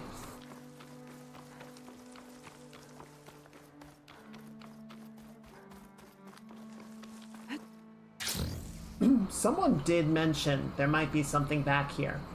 So let's check into town. See if there's someone who needs our help. Another settlement.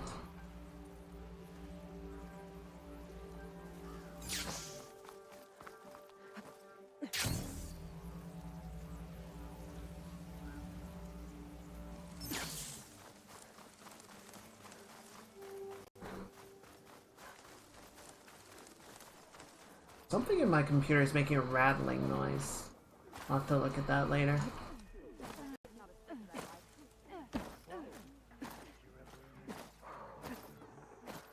If you're hurt, seek out a herbalist, please. Never thought I'd be grateful.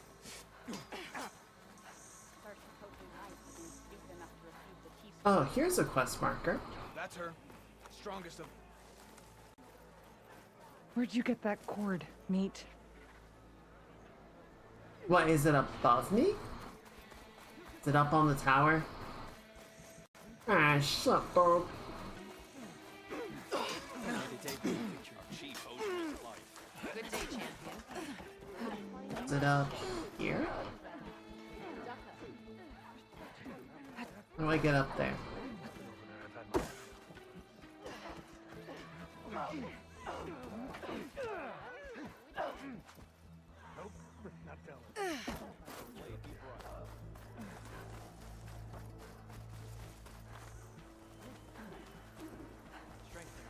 I don't remember how to get up the tower.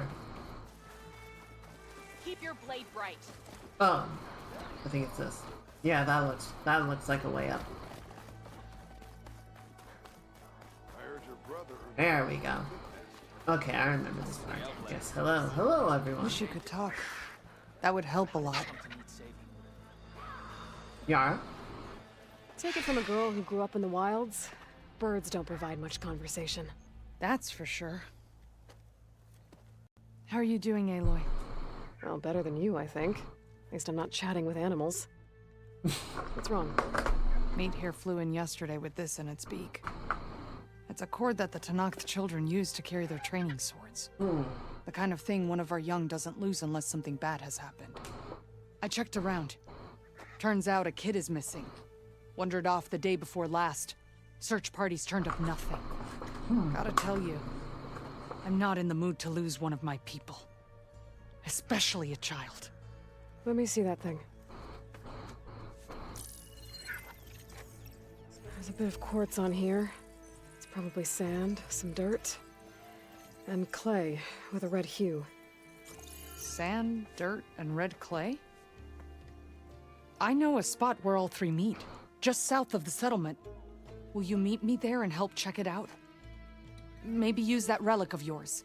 The way things have been going, I can't trust this to anyone else. I'll get there as soon as I can. I can always count on you. Yes, you can. Sounds like Yara's feeling isolated. The heck was that sound?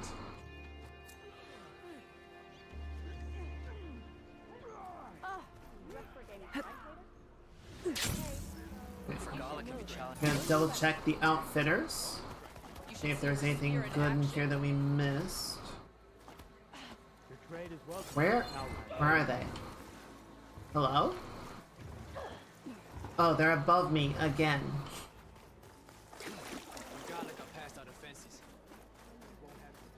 Kind of cool that you can see like where the tanners and everything work though.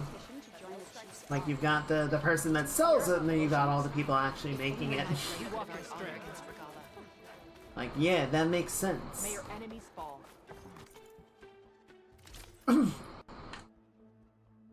Excuse me. Okay, now we're getting somewhere. We're not skirmisher. Okay, low health. Haru. Okay, so just those two.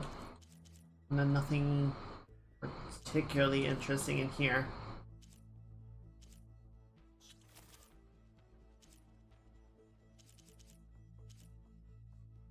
Okay, but starting to see some stuff at least.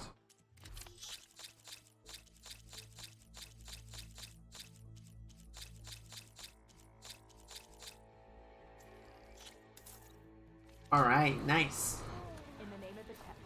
Alright, we'll check the weapon This'll break my setup. fall. Weapon setup. I could do that. Okay, face painter. Okay, spit it out. Hunting goods, I think is gonna be up there. I could earn 3 half stripes. She's our Yeah, there you are. Alright. Birchwater bow. Untouched hunter bow. Alright, what do you got about... Okay, hunter bow. Ooh. High grade hunter bow. A warrior. And a blast sling. Okay, okay. You have my attention.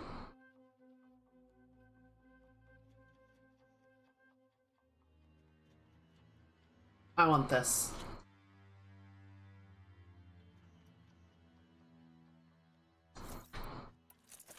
Good. And let's go ahead and get this too. Because I think having at least something that lets me do purge water damage is going to be good. I really haven't been making much use of it, but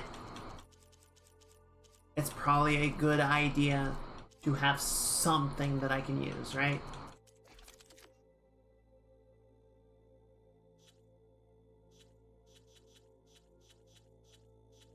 Okay, and then you, we can do first upgrade, easy. And then rollerback hammer tail and a stalker generator. Alright. So we can do that. Question is if we're going to want to do that. So you need the hammer tail that I just got. So I can upgrade the hunter bow, or I can upgrade the warrior bow. Can't do both right now. And you guys, you're missing shell snapper. Perimeter tripcaster needs a bunch of stuff I don't have. Spike thrower is fully upgraded. Sky strike is a bunch of green shine. Okay, so yeah, question is, do I want to upgrade the hunter bow or the warrior bow? I think I want to upgrade the hunter bow. I actually use this a lot. Let's get back to base. We'll do upgrades. We'll do adhesive buildup. Fast moving enemies with adhesive build up to a slowed state. Once in the state, enemy movement is slowed, making them easier to target. Okay. So, I'm gonna be a little bit of a nitpick here. Which I know is rude or whatever, but I feel like we already have the rope caster, right? Which creates the tied down state, which makes it easier to hit targets, right? So I'm kind of looking at that like, why do I need another slowing state, you know?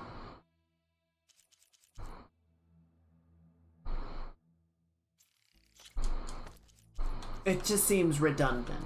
It seems like it's adding additional complexity where it isn't necessary.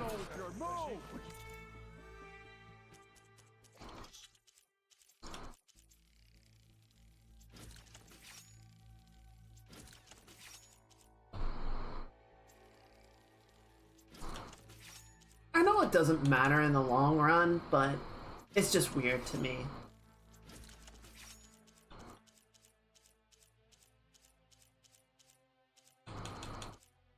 It feels like someone just like went crazy with how many status effects can we include in this game? And it's like, I don't want to deal with all those status effects. I just want, you know, a reasonable setup. Alright, almost home. Oh right, wait, the child. We're gonna go do this one first.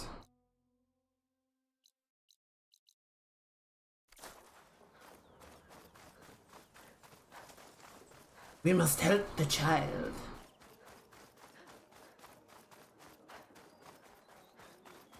Most think players want that. I suppose so. I suppose they do.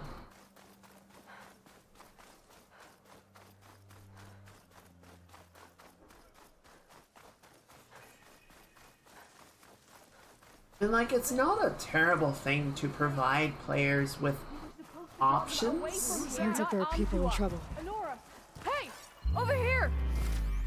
You, Nora! Can you assist us with these chargers?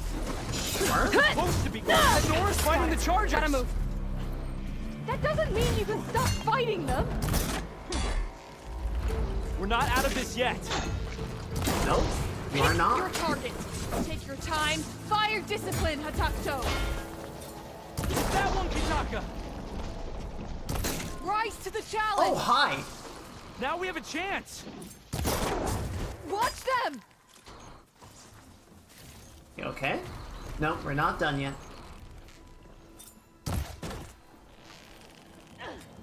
I like this bow though. This bow is strong. Hit it.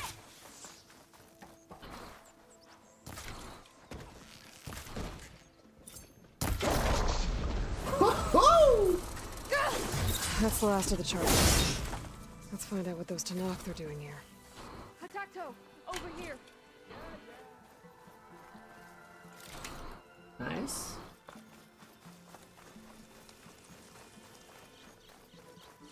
What are you Next time, clowns doing? How did you end up in trouble with those chargers?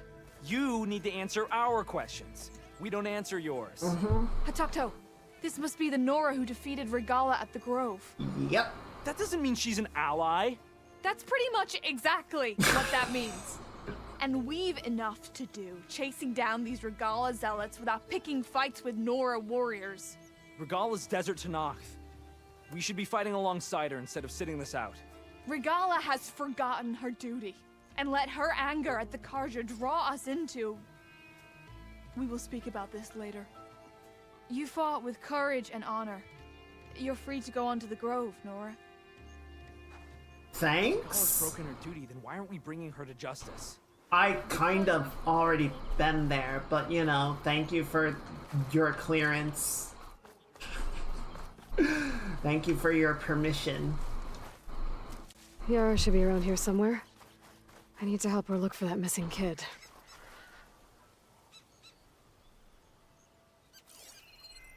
There she is.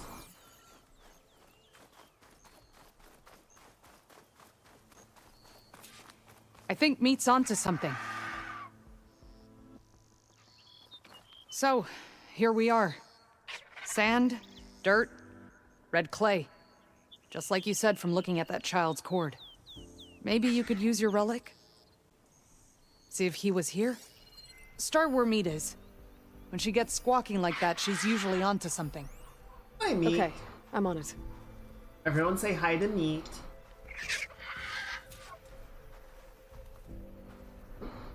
Oh, Acid will eat right through that metal. Think you could use that relic to search the area? yeah, There. there we go. Small footprints. Faint, but the tracks lead away from here. Yara, I found a trail. Might be the child. Really? Let's go. Back at Scalding Spear, you said you couldn't trust anyone. What's going on? With Draka out of the way, I thought there'd be peace for a while. 2 days ago, I had to put down another upstart. He thought I should have sided with Regala. Shit. How many more do I have to kill? When does it end? Good question. Do I detect a note of judgment there? You know your people better than I do. I was annoying. But I have noticed that killing leads to more killing. It's always been the way of the desert. Yeah. But should it be? I'm gonna have to come back and talk to that guy in a minute. I wonder if he has a way to get me up onto that tall neck.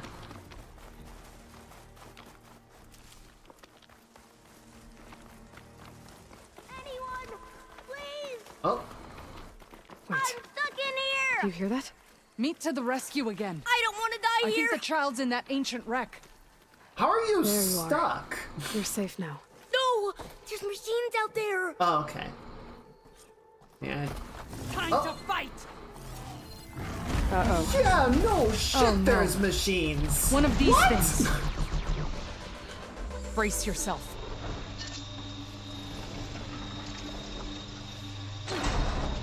Oh, that was a bad shot.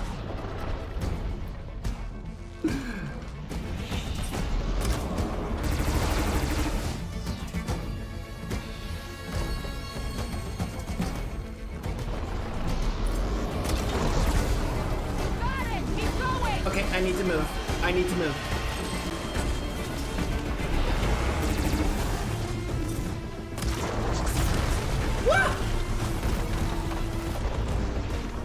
Getting somewhere. Look, I'm sorry about your cousin, okay? Get down!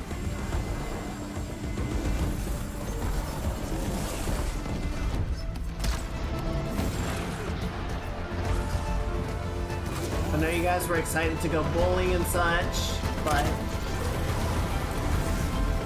Alright, that's a good hit. I could use some help with these things! What do you think I'm doing?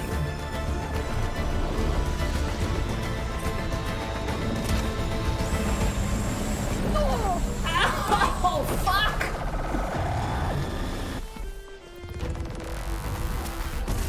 Woo! That was not what I thought was going to be.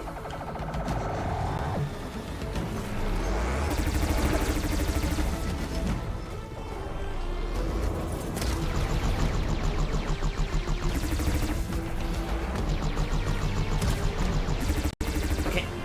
Destroyed? I wanted to remove the tail, you chuckle fuck.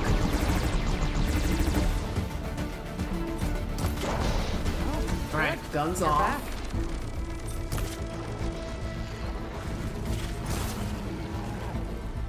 Yara? You gonna shoot at this thing? Aloy! You can't abandon the fight! What do you think I'm doing? Excuse me.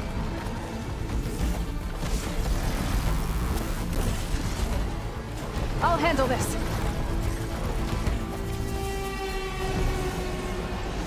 Where are the launchers? I have lost the launchers. They are gone. They don't exist anymore. Oh wait, there's one.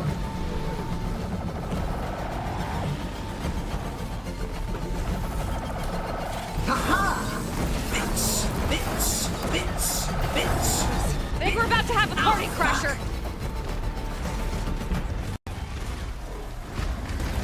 The more the merrier! Oh wait, there's another one?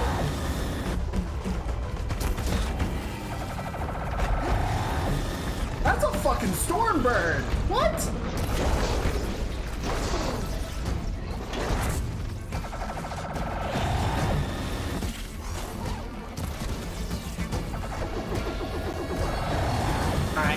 Alright, buddy, I gotta be done with you right now, so goodbye.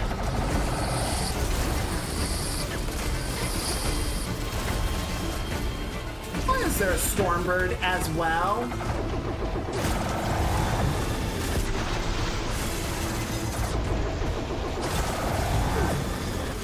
Thunderjaws down! Take care of that Stormbird.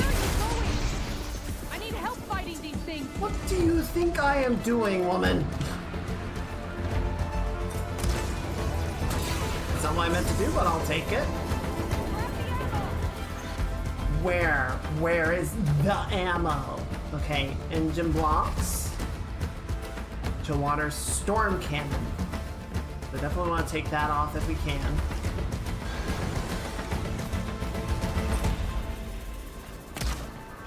Got it! Did not destroy it, but it was a direct hit. Oh, really? Same shit as before, I just destroyed it rather than removing it.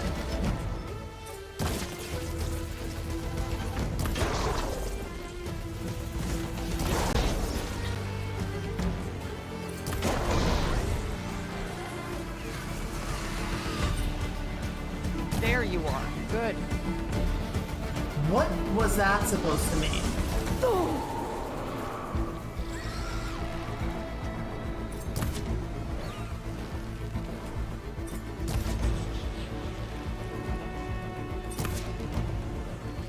That just went right through it.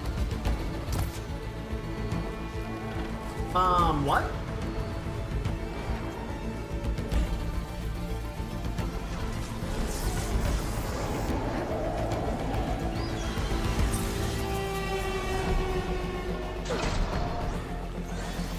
Oh my god, did you see that?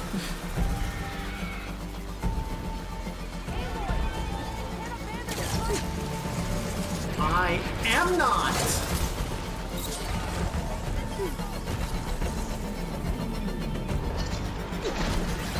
Right in the armpit.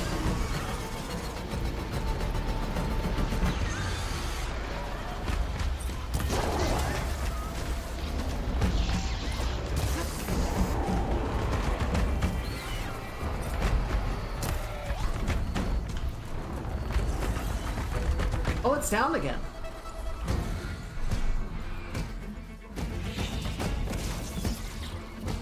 Can I, fine, just do this.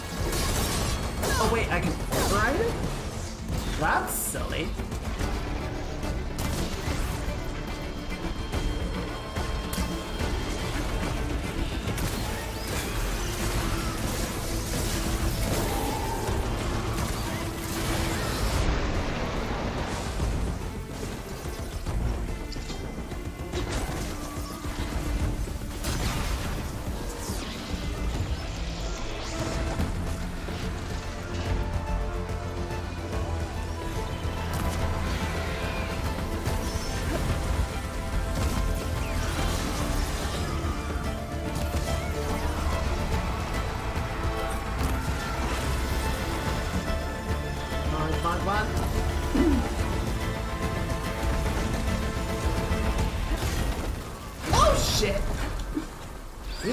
You're back. What do you think I have been doing? Do not do that. Do not be cheeky.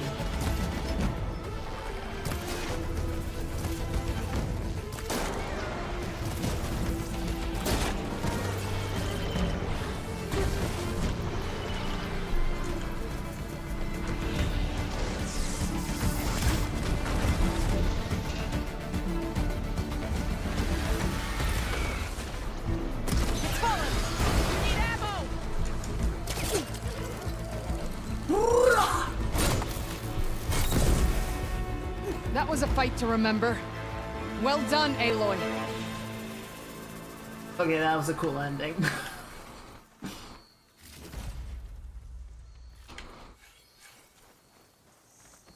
Bet I didn't get any of the special stuff because you just fucking blew it all up. Dick. Oh, green shine. I should check on Yara and the Where kid. did that check come from? Okay, I'm going to collect my earnings, and you will wait.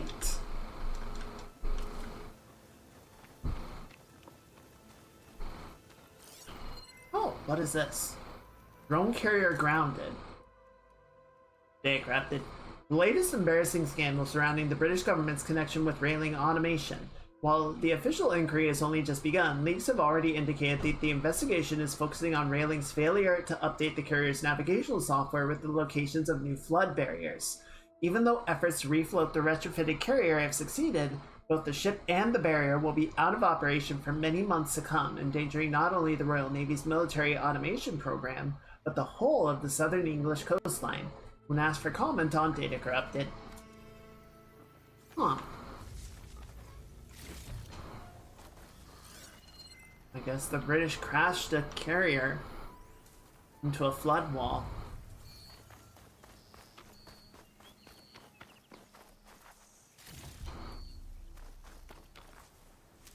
That's rough, buddy.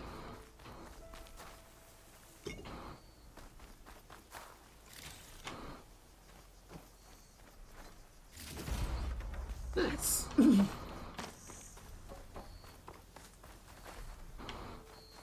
Alright. Let's... My arm hurts. We'll get you taken care of. I promise. There you go. Okay, little one. You're all right now. What happened? I just wanted to go on a hunt, but I got lost, and then the machines chased me, and...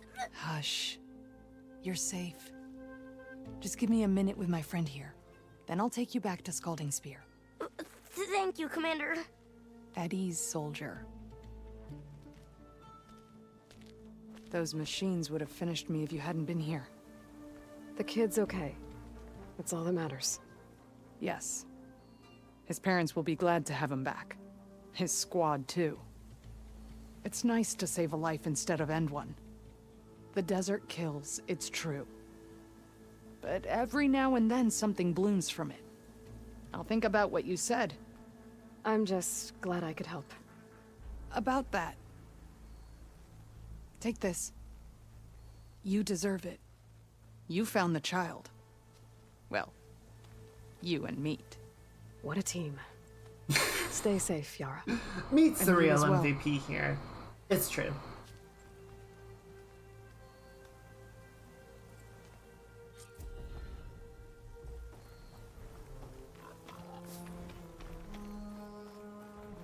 I was so All right. scared. You gave us all a scare.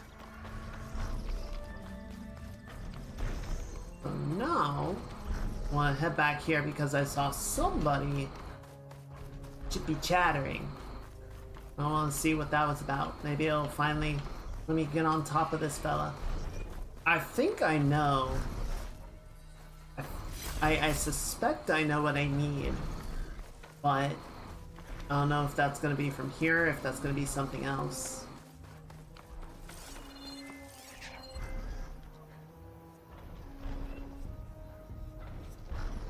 Thought I saw a person over here earlier.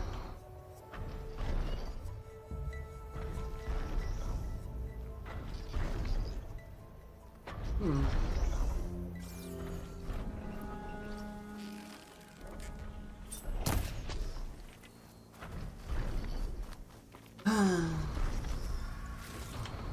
Still This will be nothing. my stash when I need it.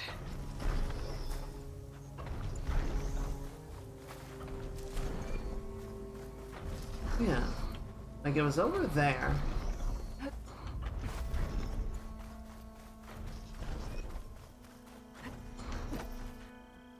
I don't know. I swear there was a person around here. But I don't know where they went.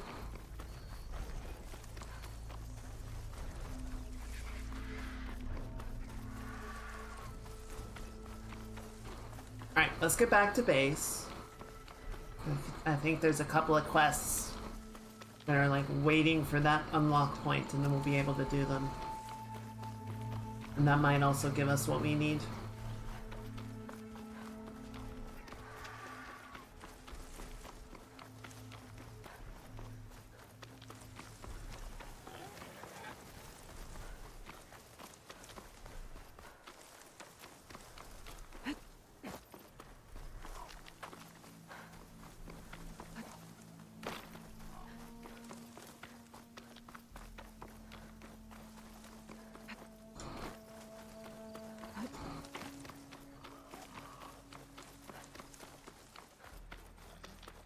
Oh, dust swirling.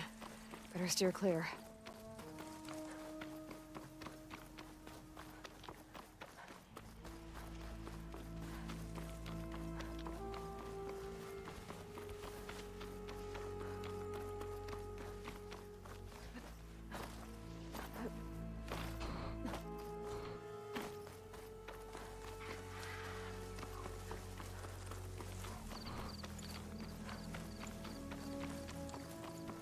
Okay.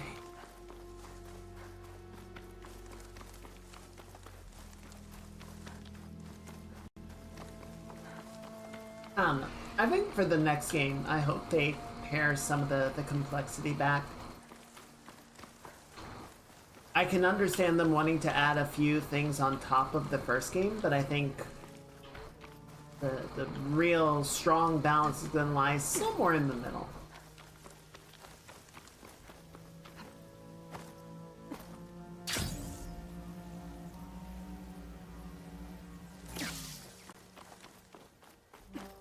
Alright, just up that mountain now. That was a deeper drop than I thought it was gonna be.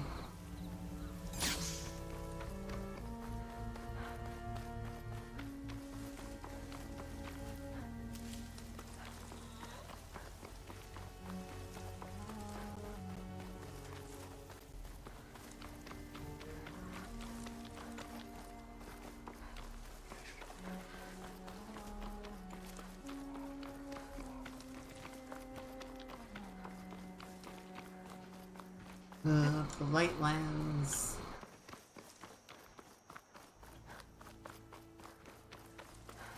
Heard you like skill trees, so we added skill trees into the skill tree.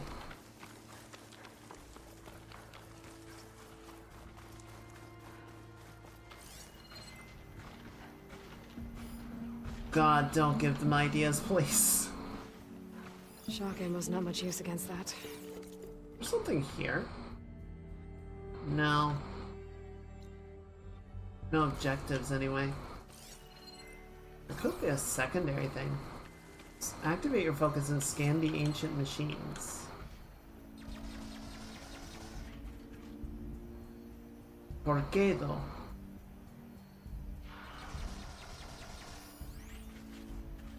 And some dead animals.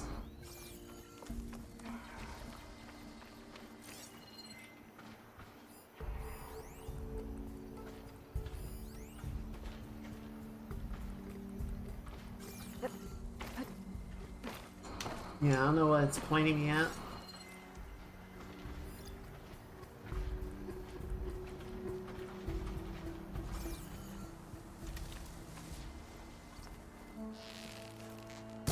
I'm sorry, Mr. Al.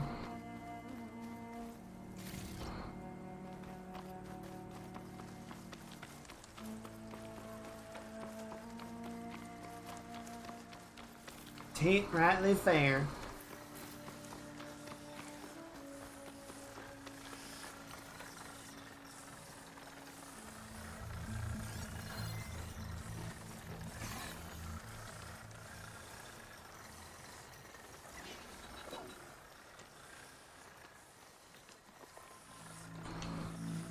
need to bother each other.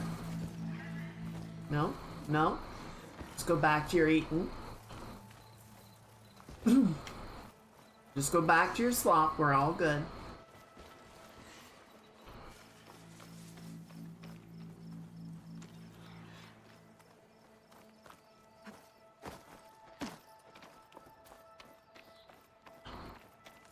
There it is.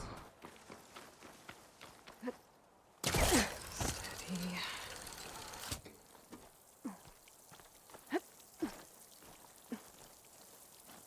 All right, home sweet home.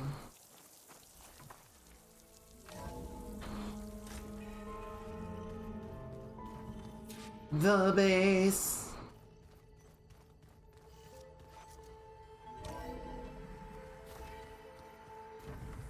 Sure that's what the data says? I'm telling you, it's a drink, but it's soft.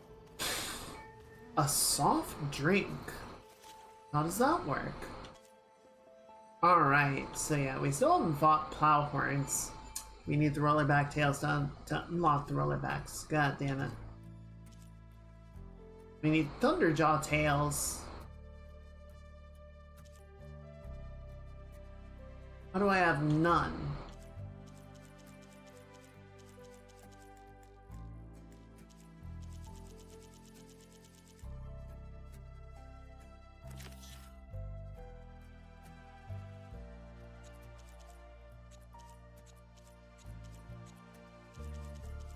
Alright, just to help keep track of that, I guess. Well, we can't expect to make sense out of everything the old ones did. Hey, Aaron. What's happening? Looks like you got what you wanted. Yeah. It's almost time to go after Hephaestus. Finally, we get to rock and roll. Yeah, at least that's how the old ones said it, I think. Close enough. I found out more about the Sons of Prometheus. They definitely have a base. It's a place called First Forge. We just have to find it. First Forge? Alright, that's it then. I know where that is. You found one of them? A Sons of Prometheus operative? He was posing as a Delver, but my focus locked onto his. When he saw me coming, he ran. I caught up with him, and he tried to crush his focus. But there was still data on it. A bunch of locations and coordinates. One of them was called First Forge. I didn't know what it meant till now. Nice job. Good work, Aaron. Yeah, you know me. Ancient tech expert. Send me those coordinates, okay? Now hold on, Aloy. I'm coming with you. Asera is the last of a line of killers that murdered Ursa. And I need to be there when she goes down. Of course. Send me the location and I'll call you when I'm close. All right then.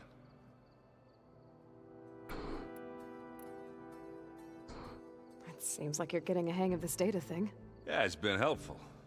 When I could make sense of anything.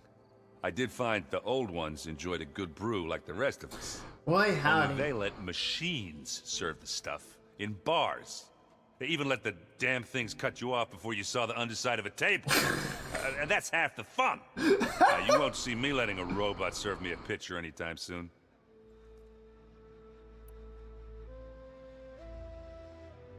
Oh yeah, he's got the best mutton chops in the old world and the new.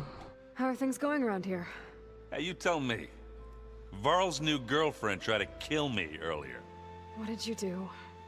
I made one joke about how they, you know, eat grass a lot. How does anyone fight with nothing but tree leaves in their stomach anyway? From the looks of it, the Utaru. Yeah, well, I wasn't expecting her to be that fast. Just try not to get hurt. Are you playing that board game I keep seeing everywhere? Oh, you mean Strike? Yeah, I'm just trying to get some practice in. Helps take my mind off things. Yeah, it's a Tanakh game. I thought about playing Katalo, but what if he tries to kill me if I win? I think you're safe. Yeah, I don't know. Heard a lot of things about that tribe. Most of them are probably not true. It sounds like you're getting used to that focus. Well, I can hit machines in their weak points. I guess that's something. I wish all the other data was as easy to deal with. To be honest, it's hard to understand half of what's on there. And then the other half reminds me, this isn't a fight you can win by just waving a hammer. Which is kind of what I do. But hey, that just means I gotta study harder. Now, make myself useful. Just give it time. You're doing fine, buddy. I should get going. Say hi to Gaia for me.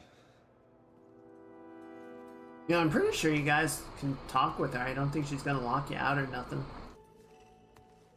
Aloy, is that what I think it is? Just need to merge it with Gaia, and she'll have enough power to handle Hephaestus. Good news. So, what can I do for you? How's everyone dealing with Beta? I tried explaining what a clone is to Aaron. He was totally lost. Then Zoe said something about 2 trees coming from 1 seed. That seemed to help a bit. I like Zoe. Zoe's smart. She's on top of find it. his way here? Zoe picked out a room for him. He's kept to himself for the most part. He's not much of a talker. So I've noticed. Tried paying my respects for those who fell when we were ambushed at the embassy. Told him I'd never seen anyone throw themselves at a machine like he did. He said a warrior shouldn't be praised for fulfilling their duty. For a second, I thought I was talking to my mother. Never thought a Tenakth and a Nora war chief could have so much in common. Well, better get this to Gaia. You did it, Aloy. Let's hold off on the ale till it's over and done with. I'll let Aaron know. yeah, we have accomplished steps 3 of like 20.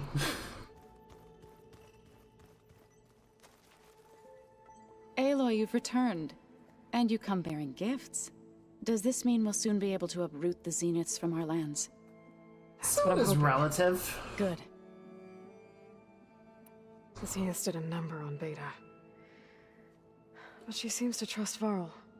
I still can't believe she told him the Zeniths are immortals. Old ones who cut themselves off from the cycle of life and decay. I've never heard of anything so selfish. To deny our dying bodies to the earth. To doom the life that would bloom in their place. It's despicable. Are you guys training with Erend as well? If you count trying to stick a spear in his gut as training, then yes. I've been told. Please tell me you weren't being serious, though. Of course not. Good. I was going for a couple of broken bones. He called the Utaru leaf grazers. Laughed at the idea of us simple farmers being formidable fighters. Before I knew it, he and I were battling it out in the common room. The man is slow, but he can throw a hammer around. Don't look so worried. We're evenly matched. For now. Next time he's going down like a load of boar dump. Just try not to kill each other. Injuring his pride should be good enough. Damn, I like her. Is there anything I can help with around here? Hmm? Oh, no. We're doing fine. Are you okay? You and Varl have been friends for a while. I like to think so. I was wondering... what do you know about his mother? Oh. That bad, huh? Why do you want to know? He's spoken of his sister, Vala, but... I noticed he avoids talking about his mother. Interesting. She's the war chief of the Nora. Best warrior the tribe's ever known. Tougher than a Thunderjaw, but she could be pretty harsh at times. I see. That must have been hard on him. Thank you for telling me. I feel silly not being able to ask Varl directly. I wouldn't worry about it. He's probably afraid Sona will scare you off someday. I'd like to see her try. And that's how you get Sona to like you. I should get going. If you need me, you know where to find me. Alright, let's check in with Kotallo really quickly. And then we will go... Where is Kotallo? There he is. Then we'll go turn in Demeter. You busy? One must never be idle when at war. But there is always time to speak to one's commander. Oh, that's not really how I see myself. It is how we see you.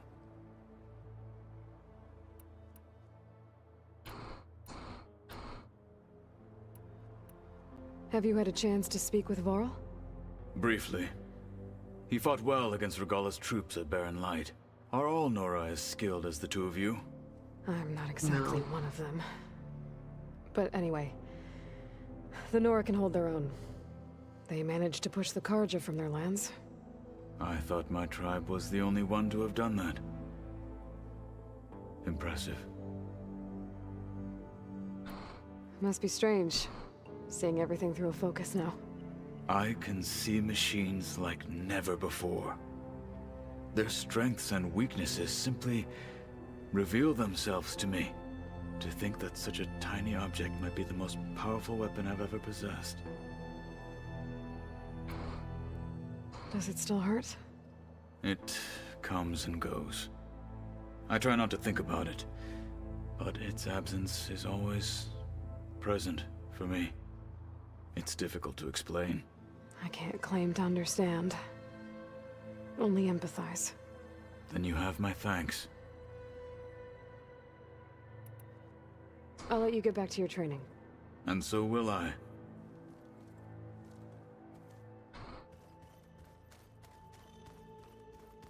Looks like Gaia was able to unlock that door. Oh. What is it? There's a lot of equipment in here. Gaia, what was all this for? This room was designed for management of the facility's vast seed banks. From here, Control Center operatives would have monitored new crop rotations into the automated farmlands, now known as Plainsong. Interesting. I see.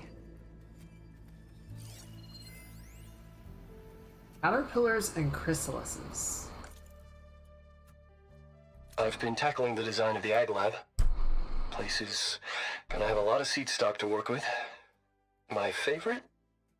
Sample 626. 626? Calotropis gigantea. The crown flower.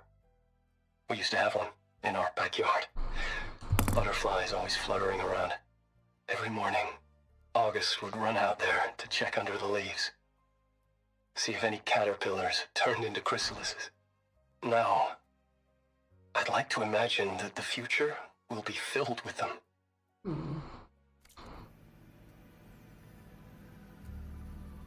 We'll have to check for butterflies next time. Into this console, there are still thousands of plant samples stored deep below the facility. I could ask Gaia about them the next time I talk to her. Interesting. I wonder why they didn't get populated yet.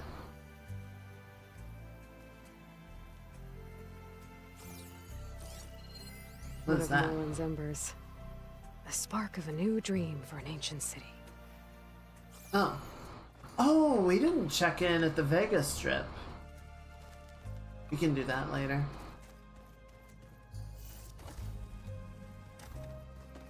I just think she talks a lot.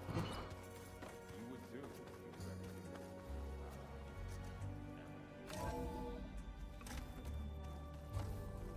Hi, Mom. Or second mom. It is good to see you Clone again, of second Aloy. mom. I see you have recovered Demeter. We're all just a bunch of clones here.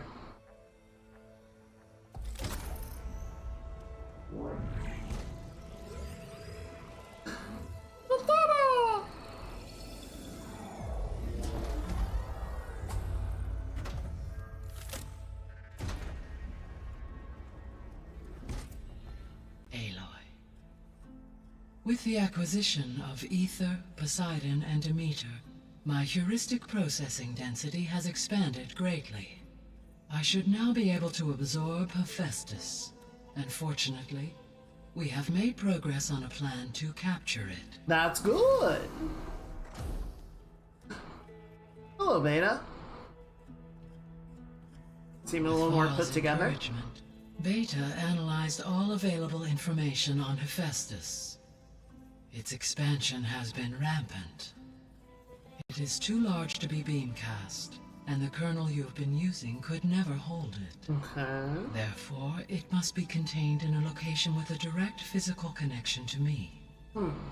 A place with 2 data cores. 2 cores? Where would we find a place like that? Gemini. Wait, what? An abandoned cauldron in the desert west of here. Oh! Seismic activity disrupted the original construction. 2 data cores were built as a result. I know that place. It's near the Desert Clan's capital. We'll have to bring you there by hand. I have devised a blueprint for a suitable, albeit unwieldy, transport rig. It will require 2 people to carry it to Gemini. Of course it does. I can help. Once I am installed on the first core, I will call down Hephaestus on the other, trapping it. I will then initiate the merge. However, in order to construct the rig, I will need considerable help. Can you build it? I suppose I could, but it's not gonna work. The Zeniths will find you. Minerva won't be able to conceal your location. That is correct. Absorbing Hephaestus will create a significant power surge, easily detected by anyone capable of noticing. But what if there were multiple power surges? To fake out the Zeniths. Reduce the chances. If Erend, Zoe, and Katalo spread out to the other cauldrons and create their own surges, would those conceal the one at Gemini? Analyzing. Such a tactic might be effective. With Beta's help, we should be able to build a set of handheld pulse generators. I told you it's not gonna work. I did a test. Hephaestus has written Alpha clearance out of its access module. You'll never be able to capture it. Then we need a higher level of clearance. There is no higher... Ted Fair has a mega clearance. Of course he did. He used to purge the Apollo database and kill the Alphas. But to get it, you would have to find Thebes. The private bunker he retreated to when the world ended, and nobody knows where that is, not even the Zeniths. Their only intel was that it was somewhere in San Francisco. Of course it was! Alva, the Quen diviner I met, said her people had set up a base at Landfall. They were searching for data in San Francisco from there. She might be able to help. So I guess I'm headed all the way west. While I'm gone, will you be able to build the rig and the pulse generators? I'll try. I'll make sure she has what she needs. Thank you, Varl. God, Varl is such a bro. He is such a real one. I love him. Alva said the Quen have a ferry on the coast that they use to get to the ruins of San Francisco. That's where I need to go.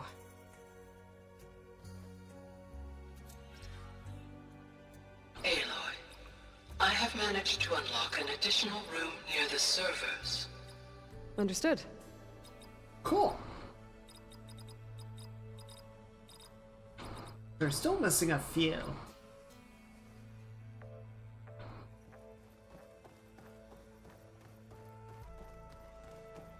Oh, and there's a quest marker.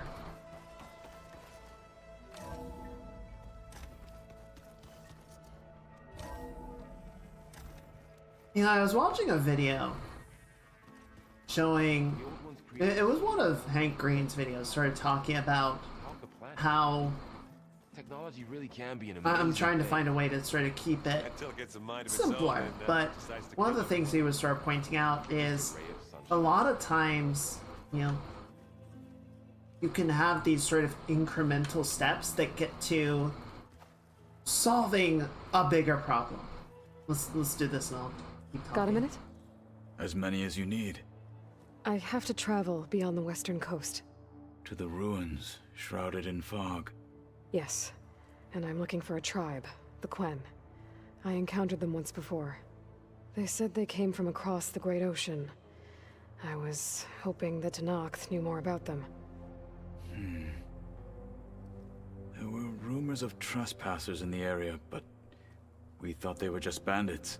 Hikaru sent out a patrol or two, but I don't recall them reporting back. We've had more pressing concerns, as you know. I'm sorry. That's all I can tell you. It's okay. I guess I'll find out soon enough. There is something I've been meaning to discuss with you. It's personal. If you have a moment to spare. What's up, big guy? You said there was something you wanted to talk about? I've been speaking with Gaia. She mentioned that the Zeniths bind metal with flesh to make themselves stronger. I was wondering if you'd help me do the same. You want to make yourself a new arm? Yes. Gaia insists she can help me build such a thing if I can get the necessary data and materials. What you need? She believes these things lie in the place where Beta hid from the Zeniths. Their ancient research lab. Okay. I am not as familiar with old world machinery as you are. I could use your assistance. It might be dangerous. The Zeniths probably still keep an eye on that place. We were lucky to get out of there alive the first time. I see. But sounds like this is worth the risk. By the 10, we shall see it through.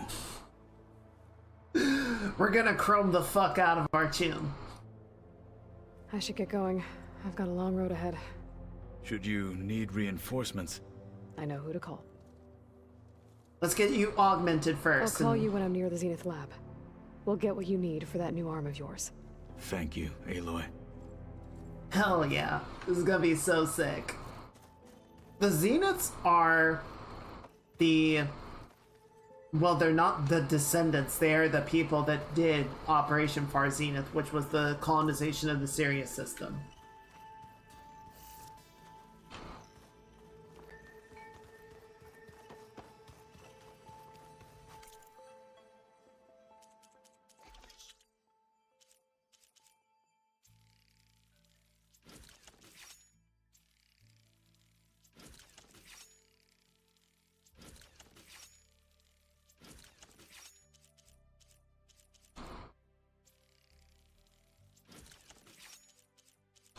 They have returned to reclaim the Earth. For whatever reason, the Sirius system is no longer habitable.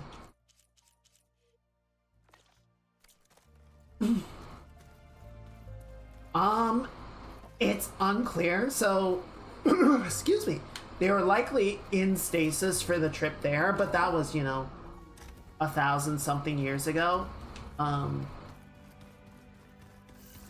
They might have been in stasis on the way back, but Feel stiff in this cold. they certainly don't seem to be It's a long affected way by to the time coast. in the same way If you anymore. need to resupply en route, I suggest stopping in Falls Edge.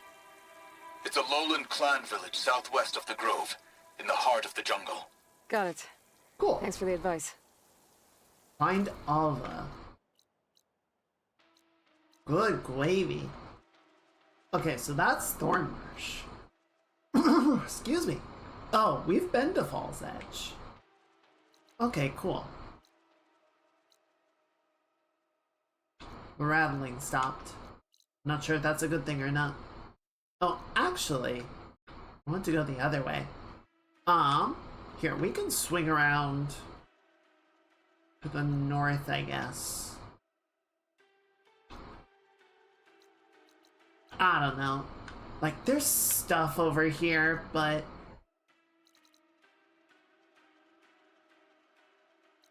I'm just like, how much do I really care?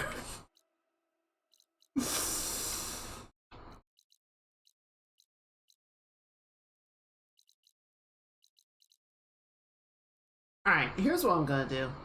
I'm gonna cheat. I'm gonna be boring.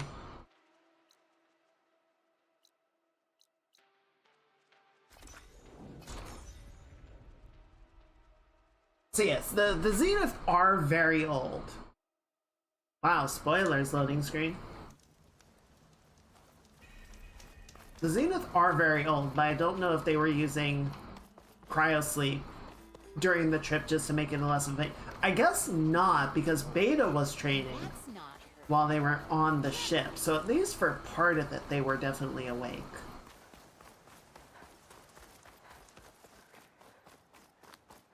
But I don't know to what degree.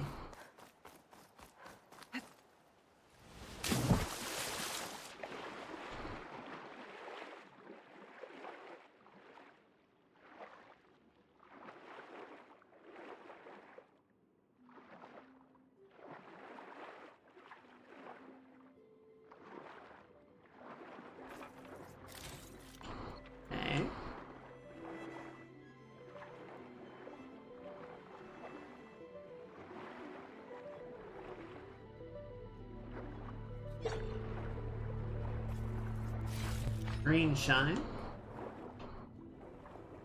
See, there's a sunken barrier. Oh. Oh, interesting.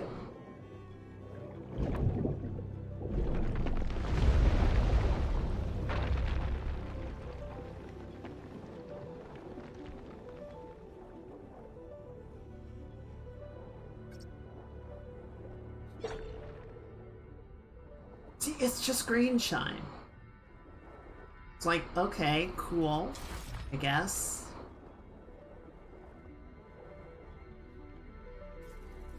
Save this green shine for something special.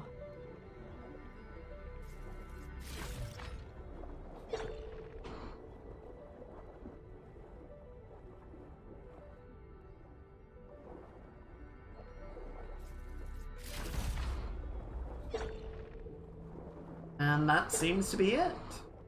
Oh no. There's one more.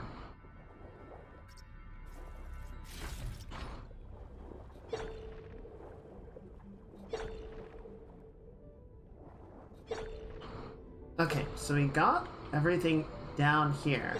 There's a few more chunks outside of this section.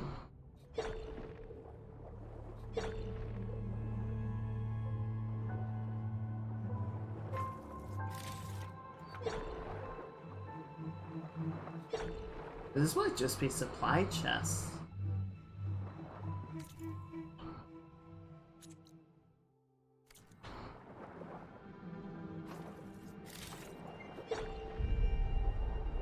There we go.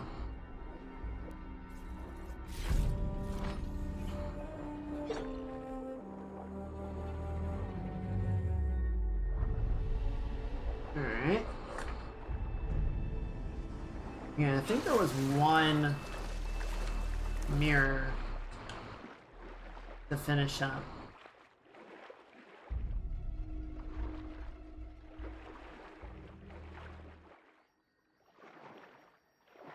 Somewhere.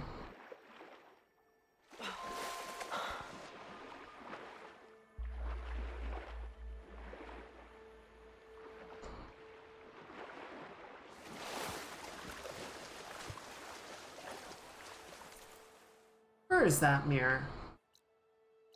Let's see, so there's a metal flower there. Some fire gleam. There's the mirror. Yeah, I do want to check the metal flower across the way, just because I feel like a lot of these are...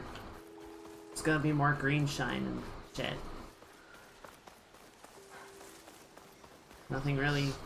Oh, we need a squirrel.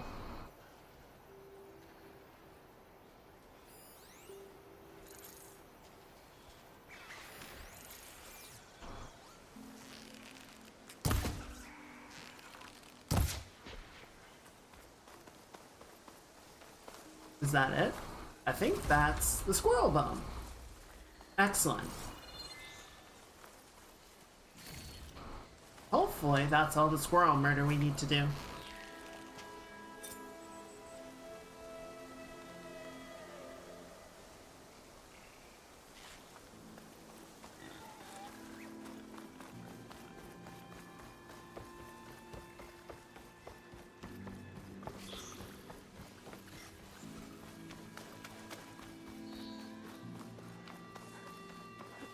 They're searching for me. Yeah, okay. Let them look. Let them gaze upon my works. I cannot! Let them look with their jealous eyes. Okay, it's up. Where is it? Oh, god damn it. It's like up there somewhere.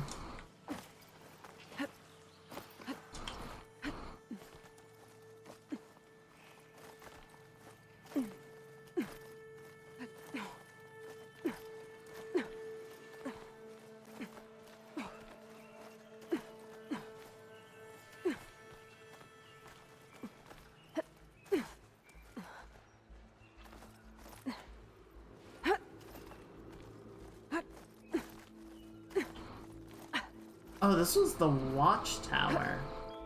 Wait, so where's...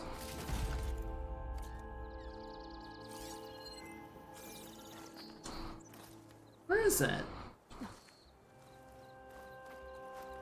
I bet a cook can do something with this. Is it above or below me?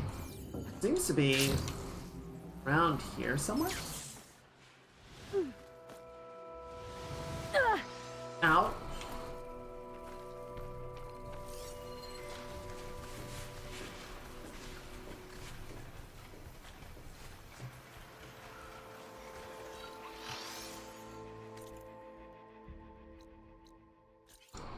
Oh, it's in the tower, isn't it? God damn it.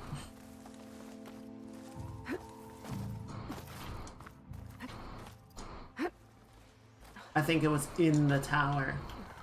And I just went all the way back down. Because I'm stupid.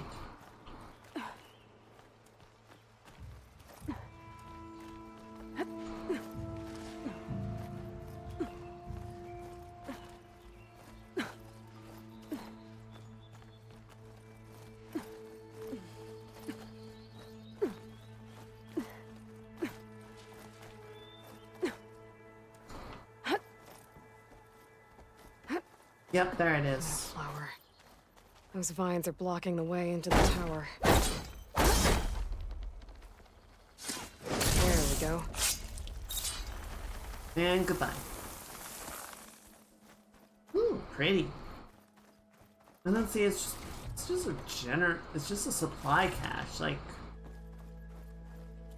was that really worth delaying until the end of the game for? Or like 2/3 of the way through the game? I don't think it was.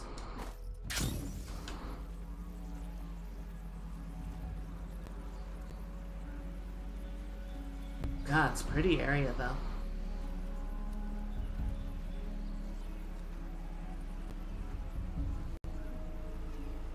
Good morning! I'm here! Welcome to my life. I'm surprised you managed to pull yourself away from your work. Hey, you guys are alive. I see you all made it back. Hammer and tongs. That they did, Huntress. They tell me you blasted through the problem. Lokuf here came back trembling like a twig. Hey! What's important is everyone made it out. No thanks to Ulvin. Let's just count our lucky sparks that Petra's taken over the mine's supervision. Guess that means no more slacking off. Just stay safe. I'm glad they're okay.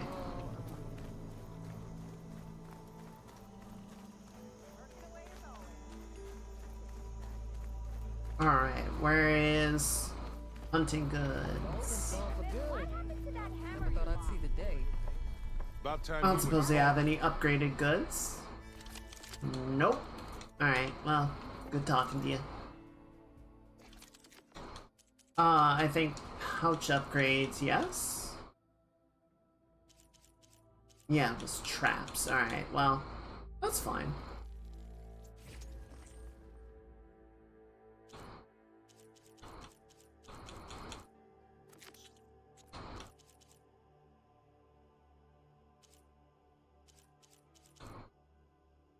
Sure, let's go ahead and upgrade that.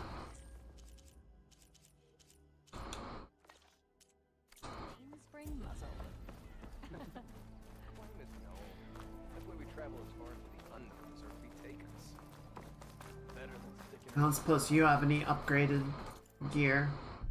Nope, still green. Alright, so back to the signal tower. Oh my god. Stop that fucking thing. I'm gonna be real, chat. We might just leave that one where it is. Oh, that's a long way up.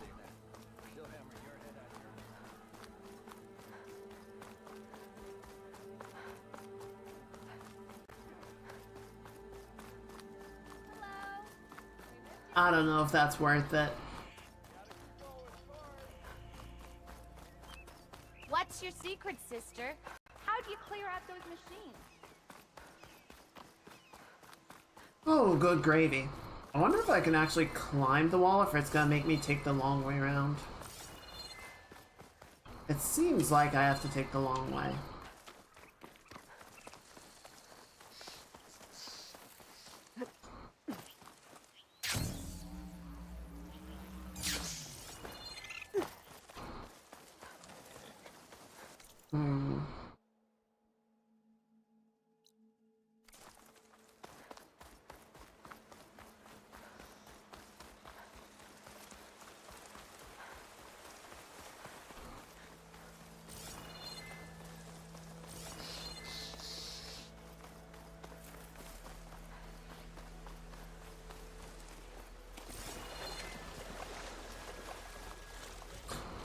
Is this a secret?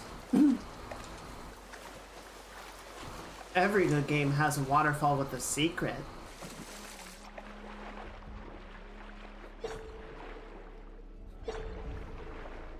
Yes, but it's just more fucking green shine.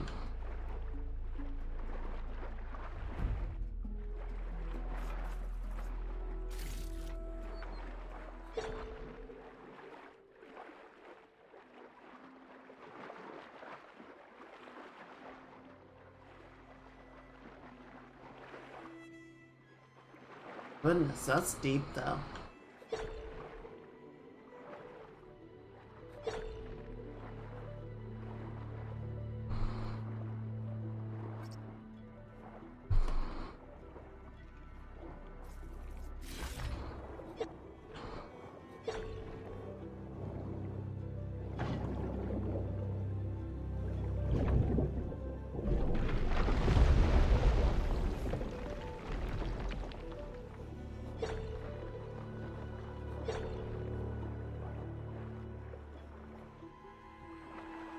I really hope they give me a faster way out of here.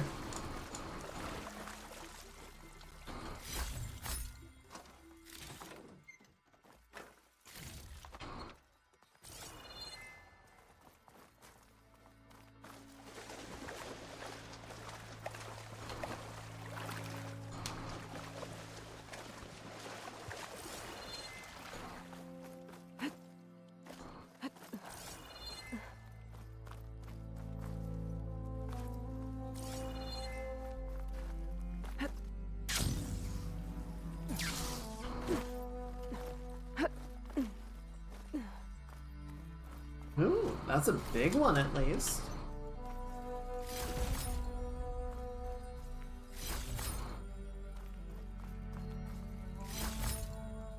Yeah, I don't think there's a shortcut out of here.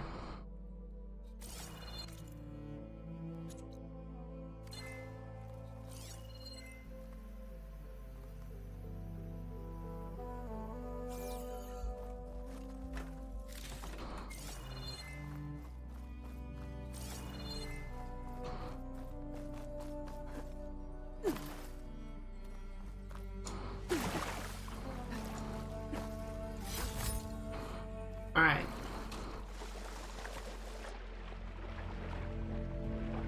Let's go.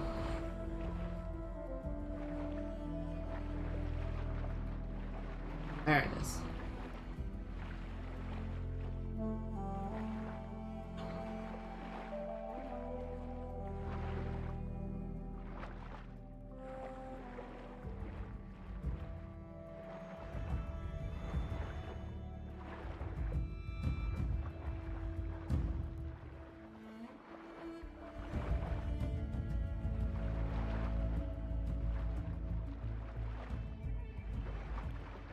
Game. Thank you. I was stuck for a second.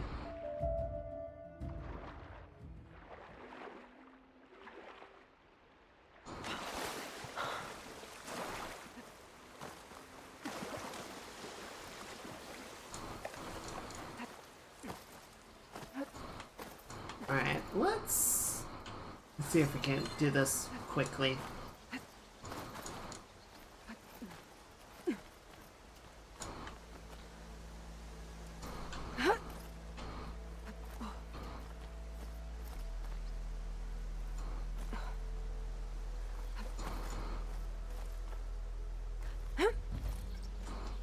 I'll save this for a dyer.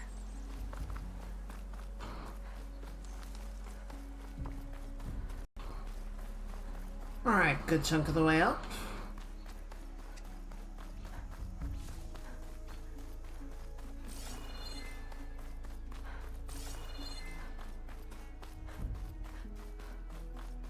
Looks like these guys have moved on. That's good.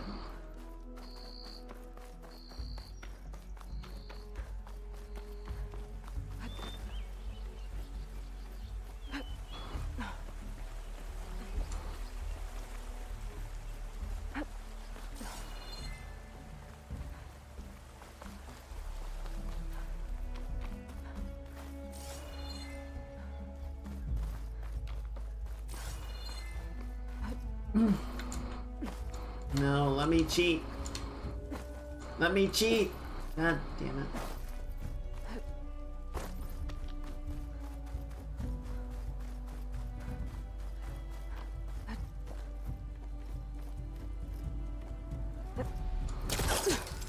It's probably safe to say nobody came for the priest's body, right? I mean, he's still up here.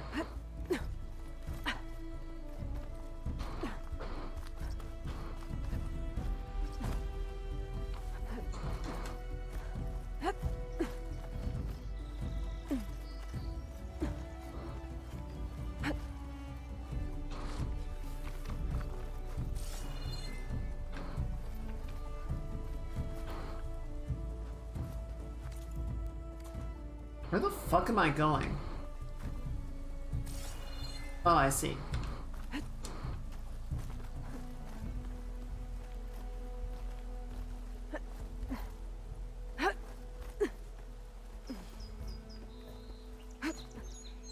I feel like I'm getting off track. Like I'm going up, but... Well, maybe I can glide over.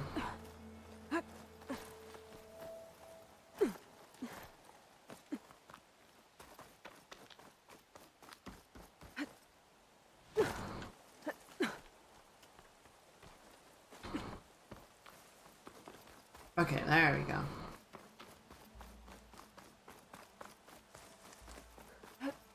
Those wings holding up?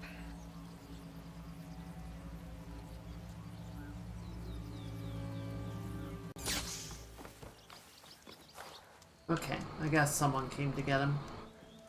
That's good.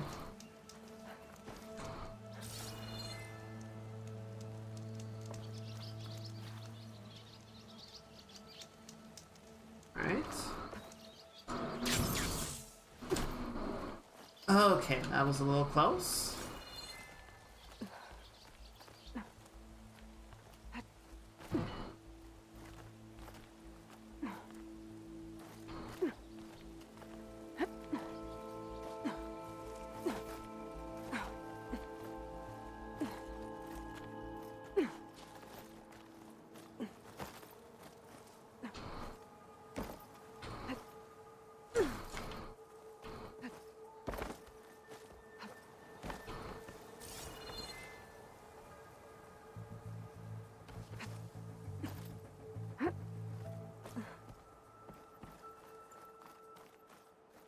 Alright, so now we have to just...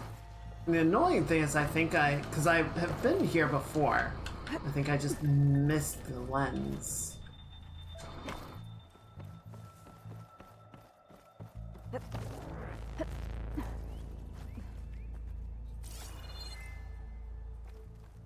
Oh, that's why. Okay, I think that's the last lens. Because there was no mirror. It got destroyed by the Stormbird crashing in. So it was really easy to overlook. Fire Gleam. Yeah, I don't care. I don't care about the Fire Gleam. I'll turn the lenses in, but that's about it. We can move on from there. Away! Wow. Yeah, Aloy's got the stuff. I wish I could climb like she can. It would be fun. I would get in trouble.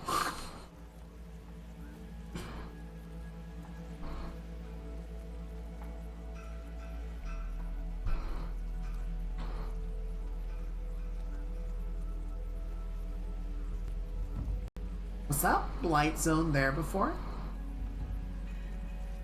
I don't recognize it. Granted, I might have just not come through this part of the claim.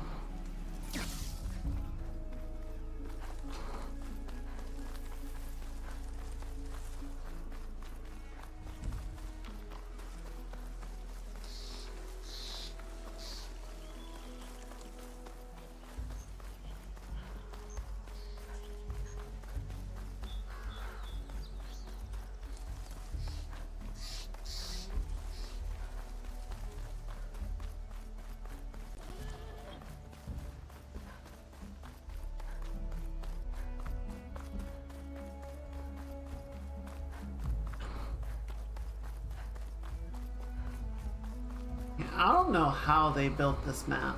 Like, you can rough it out using a height map, terrain data, to sort of say, hey, you know, this is like the large design that we want, but to get everything so specific would have taken so long.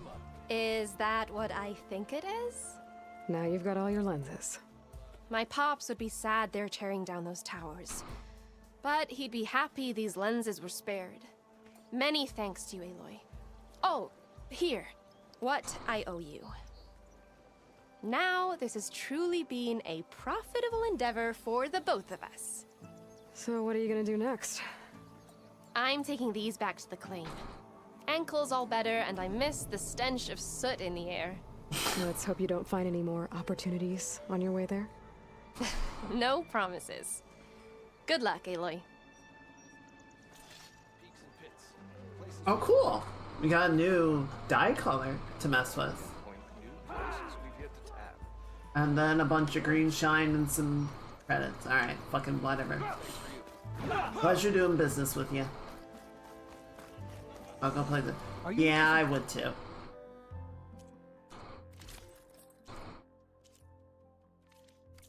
And armor. But it would certainly be interesting.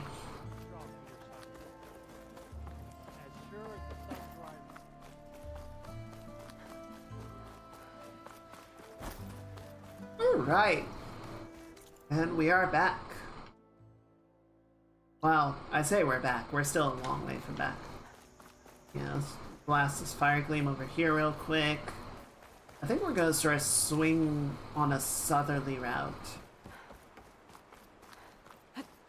Just because that will sort of let us touch on a couple of things that we passed by before. Don't do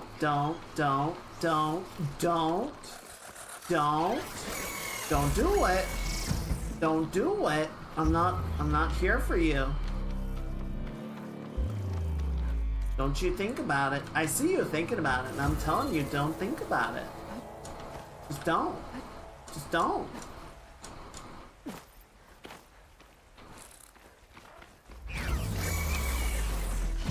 Brother! I told you! Don't think about it. Oh no, you did not just throw that shit at me. You did not just throw that shit at me.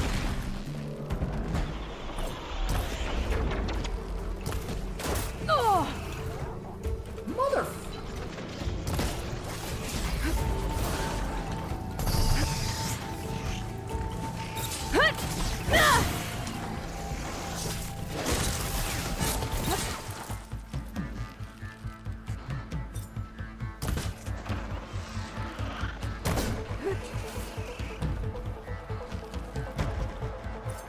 Yeah, you guys back the fuck off. These guys have already decided. They've made their decision. You don't have to get involved in this shit.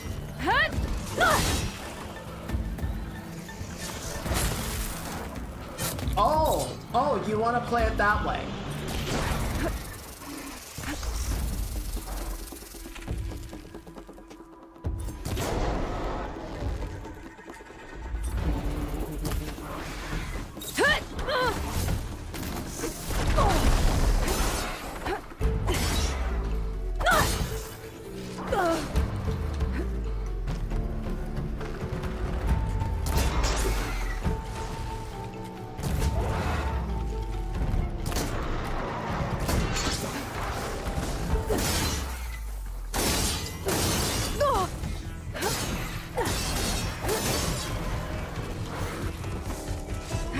slow.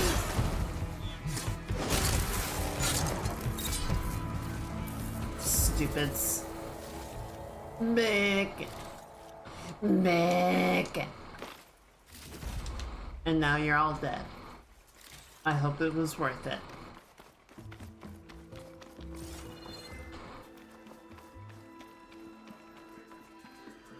Fellas, just don't.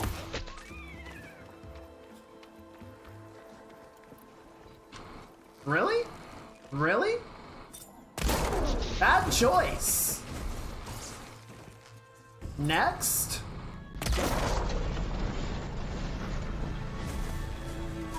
How you want to play this? Too slow.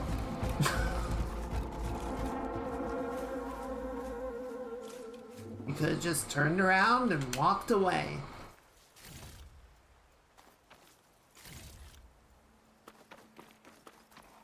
I'll save the extra stock for later.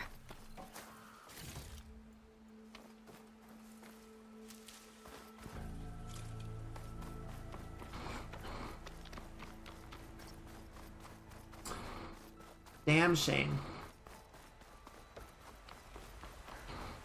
Where's the fire gleam? I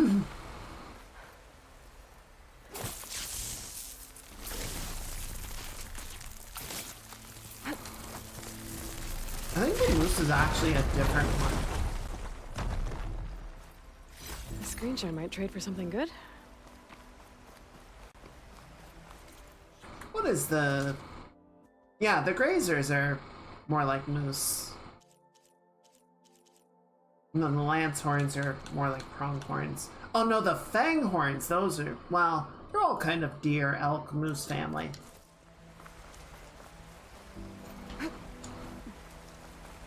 The chargers are more like rams.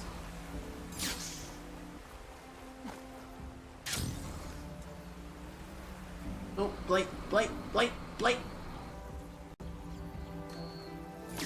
Is it a moose? Is it mooses or meese? Or is it mises? Sorry, little guy. I think I still need something from the foxes.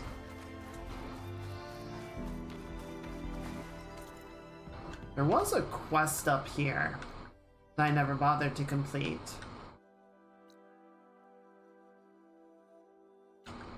Let's head down this way.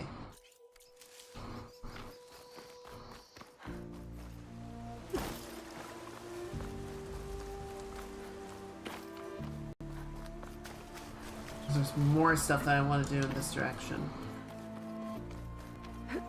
I'm not gonna try and complete everything. It's just too much stuff. And I cannot be bothered. I cannot.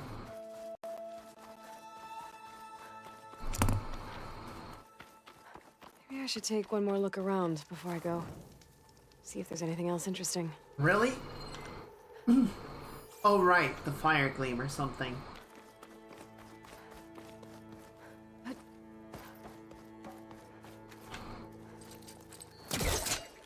I guess I can just pull that down. Okay. Or no, I already got the fire gleam here. I think I got everything worth digging up. Okay, cool. It was just a... This freaking game, man. Acting like a chest is worth a damn.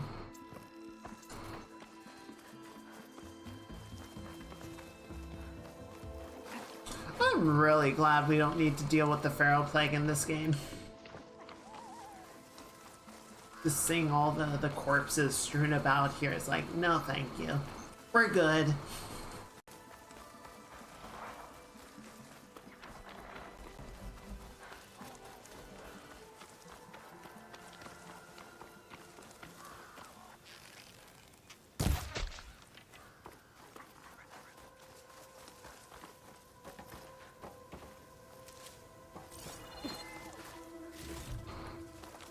Eat crow.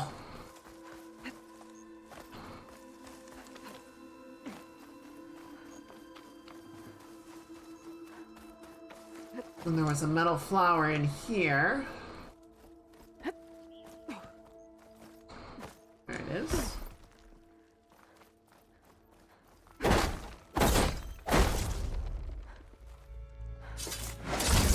shut this metal flower down. And that gets us what exactly? Supply cache.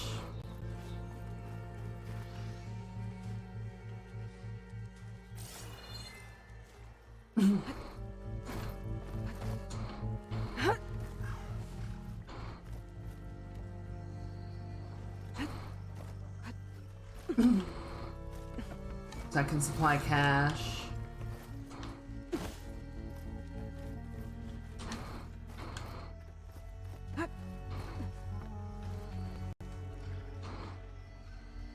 And what? That it? Really? I came all the way back here for 2 supply caches.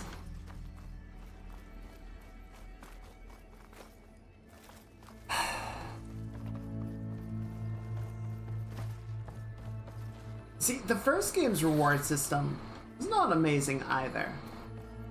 But at least it didn't pretend that it was like holding some great secret to find later, right?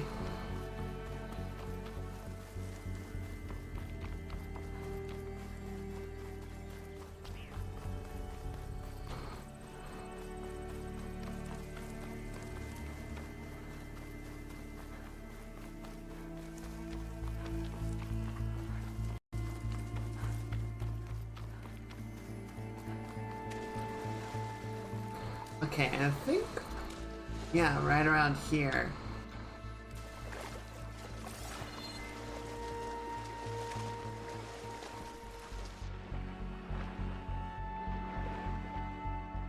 That'll be where we can find something. It was out of range before, due to our diving limitations.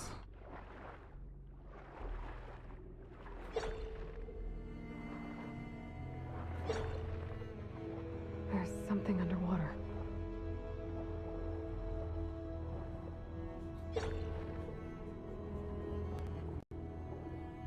Okay, but how do I get in there?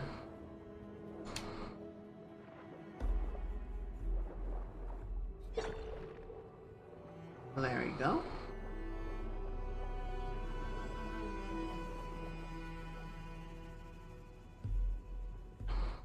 An access key.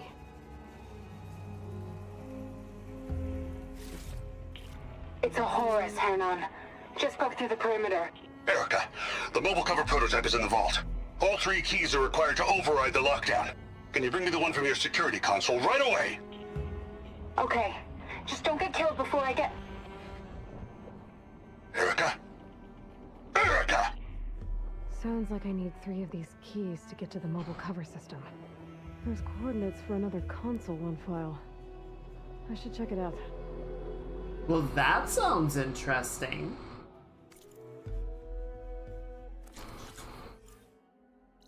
Okay, and it's not too far away. Hell yeah.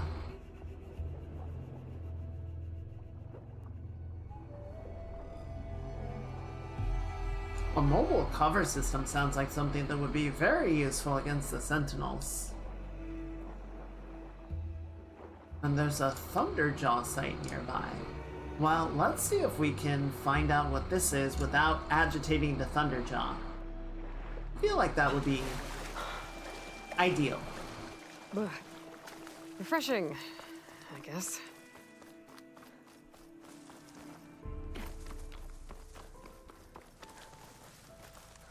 Oh, it's a drone. It's a black box drone. Or a survey drone. Okay, so I guess I get on top of that rock and I'll be able to pull him down. An eye in the sky. Must be a Cyclops drone. How to get its data. Yeah, just need to get up to that. Oh, no!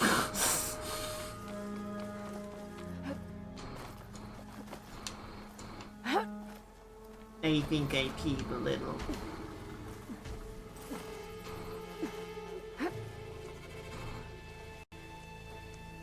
So we just need to stay very, very quiet until the Cyclops comes back. Maybe I can climb something to jump onto the drone. Yeah, I got it, Aloy. I'm trying to not get murdered by the Thunderjaw in the process, alright? Give me a minute. Where'd he go? Oh, shit, he's right there. He's right there. You're mine! Oh, no, no, no, no, no. I should grab the drone's data now that it's down.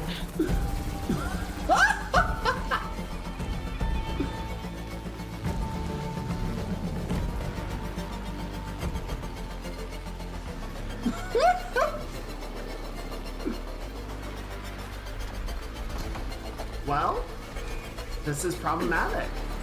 Shit.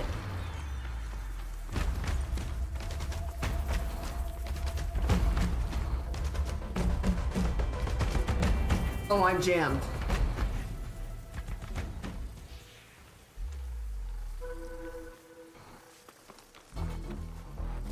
All right.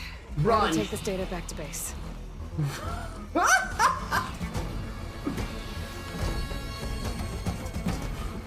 Aloy, run, girl, run.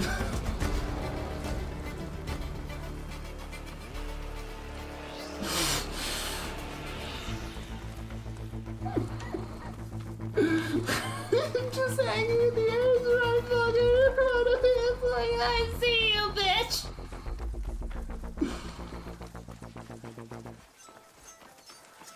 I think the only reason that I was able to get away, it was stun locked by the sheer fucking audacity of me just jumping in front of it. It was just like, are you fucking for real right now?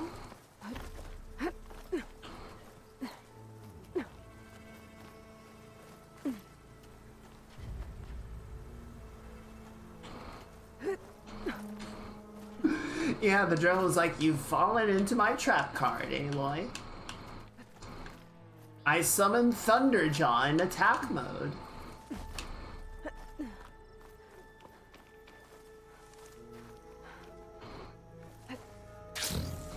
Oh, looks like some kind of fortress. More of those turrets.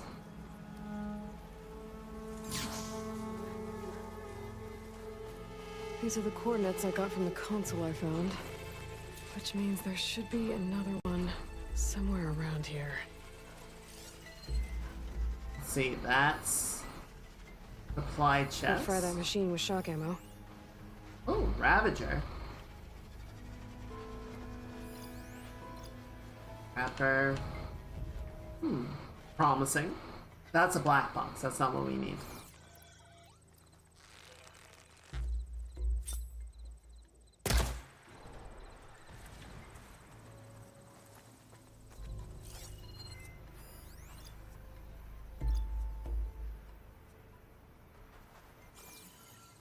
The console has to be somewhere inside these ruins.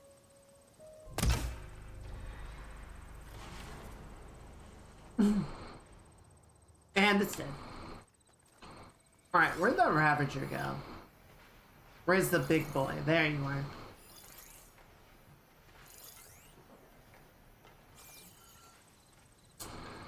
Little too bold to try and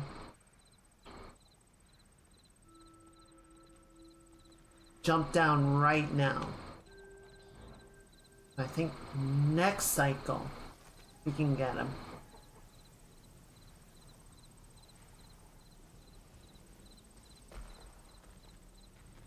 Yeah, here we go.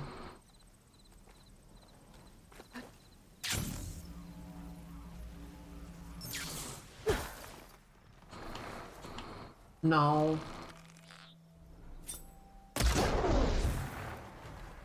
There you go. That works too.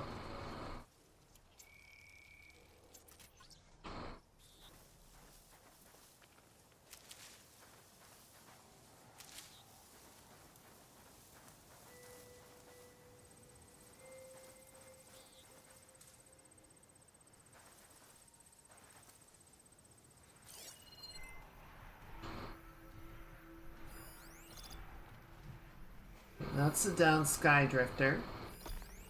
Parts from him. Got, looks like 2 supply chests Or no, one of them's a razor tail.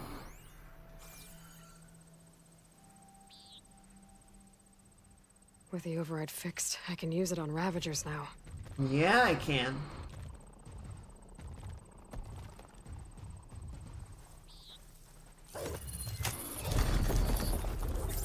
I summon Ravager in attack mode.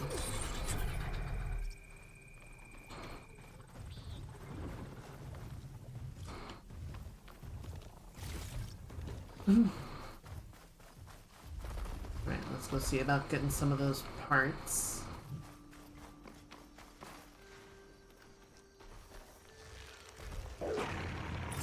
Oh.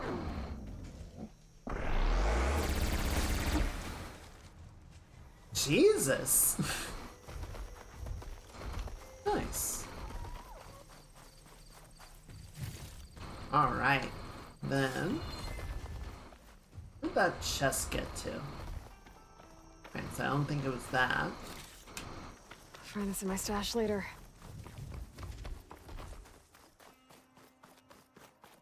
Okay, I see. I see some lights inside. That looks promising.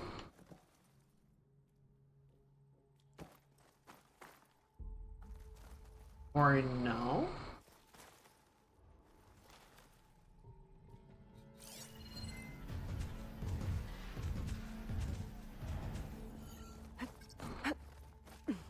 Oh, I see.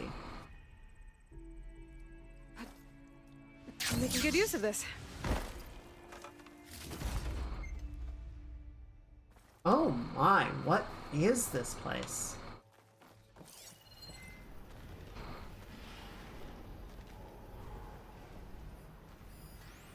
Another console.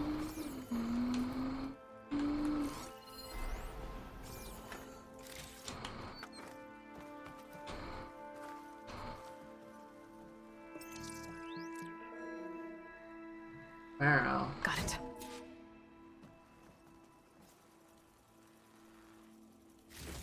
Is there any hell over here, Sergeant? No shit, Corporal. The egghead over at Voltox needs our security key to get the mobile cover prototype out of here. Get to the console and get it out of here! We have a second enemy contact incoming! Another Horus! Someone call in that goddamn airstrike! Another access key that never got to this prototype. There's coordinates for a third one nearby. Maybe I can find it. This whole situation did not go well. I'm guessing there's not much of note or value down here, but I don't know, there might be a chest or something. Nah. Oh, there it is. Alright, let's go get our last access key. And we'll get whatever this mobile cover system is. Could be useful.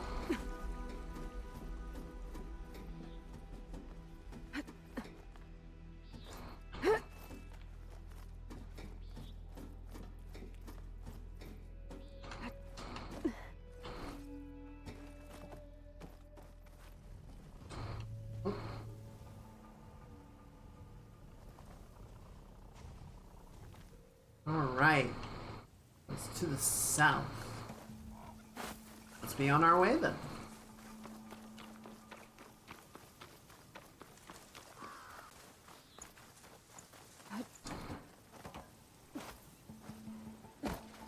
You see violence to be strategic, not wanton.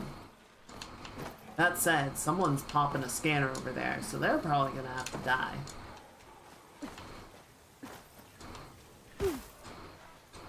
Seeing a lot of blue lights over here.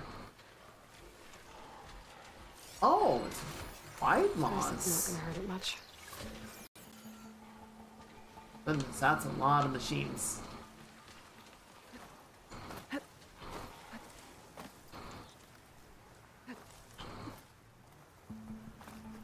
Alrighty, let's go, let's go, let's go, let's go. Up the hill, up the hill. Oh, I wonder if that was the Horus that they were calling in. Would make sense.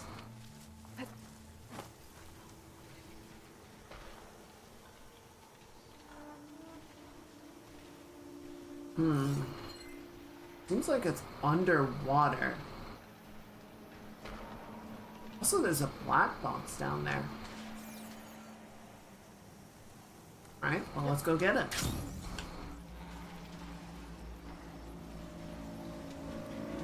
The coordinates I found lead here.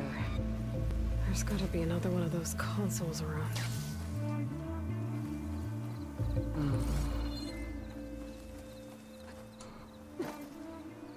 There we go.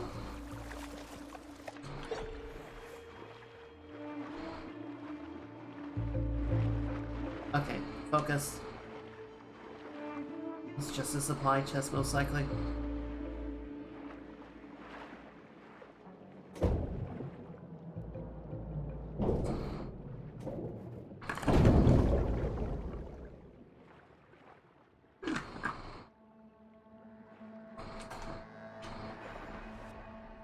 I found this game is generally fine, but if I like swivel the camera around too much, it can feel a little queasy.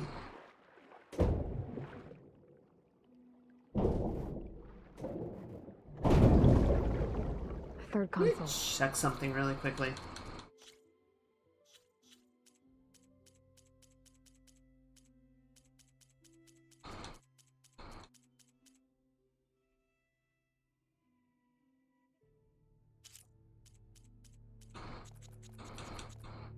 I know motion blur is one of the things that can really affect that. Let me see if that helps.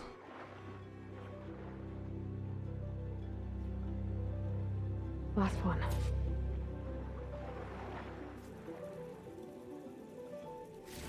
Pharaoh evacs outside, Doc. Done, thank God. The mobile cover prototype is locked in the vault. I need all 3 keys to open it, including yours. Nope. VP rank means I've got a golden ticket to Elysium. If you want that key, come back and get it your... Uh-oh. Well, Dawn was a real charmer. It's typical for Pharaoh, I guess. That's 3 access keys. And another set of coordinates. Maybe where they were intended to go in the first place. Yeah, I don't think Dawn made it out, fellas.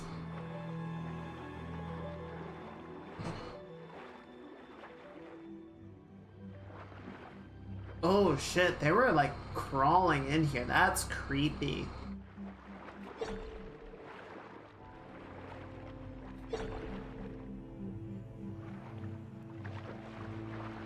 There's a thing inside the rock. I can't get it. Alright, where's that black box at? Straight ahead.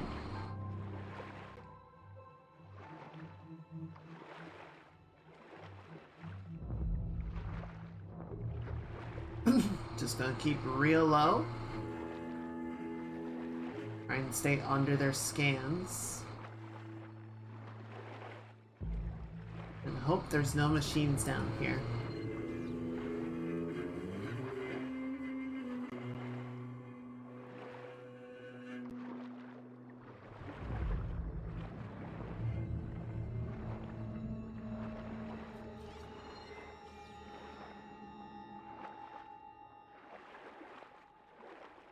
I'm wanting to get some new shoes.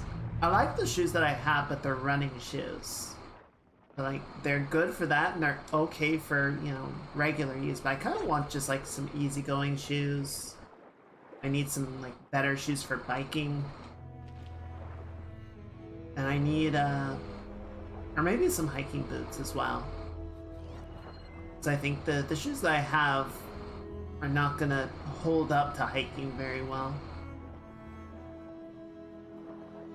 Like, why am I picking now to buy a bunch of things? It's not really intentional, it's just kind of how it's shaking out, you know?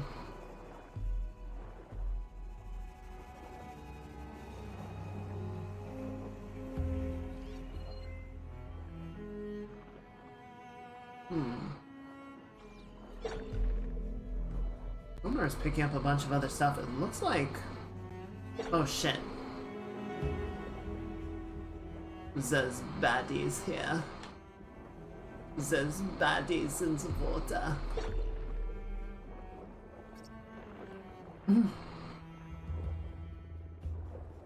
Yeah, looks like a plane went down. Oh right, black box, duh. That's to be expected. I was thinking I was still dealing with the coordinates. The locator shows there's another recording in there.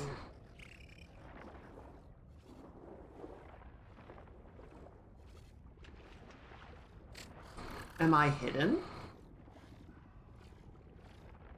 I don't think I'm hidden. I don't feel very hidden. Apparently I am, though. So cool. Sure.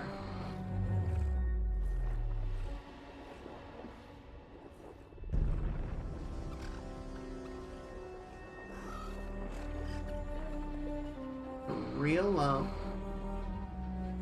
Real low.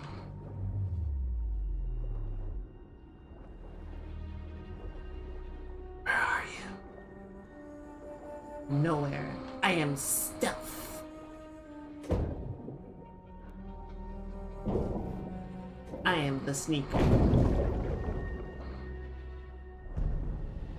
I think Aloy's wearing a moccasin of some kind, which admittedly looks very comfortable.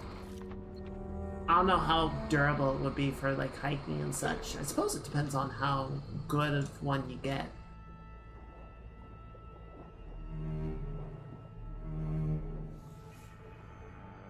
There you are. The jagged, deep black box. Can't raise the airfield. Must have been destroyed. Well, we're out of time and out of fuel. I have to put us down on that lake.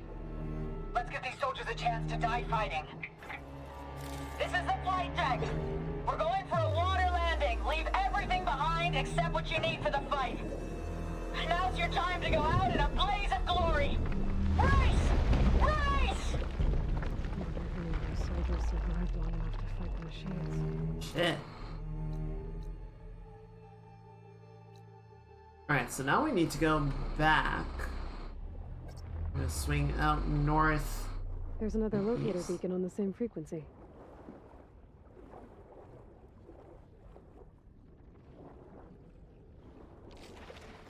Yep, they saw me. Okay, I'm already leaving.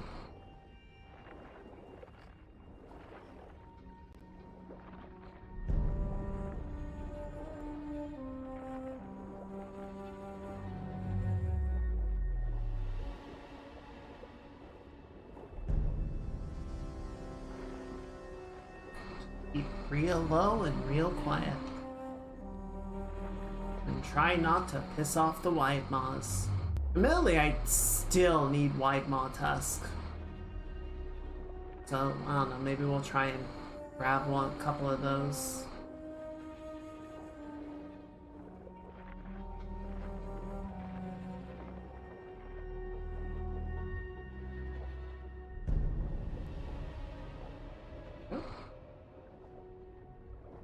Pretty view.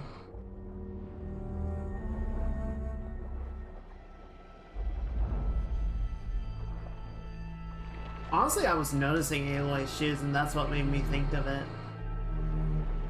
Like, oh, those look comfy.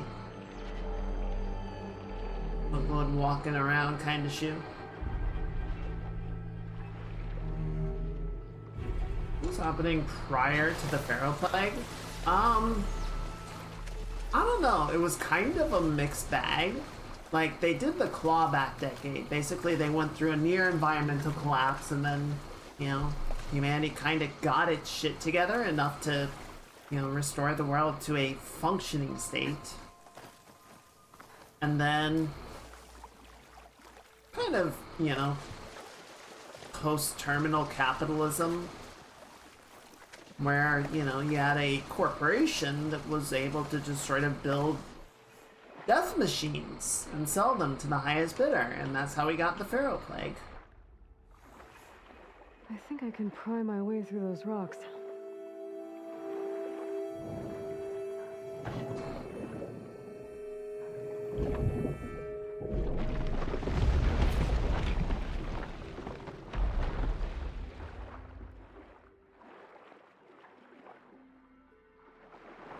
We're going up? Oh. Something there. Oh, it's green shine. Yay. More green shine. My favorite. Oh, green shine.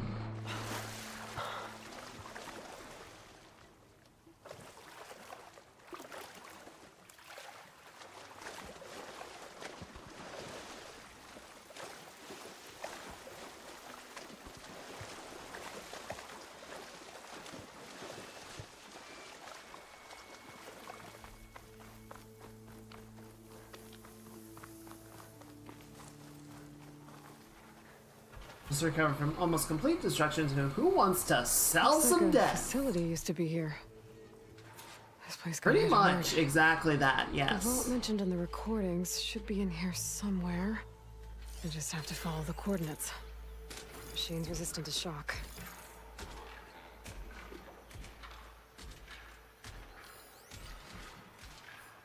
Humanity, unfortunately, is very slow to learn.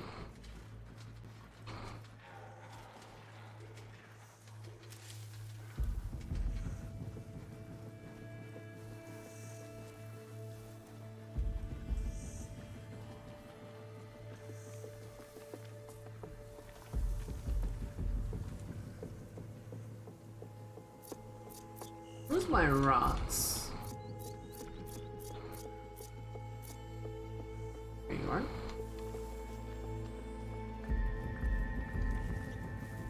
Snap Maw is not moving.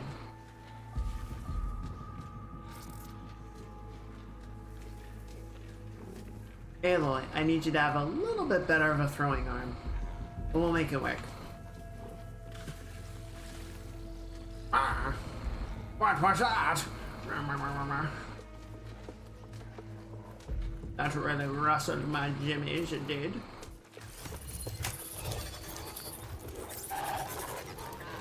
Yeah, I see you, I hear you, I hear you.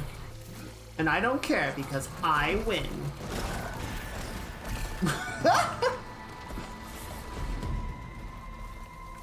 Get dunked on.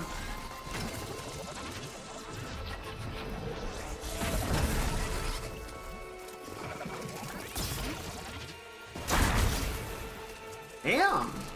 That was a pretty good swing. Okay, that was actually a really cool dodge. He did a sick backflip.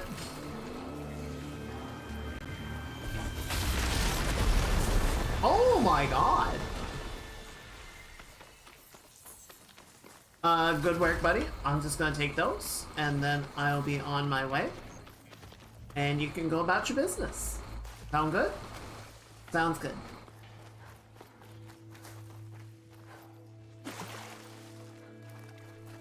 Oh, that's so that's so scary. They're trying to close the door and he's just like, no. This looks promising.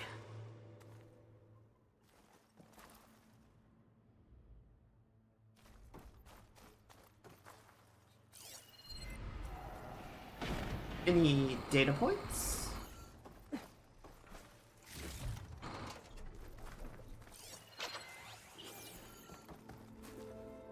Well, it seems like they're fighting. I'm guessing this was Hernan.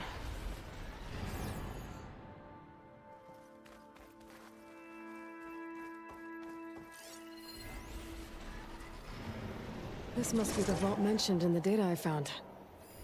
I should be able to access it. 07, buddy.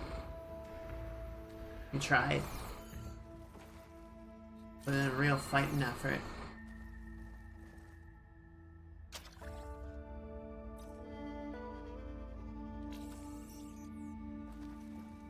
One. A two. A three. Priority keys detected. Access granted. I don't think anyone's gonna make it. Not sure which will get me first, the airstrike or the Horus. Spent my career on the mobile cover project. Really thought I could get it to someone who could use it. I know you'll never hear this, Lily, but you told me so. I love you. Another sad ending. A lot of those going around.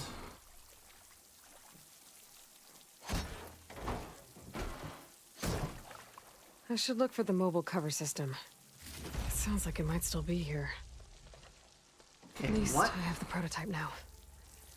I might even be able to make something out of it if I use the data on that drive Gendas found. I'll want to know what happened here.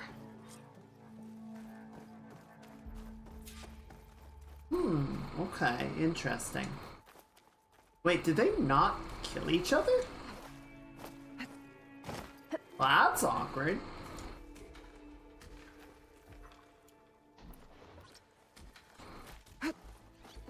Now you're gonna have to freaking get my hands dirty. Shit.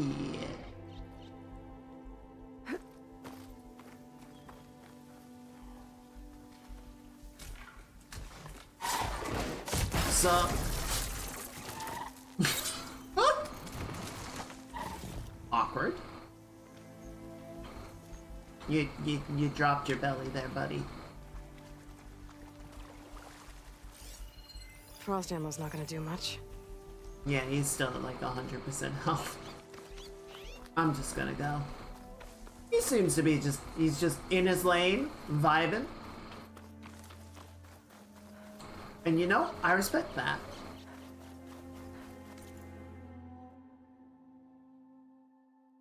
Now I gotta take this all the way back to town. Might try and take out a wide maw on the way. Or at least detusk them. I need some tusks to upgrade one of my weapons? Pouches? I don't even remember at this point.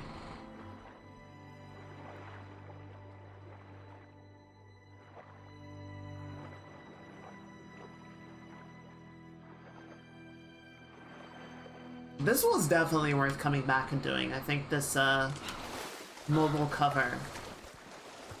Very interesting. A lot of potential there. Curious to see what it does.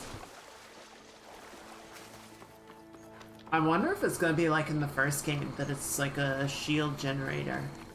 Special armor type or something.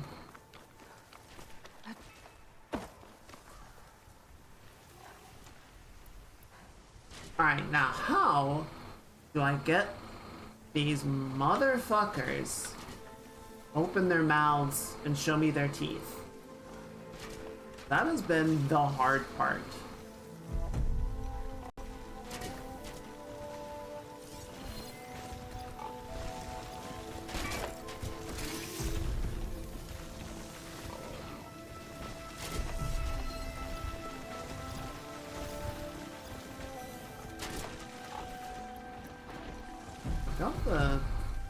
See, when they bring their heads up, they close their mouths, and so trying to get the tusks really difficult. The machine was built to kill hunters.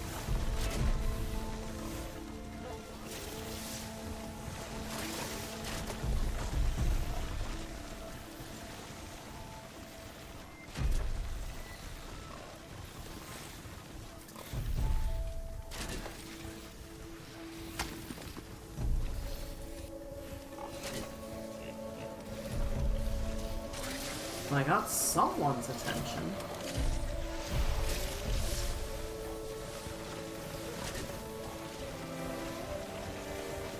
Come on. Show me your pearly whites. There!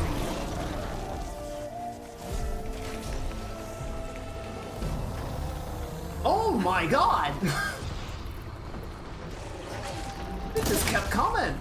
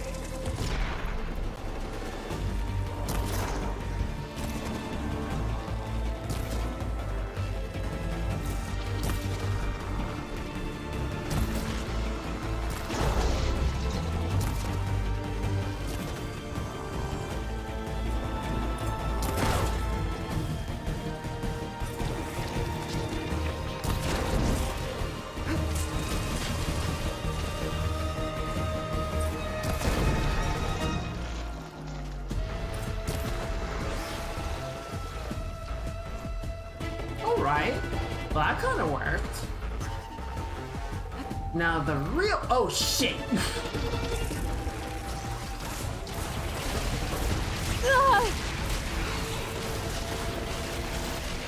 Now the real trick is gonna be to go back and get the tusks. I think I got another set off.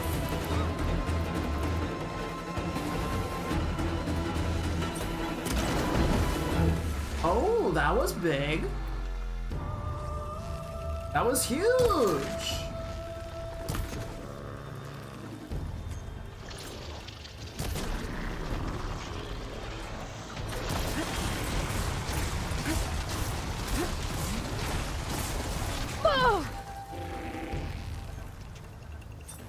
Oh, why are you running? Why are you running?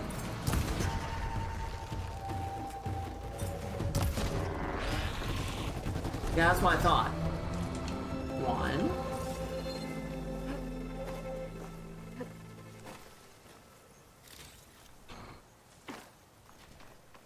Oh, you've got something shiny on you. Tell me more about that. Alright, it's just sludge. There you are. 2.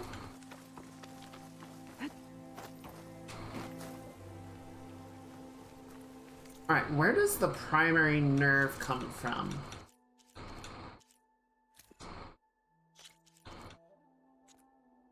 Just a general kill. And then vacuum turbine disables.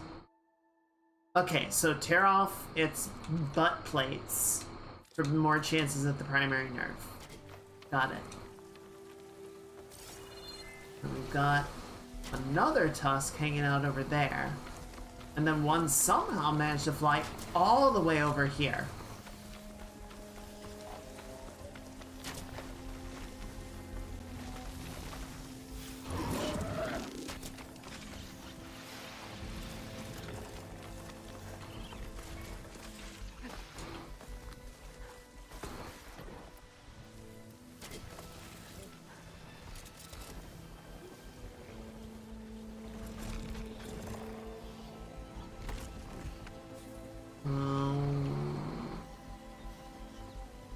Okay.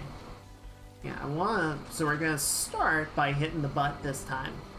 But the sonic arrows do make it a lot easier.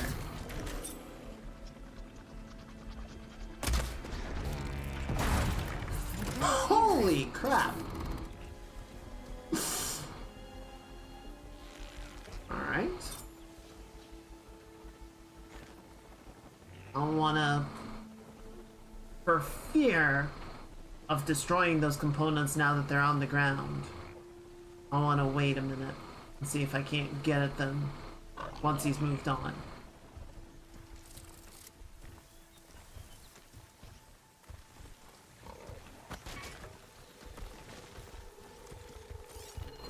Acid won't make much of a dent. Okay, so he's got one more panel on his butt. Oh boy. Okay, please don't eat that. I still need it. Okay, cool. I'm gonna take one of these. Okay, so that didn't have it. Sure, we'll take a fertilizer pod, why not? That might be useful for something, reasons.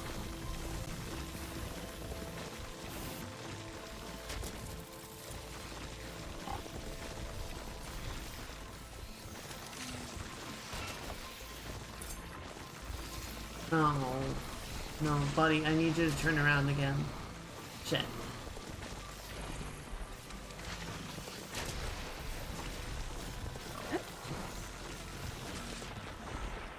And right up his butt. There it goes.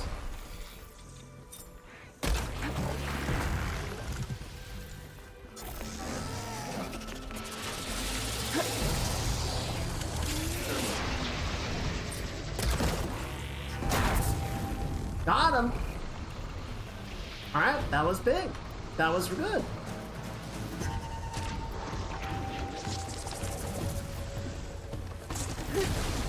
Ow! Wait, what? Fine. Yeah, hi.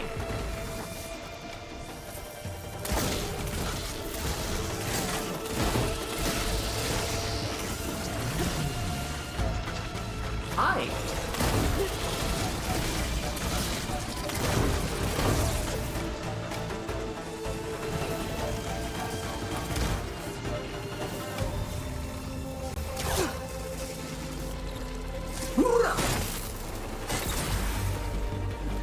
Holy crap. Oh, nope, that was the circulator. We need the primary nerve. And that did not happen. So, bad news, did not get everything that we need. Good news, we got the hard part. So I'll take that. And not only that, we got 6 of them. So I think there's a good chance that we're not gonna need to hunt for any more wide maw tusk. Water in my poop. Wait, is it? Oh, I see. Sure, we can. No, let's follow the river. I see the direction that it's telling us to go, but I'm just gonna follow the river.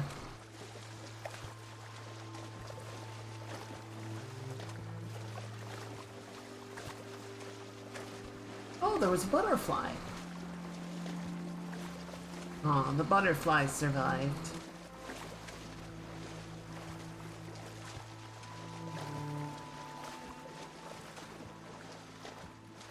That's good. That's a good thing.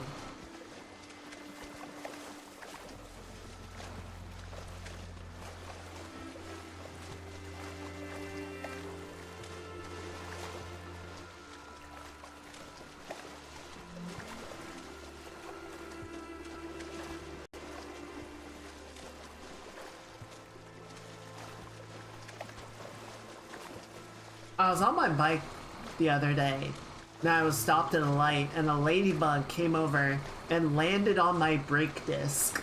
And I was like, no, buddy, you gotta go. You're gonna have a real bad day in like 15 seconds. I had to kind of like shush him off, get him to fly away. He did leave. But it was just kind of like, nope, you do not want to be there, trust me. What the fuck was that?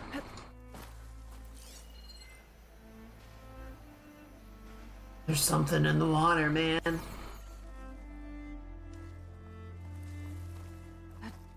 I saw it, man. There was a machine in the water.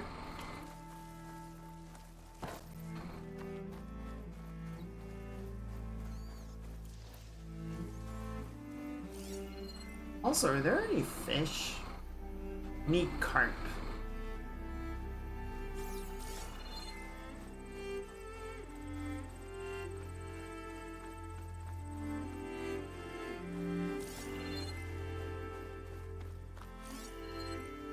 There's one.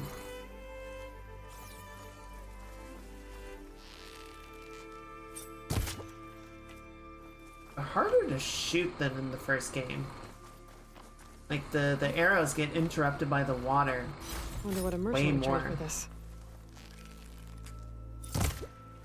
See? I can't shoot him. There it goes.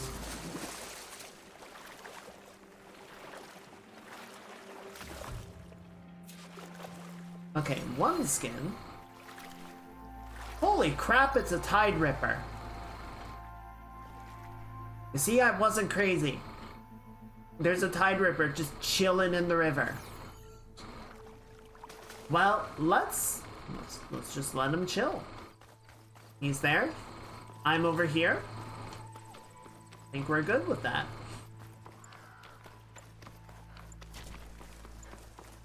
More wide maws. Wide maw, more like wide load.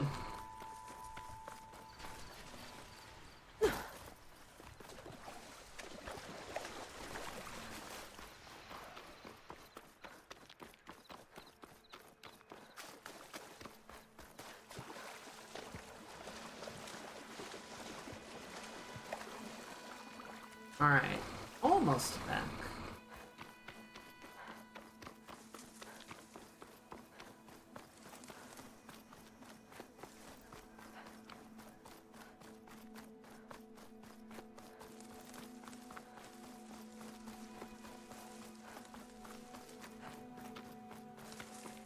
Okay, we already got that one though.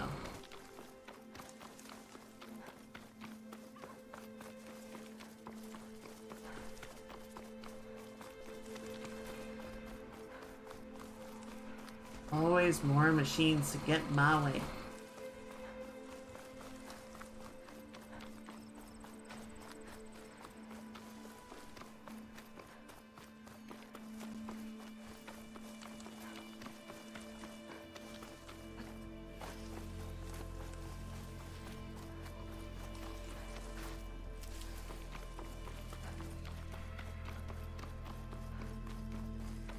I do wonder how far along in the terraforming process we are.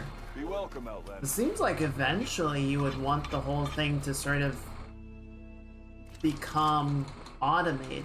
Well, not automated, but like run through natural process. And the fact that it still needs so many machines to continue to function is concerning. You've returned. You found something, didn't you? Come now, don't just keep it to yourself. It's, difficult to explain. Please, I just want to understand as much as I can.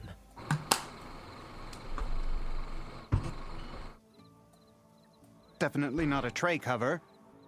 The old ones fought a massive battle here against machines. Some fled, but others stayed behind to try to salvage this, to help others carry on the fight. Did they survive? So, they failed. It made it into the hands of the most renowned warrior in the Sundom, did it not? And every item we recover will be used to ensure their memory lives on. I didn't see any machines at the dig site, so yes, I suppose that is true. I'll need that tray and your workbench. I'll have to tinker with this to turn it into something I can use. Of course, Savior. It's the least we can do. May the sun light your way, as you have illuminated ours. Let's take a look at this thing. Yes, I'm gonna beat it with a rock. That'll fix it. Wait to the sky. Alright, so is this special gear? No. Is it outfit? No. Oh, quest item. A Guardian Tripcaster. Combination of old-world technology and Nora craftsmanship. This weapon deploys protective shields that explode after absorbing enough damage. Interesting. Okay. Others hear about this. We'll Feels go right. down in the history Time to books. test it out. Yeah, you. Okay, so wait, hang on. Perimeter Tripcaster. Corrosive Blastling. Where did it go? Guardian Tripcaster.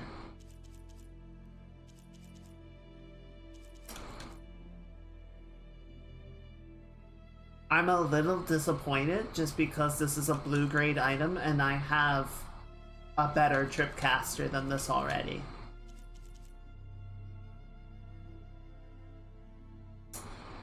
That kind of sucks. Like, it was a good quest. I'm glad you... It just sucks that the reward is already outmoded.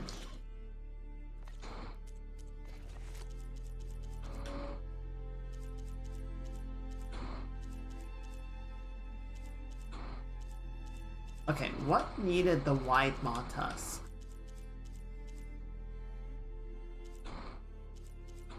A bunch of stuff here. I just can't upgrade yet because it requires stuff out west. Weapons.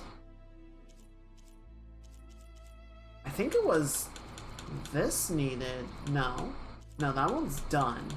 What needed the White Maw Tusk? Found out what happened here. Yeah, I'm glad I found out too. It was a good story, it just...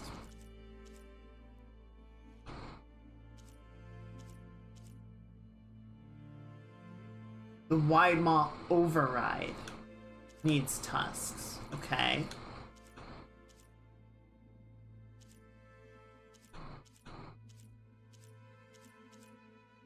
And then the Slicing Hunter bow needs that as well. Okay, well, I'm glad I got a few of them.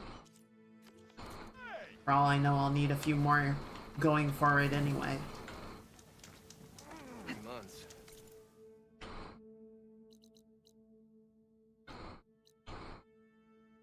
Osglint Hawkmania, there's something down here.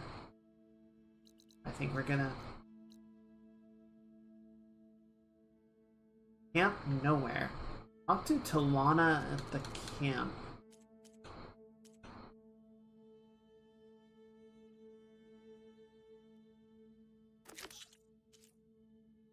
Varus, up to Zoe, calls out at the campfire.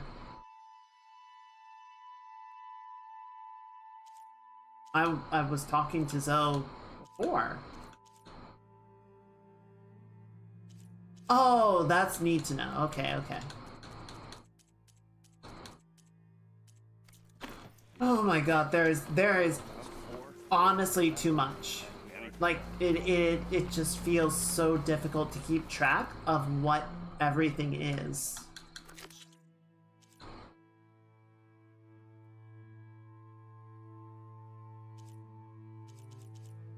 And then like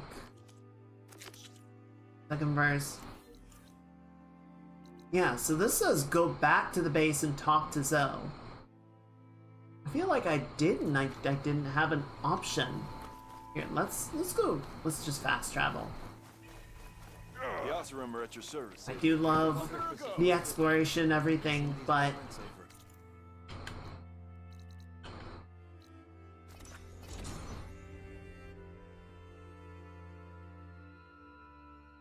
I don't know. To me, there's just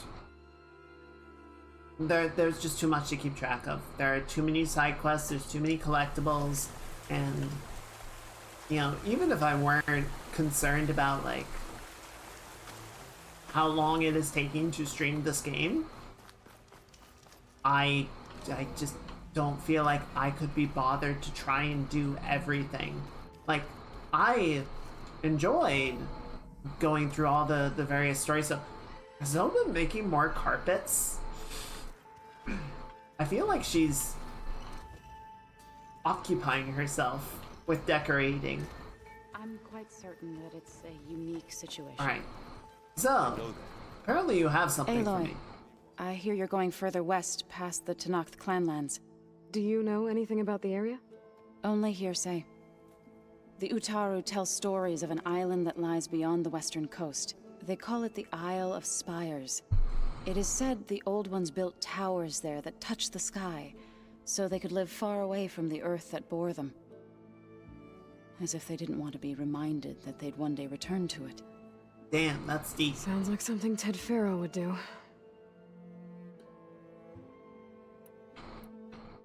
Here we go. Any progress with your plan for the land gods? Is the reboot code ready? It is. But there is difficult work ahead.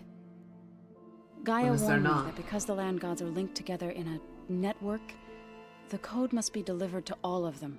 Most are in Plainsong, but in recent years, 3 of them wandered off. So, T, and Do. We have to find them? No, we know where they are, but they're hard to reach. So, wandered into a lake and sank. Do ventured into a dangerous canyon, and T broke down amidst a herd of machines. Okay, tell you what. You go to Plainsong, handle all the land gods there. I'll take care of So, T, and Do. I'll need their locations, plus the reboot code. I'm sending the data to you now. My people made shrines near where each land god faltered. When you see them, you'll know you're close. And once again, thanks for your help. We're not gonna let your people starve, Zoe. I promise. Well, I should get going. Hopefully I can bring back what we need to capture Festus. After that, I'm gonna need everyone's help. We'll be ready.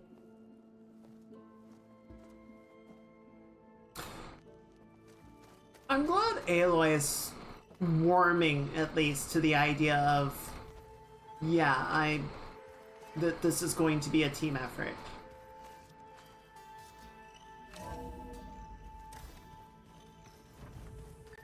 Alright, so I think we actually found one already. Like, I went up here. Yep, there he is. So yeah, we found that one. Okay, and then there's one there. And the last one... okay, is down there. Let's try and hit all these up. I think that'll probably be... we can at least do one or two of them. I think that'll be a good place to call it for the day.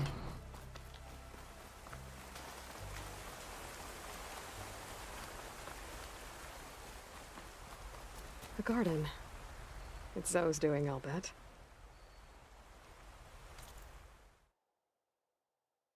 She's making this place a home.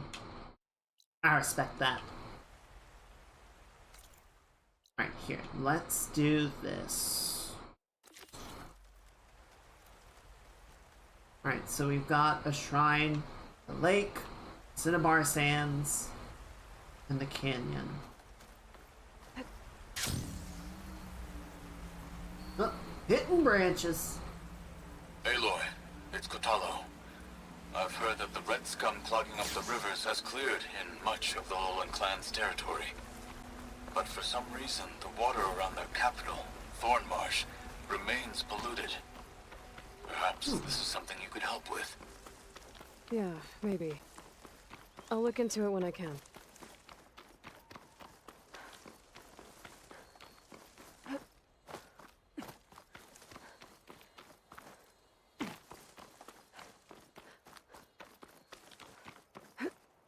I don't remember helping with red scum.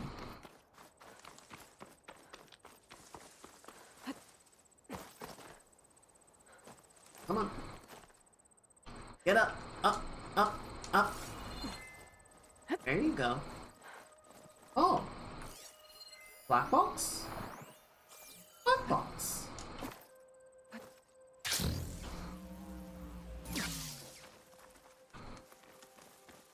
There's wrecks scattered all across this mountain. The signal's coming from behind that rubble. If I can get through to it. And yoink!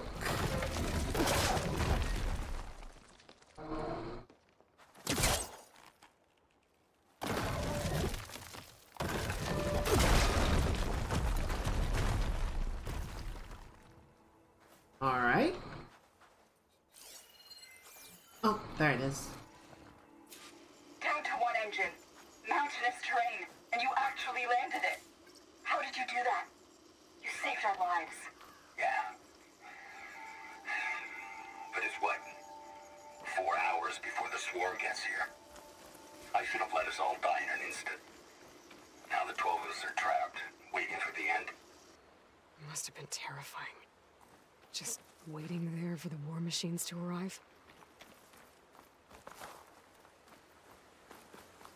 My focus has detected another flight recorder. I mean, I get it, but...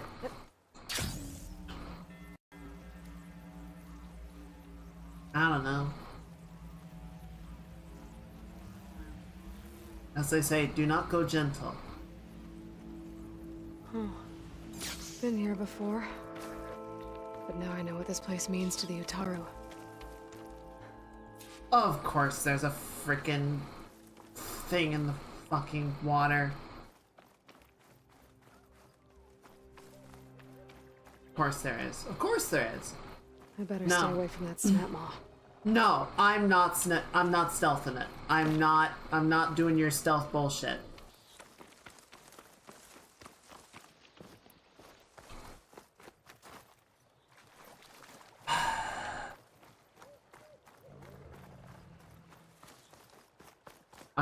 I do not want to.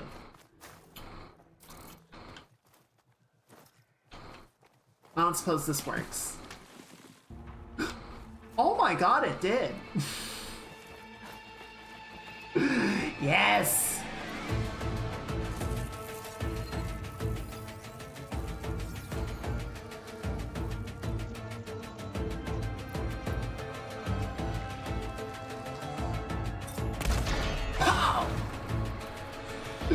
Yeah, come on, buddy. Let's fucking go.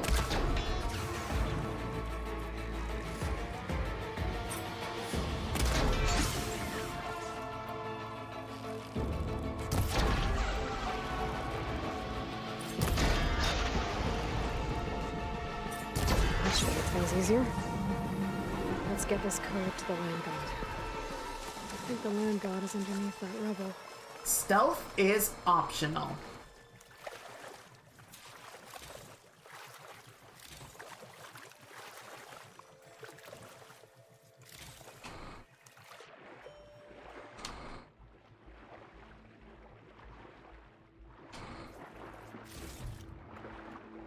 I need to get to that Land God so I can install the reboot code.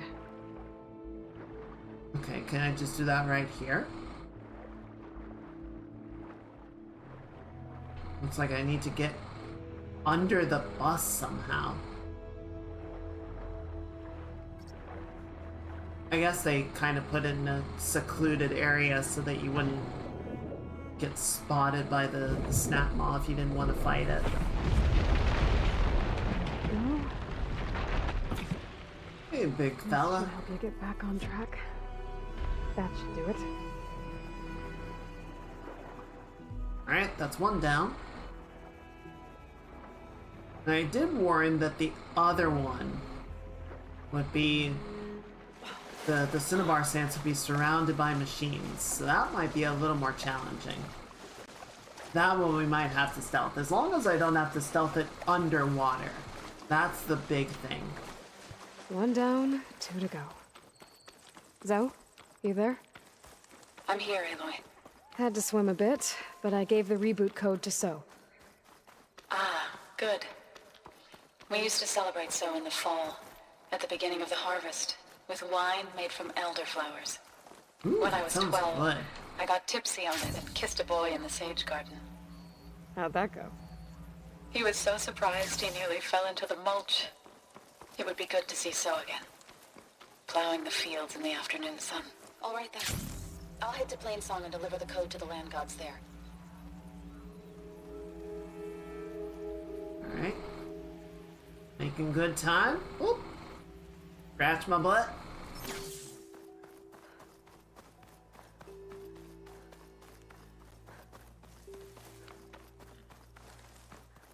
Elderflower wine sounds really good. I would like to try some of that.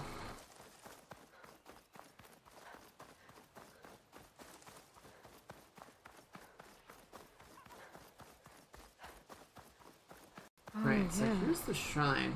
I was here before Zoe told me about this place. I guess they were leaving offerings to the Land God. That looks like something fried them. Ooh. Whatever did it might still be around. Well, that's probably one of them firebirds, right?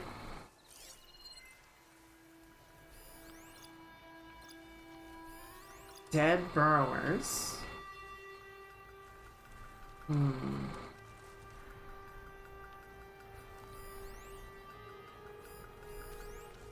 Trap pile. I think I was actually here at one point. There's like a... There's the Land God. But I'll have to deal with those Yeah, there he machines is. before I install the reboot code. Frost ammo won't hurt much. Ravager.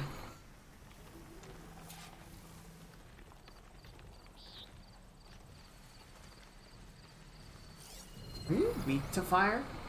No, you're weak to acid.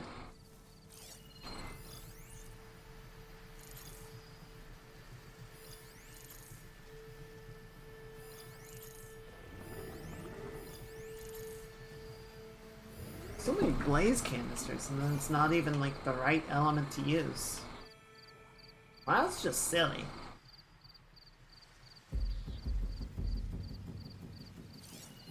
Zumba.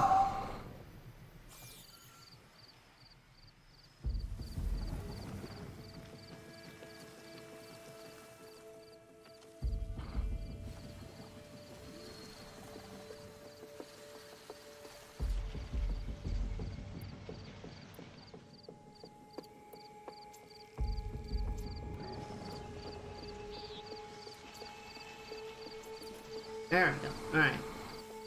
Should be around in just a minute. And then I can override him. He'll help me take out the other guys. And then we'll be good to go.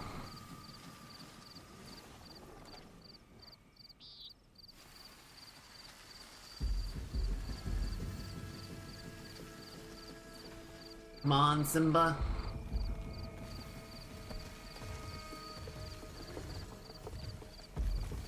Let's have a good time.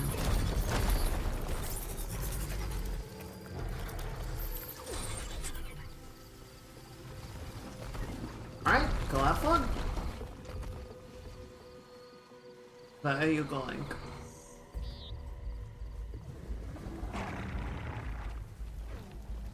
Alright, there he goes.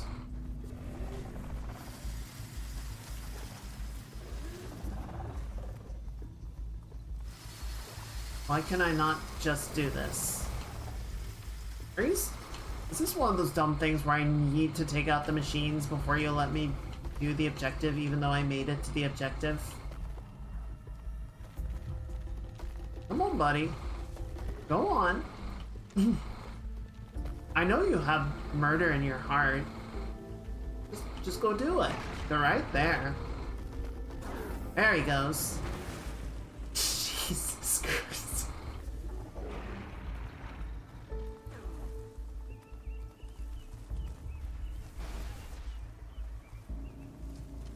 Think that's all the machines?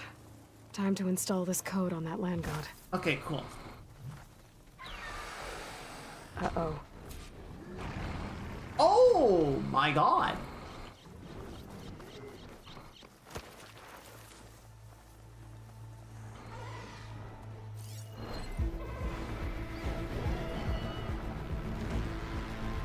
Yeah, get him, Ravager. Get him. Fuck him up. Oh, okay. Okay, that's fine. That's not bad. That's not bad. Acid could work against that machine.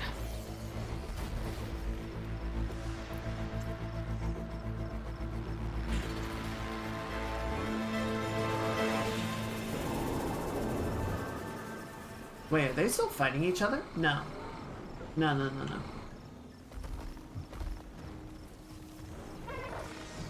Shit.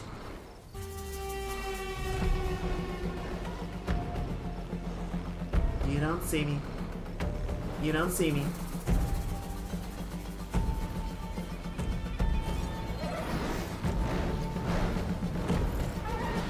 Take the storm cannon there.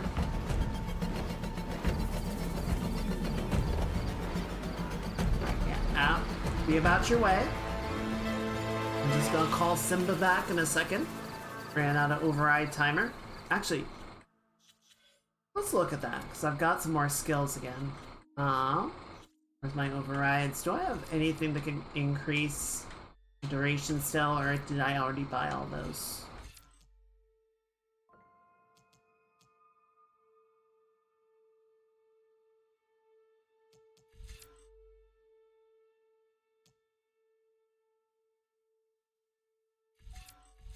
No, I think I've already got everything that's gonna increase the override timer. That's unfortunate.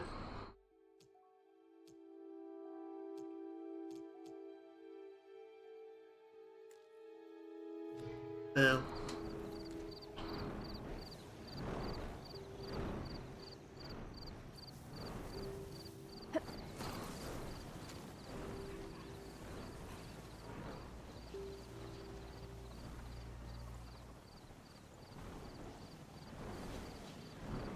That's a big beastie.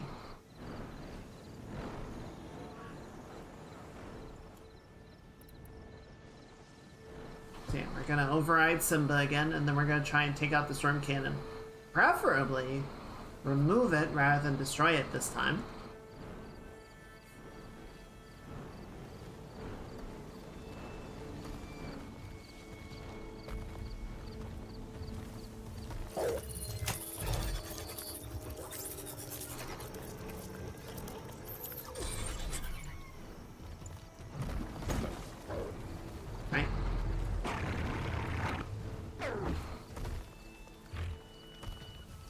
Yeah, get at him.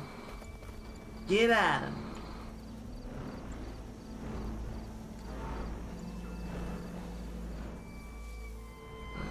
longer.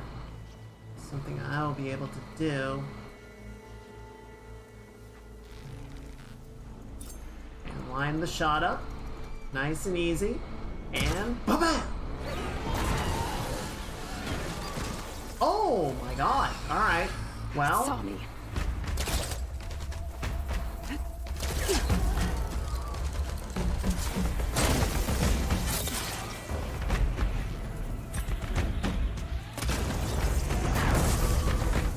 Alright. Storm Cannon is off. What is it weak to? Acid? Beautiful. I love it.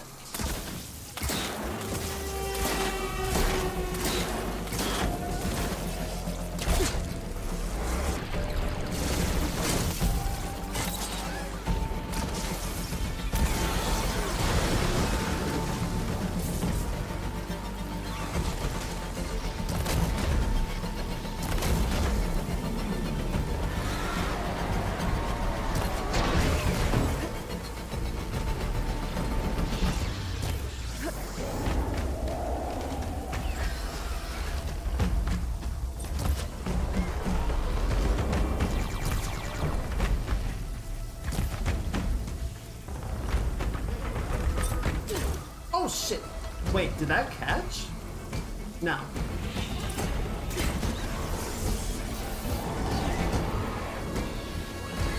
I would have been very surprised if that had caught on it somehow.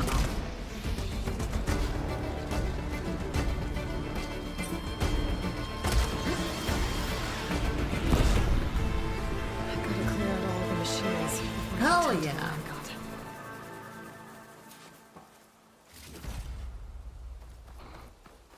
That was a clean fight.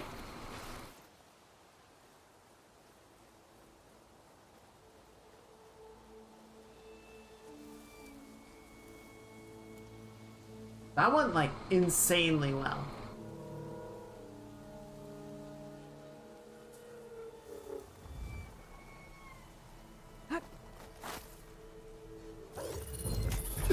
Alright, Simba, one more time, but we're gonna put you in defense mode. Alright.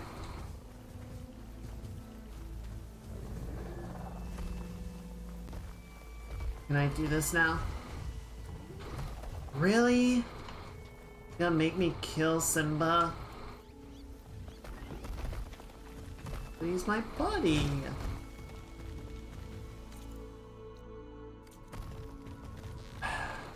I'm really sorry about this, boy.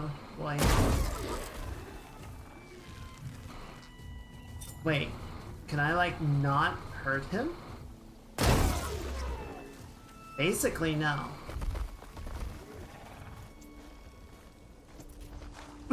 Well, this is awkward. Like, he's gonna wake up in a second. And I can't run away from him because he's just gonna follow me. I guess I can, like, get into grass and hide and hope he doesn't notice me.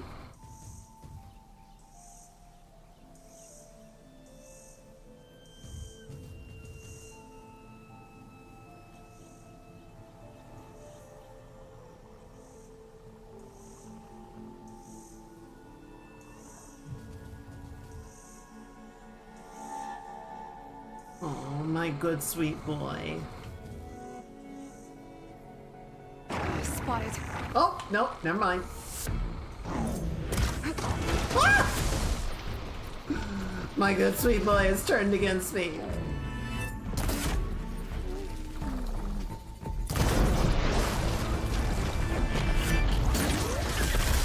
Whoa! Ow.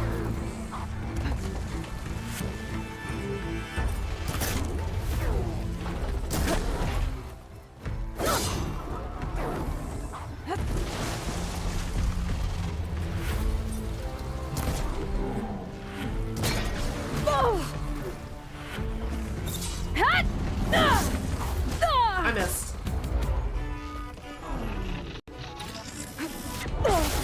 Really?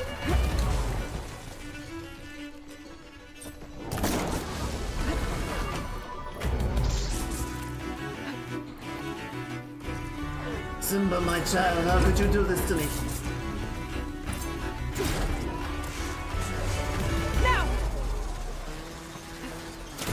I loved you like a son.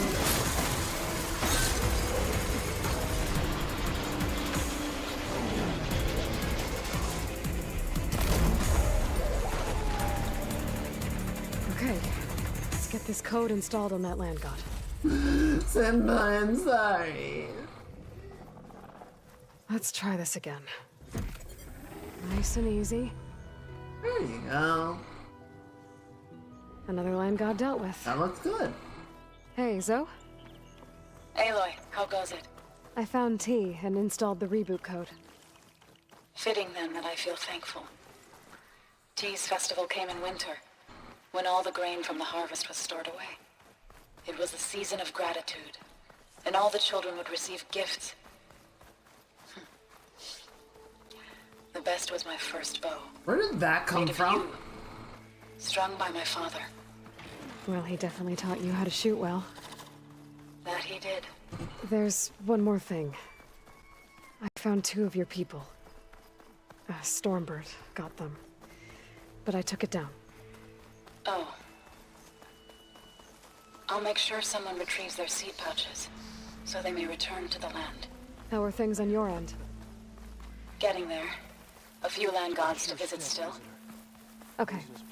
I'll call you when I'm done with the last one. Thank you, Aloy. The blights mixed in with the crop.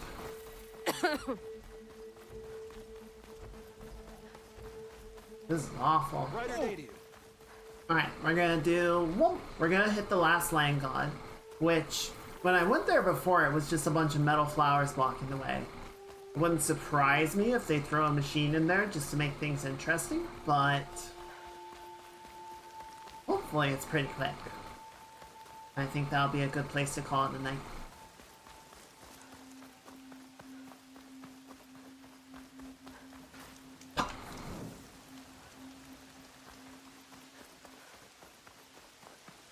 What is this? I see something in the hillside there. Hello, little fox. What are we looking at here?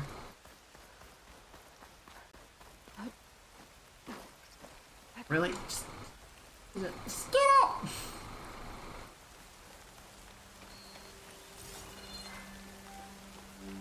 Hmm? An image of the old world. Oh!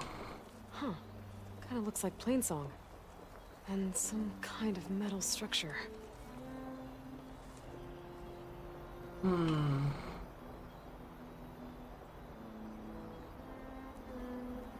I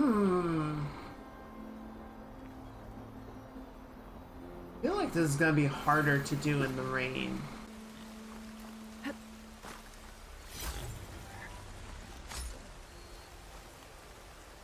So where are there gonna be towers? Maybe farther up? Oh yeah, there they are.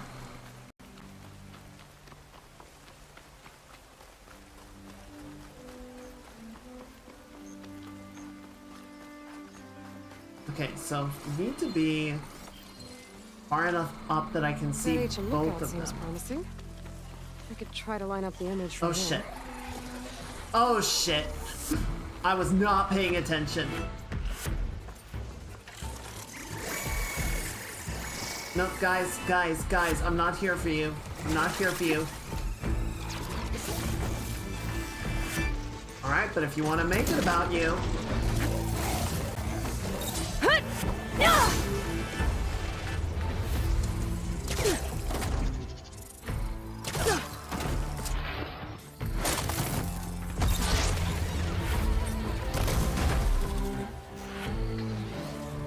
Yeah, that's what I fucking thought.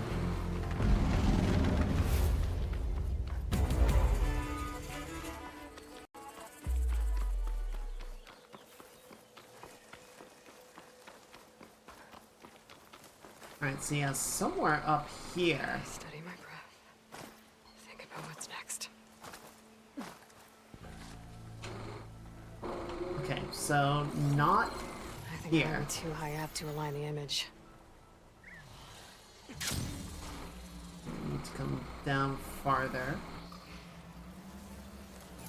Okay, I think it's somewhere right around here.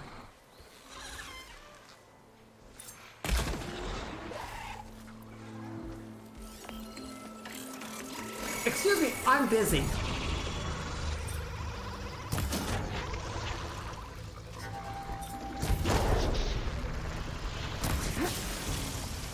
What in the fuck was that?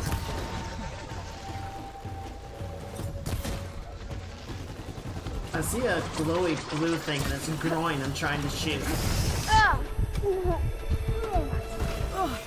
Oh, you little, don't even right now.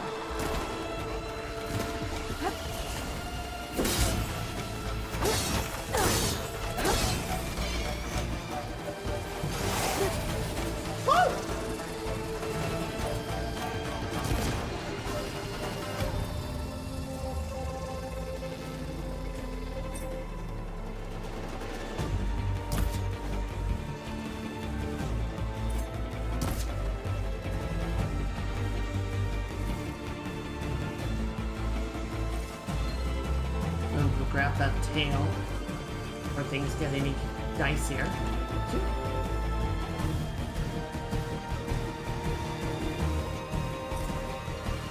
Hey, buddy.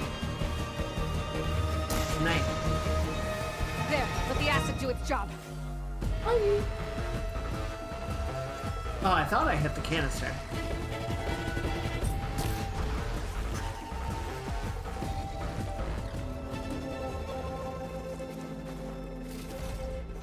Nice.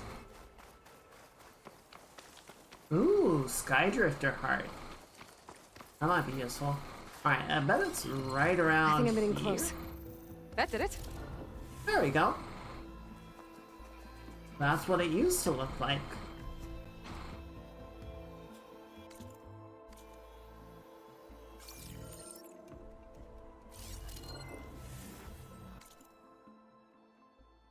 Is there like a data point to go with it?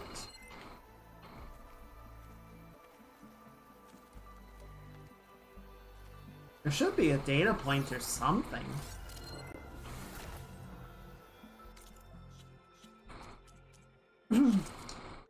Let's see. Hologram data points, text, world, museum, scan glyphs, RCC.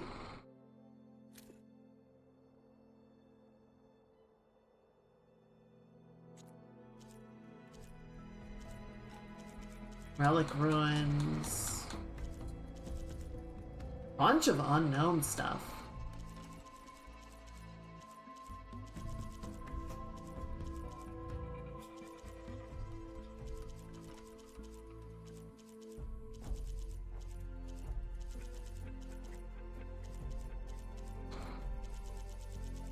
Yeah, I don't know what this is.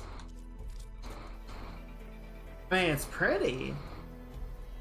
I just feel like there should be a little data snippet to go with it, and I don't know where that is. Oh, there it is. Lost Treasures of the Indian Ocean. August 4th, 2051. Below the skids of our vert stretches nothing but open, featureless water. This area of the sea was once home to 200 islands. Rich with sea life, they were a playground of the famous and the wealthy. Seconds after we drop a submersible drone, holographic underwater images fill the vert's main cabin. From the drone's perspective, we see all that has been lost to the waves. Drowned concrete resorts bordered by white bleached structures. Remnants of the once colorful, vibrant, living reefs that brought tourists to the Maldives. Here and there we can see life still clinging on. But with rising seas, acidity increases, and the loss of the currents that once brought nutrition to these mid-ocean rocks, this haven of life has dwindled to a shadow of what it once was. Are these lost treasures the Pacific gone forever? Isha Lagari of the Trans-Indian Aquatic Development Center doesn't think so. If she sees it, the first step in bringing back life to the reefs is to envision what they once were. Hence the images I see before me now. Near barren underwater rocks suddenly bursting with a rainbow of holographic plants and animals. As a brilliant orange clownfish swims past my nose, she describes her project as both A window into the past, and a guide to the future. She hopes that with time, effort, and new advances in cloning and transplanting, perhaps one day, both here and in oceans around the world, life can data corrupted.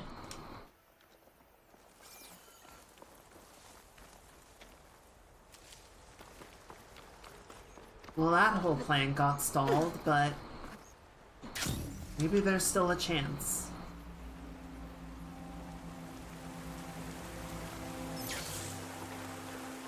But we gotta stop Hephaestus if we want any chance of that happening. We gotta stop Hephaestus, and then the Zeniths, and then whoever else. Because there seems to be no shortage of motherfuckers that just want to start shit.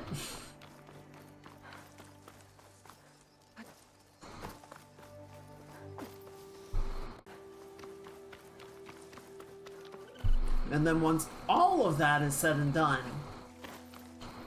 it's a matter of dealing with each other, which never seems to get a lot easier.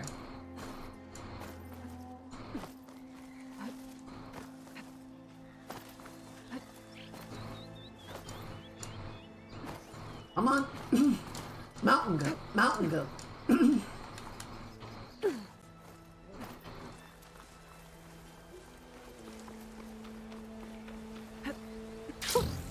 A rush of air.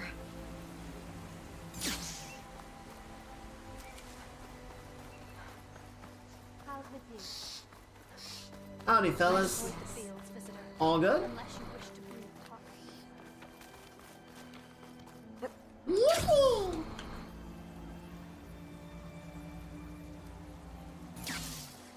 Alright, yeah. Over here. So we got in here once before just by bunny hopping or mountain goating over the cliff. Oh, somebody pissed off the bristlebacks. Well, skill issue.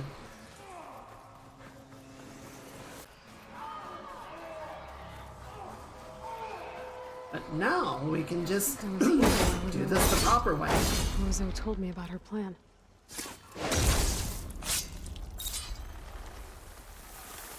Let's take a look.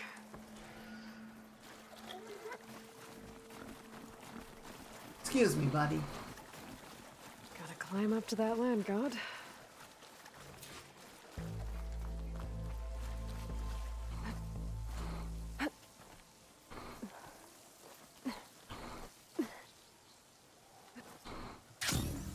Looks like there's a path on the other side of this. It might be a way up to that land god. I just have to get rid of these vines first. Alright. But where is the flower controlling them?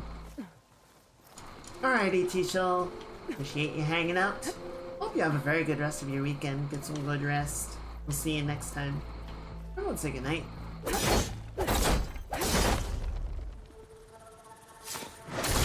That should do it. There we go. Should be able to access that cave now.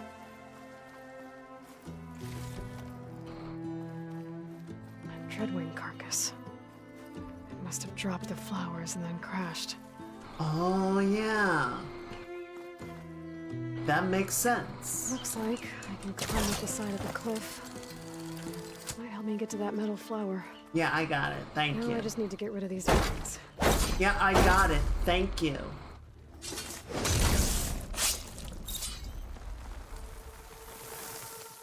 Alright. That's better. Time to get this code installed.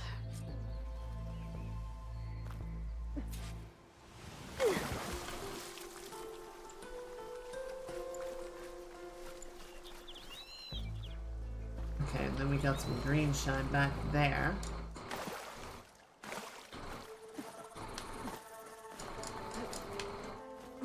Easy.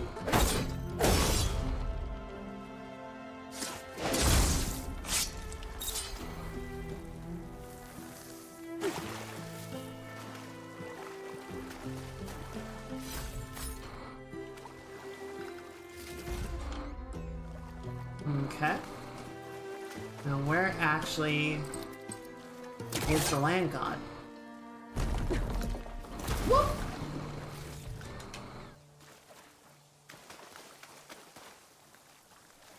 Not. Oh. Apparently I just completely missed it. Right there. There you are. Oh, the flower's up there and he's right here. Got it. Got it. Okay. This'll help you get better. That's the last land god. Zoe, can you hear me? I can hear you, Aloy. Just planted the reboot code on Doe. He was a bit tangled up, but he's better now. Good to hear. Doe always returned to the sacred cave at the end of winter, so his festival foretold the coming of spring.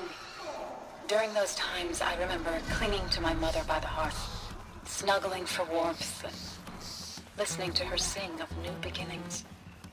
Which is exactly what you're going to give to your people. I hope so. When you can, meet me at Plainsong, and we'll send out the reboot signal. I've delivered the code to all the land gods, save one. Only La is left. I'm here with her, just east of the main village. Okay, I'll get there as soon as I can. She's a very good sprinter.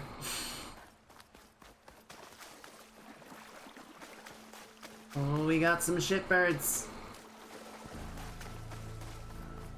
That's not fair. The Glinthawks are the shitbirds. These guys, the Sky Drifters or whatever, not as bad. Not as bad. Not nearly.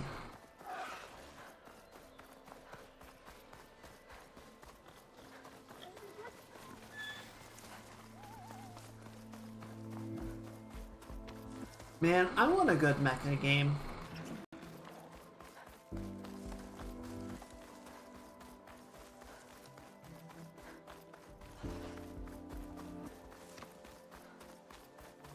Alright, we're just gonna turn in this quest, and then that'll be where we call it a night. I know I said that a little bit ago, and then we got sidetracked, because that's just kind of what you do in this game, but for realsies this time.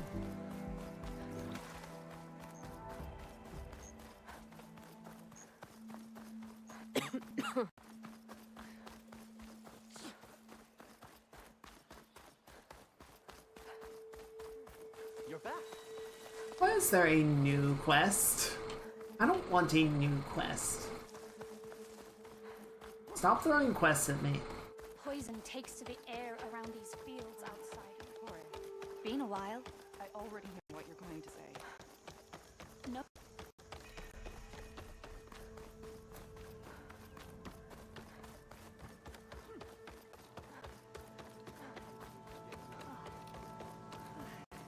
I don't know. Maybe next time we'll see what they want.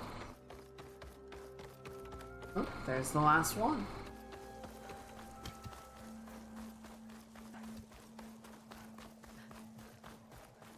Zoe's back. Aloy, you made it. All of the land gods have been updated.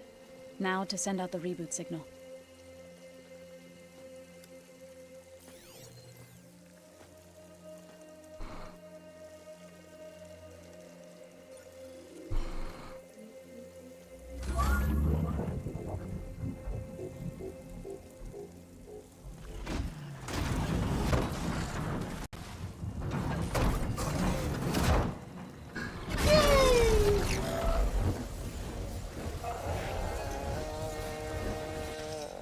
They're singing. The singing. Aww. What does this mean? A new beginning. Gaia told me this would happen. To all of them. Doe, T, So, and the rest. She called it a reboot sequence. But I didn't think it would be so beautiful. Soon the land gods will return to tilling the soil as they once did. Zoe, the chorus wants a word. Of course. Yeah, I bet they do. Do you want me to come? No need. I'll just tell them that our lands will soon bloom again. Who are they to argue? Find me later, and I'll tell you how it went. Good luck.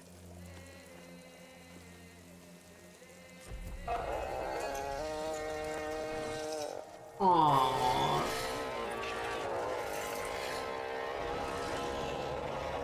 It's so cute.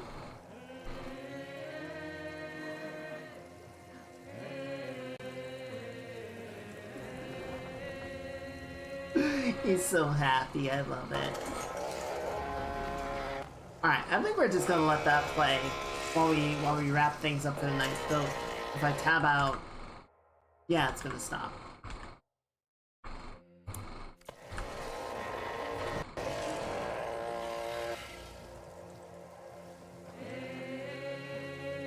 Oh, what good fellas. The land gods are whole again. Everybody is talking about what you and This is good news. This is huge.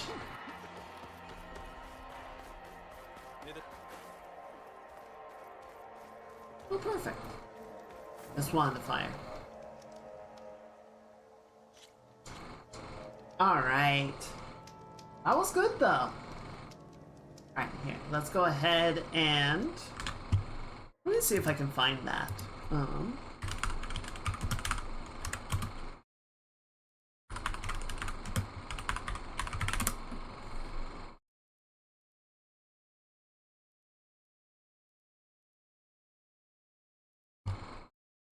There are videos on YouTube, but it's all just... It's like a minute long. It's not really long enough to play out with.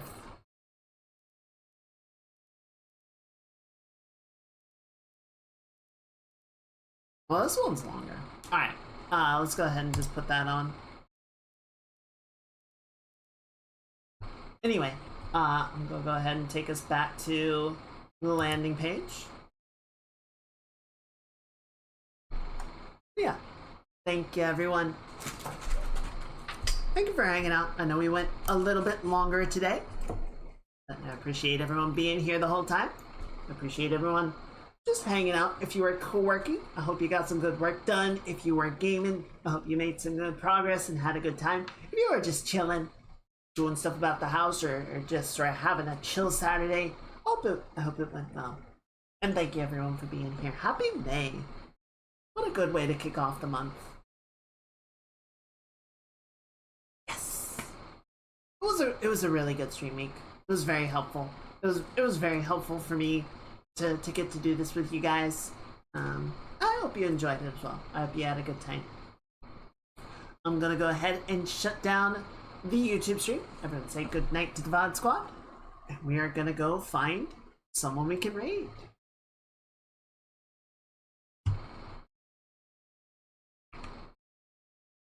I don't know about you guys, I can't really hear it. Okay, let's just put something else on in the background in the meantime.